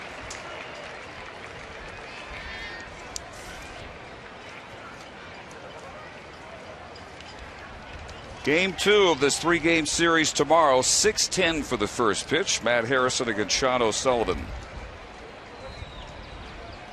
Tom Grieve and Ryan Lefevre on the Fox telecast. Hit well to center field. Again, Gentry goes back and again watches it sail out of here. A 3-run blast.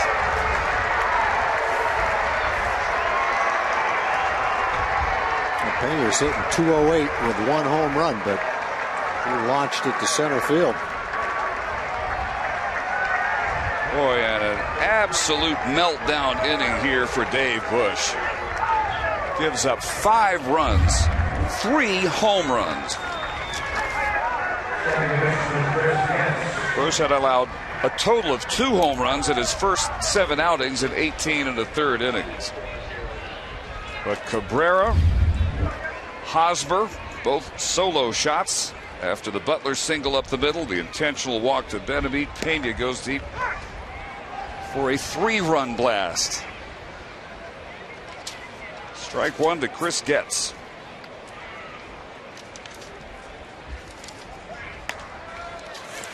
Nothing in 2. Boy, the inning started off pretty good. Struck out Alex Gordon. And 1 out, nobody on.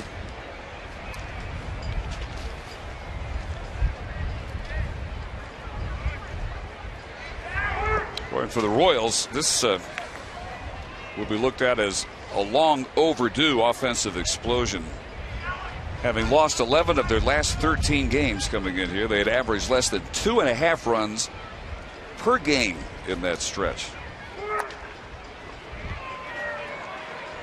Grounder to Kinsler finally ends the 14th inning.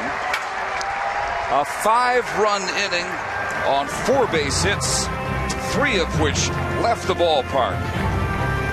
And last chance for the Rangers will feature Gentry, Beltre, and Cruz.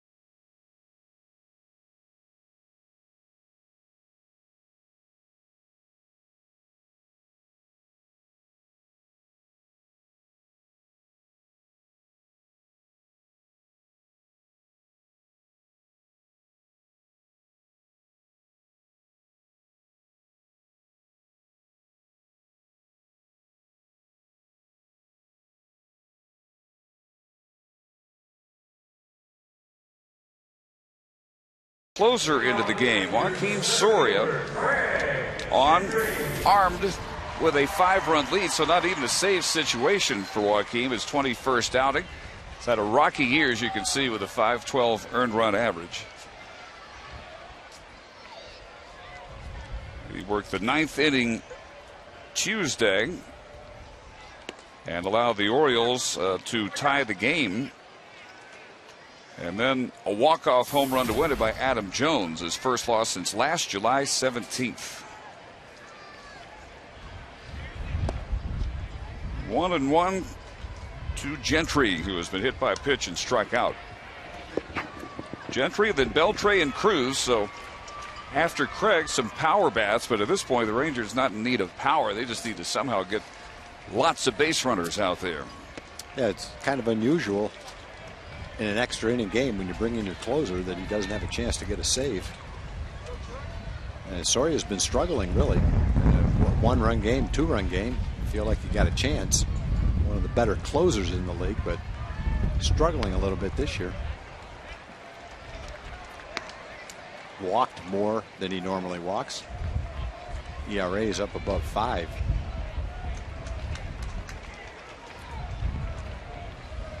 Yo still has 2 unused pitchers out there. That one will fall out in right center field.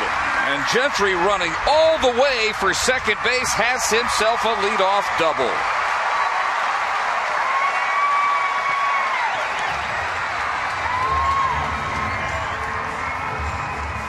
Once he decided, he absolutely had to make second base. Yes, he did. And there's, I guess, some benefit of getting to second in a 5-run game. At least you can't turn a double play. Could prolong the inning. One thing for sure, Cabrera didn't think he was going to go for 2. That's why Craig went. He saw him catch that ball, struggle to get his balance, take his time throwing it in. So he said, fine, I'll take it. Strike 1 to Beltre, who has walked his last 2 times up. Struck out his first time, reached on a wild pitch and scored.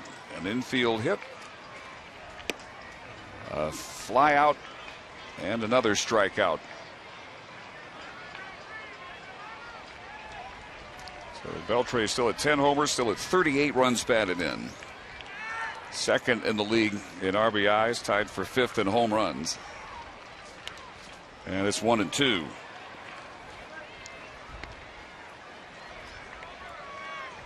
So Soria, despite some numbers that he is simply unaccustomed to, still hanging on to the closer role. And at age 27 now. Deep drive, Francoeur reaches up and makes the catch on the track.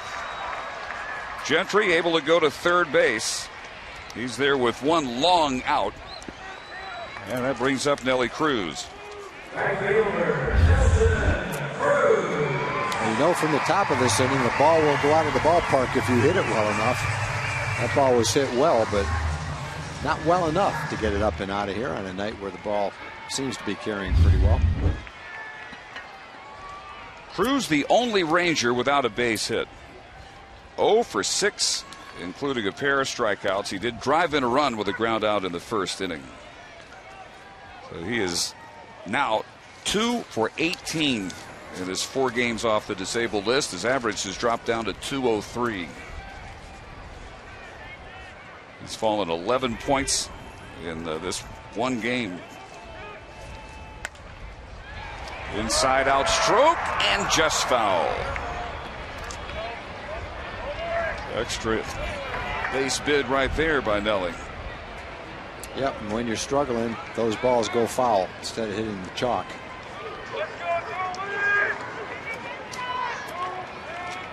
Well, a long time ago, it almost felt like he was going to hit the ball in the gap. That ball was run down by Gordon out in left field. Looked like that ball was going to at least be in the gap or even go out of the ballpark, but it just didn't get there.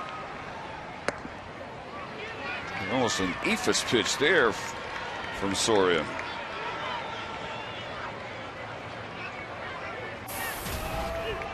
The Angels have won 6-5 at Minnesota. The A's and the Mariners are both leading. Cruz strikes out for the 3rd time tonight.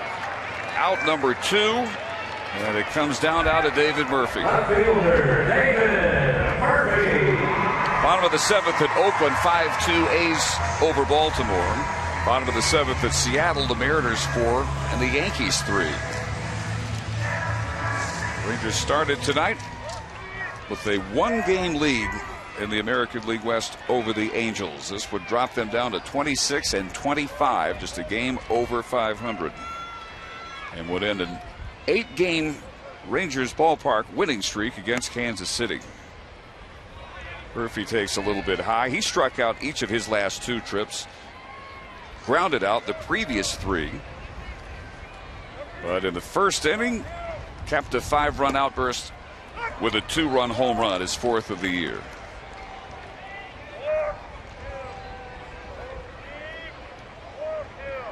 Murphy 5 for his last 38 this plate appearance. Looked at a fastball pretty much down the middle there. It's 1-2.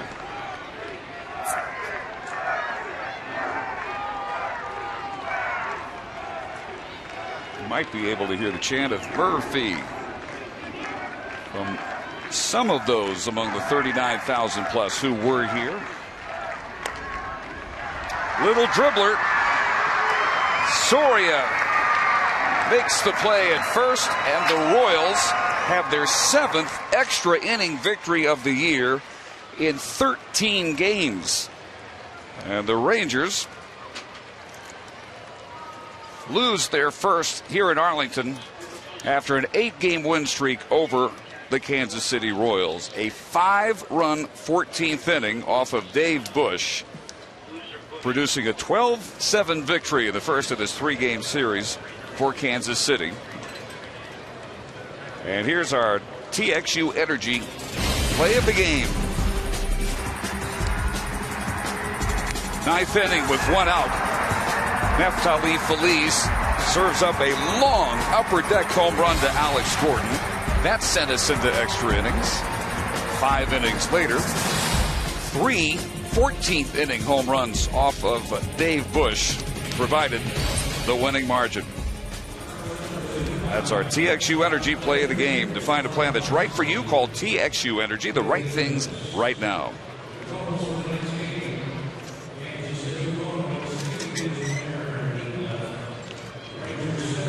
So for Tom Grieve, Gina Miller, and our entire crew, this is Dave Barnett. Coming up next, the TXA 21 Rangers postgame show. Tonight's game produced by Kurt Dykert, directed by Dave Burchett. Our associate producers, Kelly Donaldson and Eric Josephson. Thanks for watching the Texas Rangers on TXA 21.